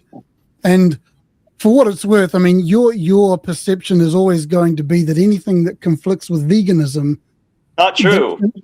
Okay. All right. I disagree that you say it's not true. I think that you will be always biased towards the vegan diet. I'll say this. It could be possible that eating a piece of fish once a week or once a month, might actually make you live 2 years longer. I don't know.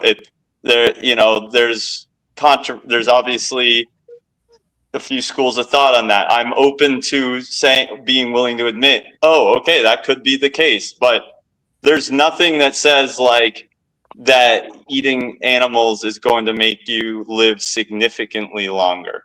No. So if you look at any of the epidemiology, that it all points to a whole plant food diet. On that note, I think I we'll just don't close the consider show your for the opinion to be night. worthwhile in that area. On that note, we'll close the show for the night. We will go around the houses now asking for closing remarks. So, Vegan Equilibrium, do you want to give your closing remarks for tonight's Finding Gnosis show? Just stop hurting animals, live a vegan lifestyle. It'll help the animals, it helps you, and it will better society. Okay, Pristine, do you want to give some closing remarks for this edition of this episode of the Finding Gnosis show?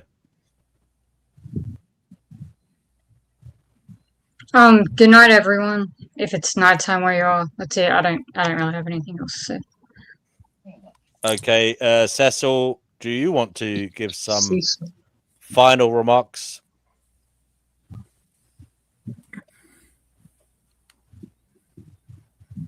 Cecil, are you there? No. Okay, Yerf Dogs, do you want to give a summary of your thoughts for this I think I've already said my piece. I just want to, if my challenge to LA from here on in, I'm obviously going to come back on the show, which is great. Knock yourself out. But how about not always bringing the discussion back to your little pet topic? Let's discuss other things apart from what you want to talk about every time you're on. How's that? Let's regard this whole issue finished. Fair enough. QWERTY, do you want to say some final remarks? Yeah, man. Show. Go ahead. I want to. I forgot again. Sorry. I forgot what was saying again. When you're waiting around, you think you what you're going to say, but it just goes. It just disappears. Yeah. Shit. Okay. Better luck. Anyway, DNW. Big up. I appreciate this channel. I appreciate this channel, 100%. All right, QWERTY. Appreciate you too. Thank you, QWERTY. Maybe next time you can contribute more. Come on earlier, brother. Jay, do you want to give your final remarks, please? Just that I hope everyone has a good night and that we continue to find Gnosis. That's it. Yeah. Thank you. And Fatima, I'll give you the position of the finalizer. Great live stream as always good. And alhamdulillah, thank you. Right, everybody. We'll come back another day soon. Keep your notifications on. This is the Finding Gnosis show on YouTube.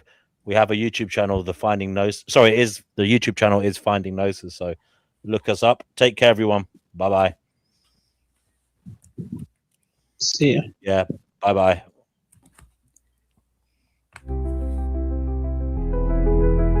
Truth is fleeting, shadows call.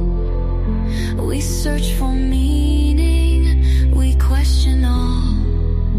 The path is winding, the veil is thin. Beyond illusion, let the journey begin. Seeking knowledge, breaking chains. Through the echoes, through the pain. One more question, one more spark. We chase the light inside the dark.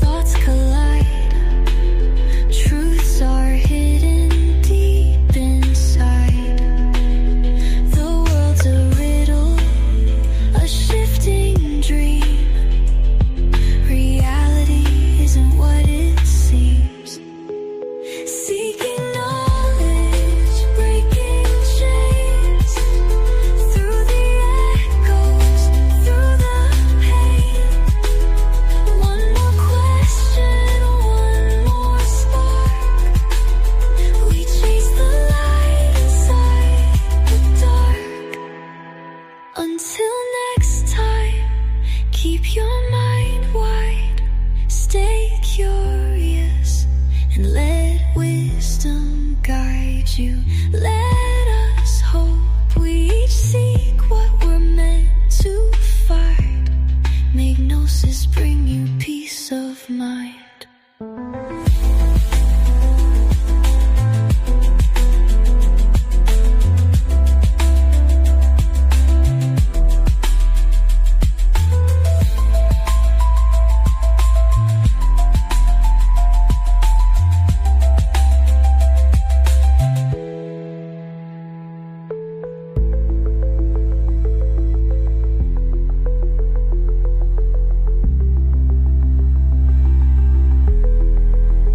Until next time, keep your mind wide, stay curious, and let wisdom guide you. Let us hope we each seek what we're meant to find. Make Gnosis bring you peace of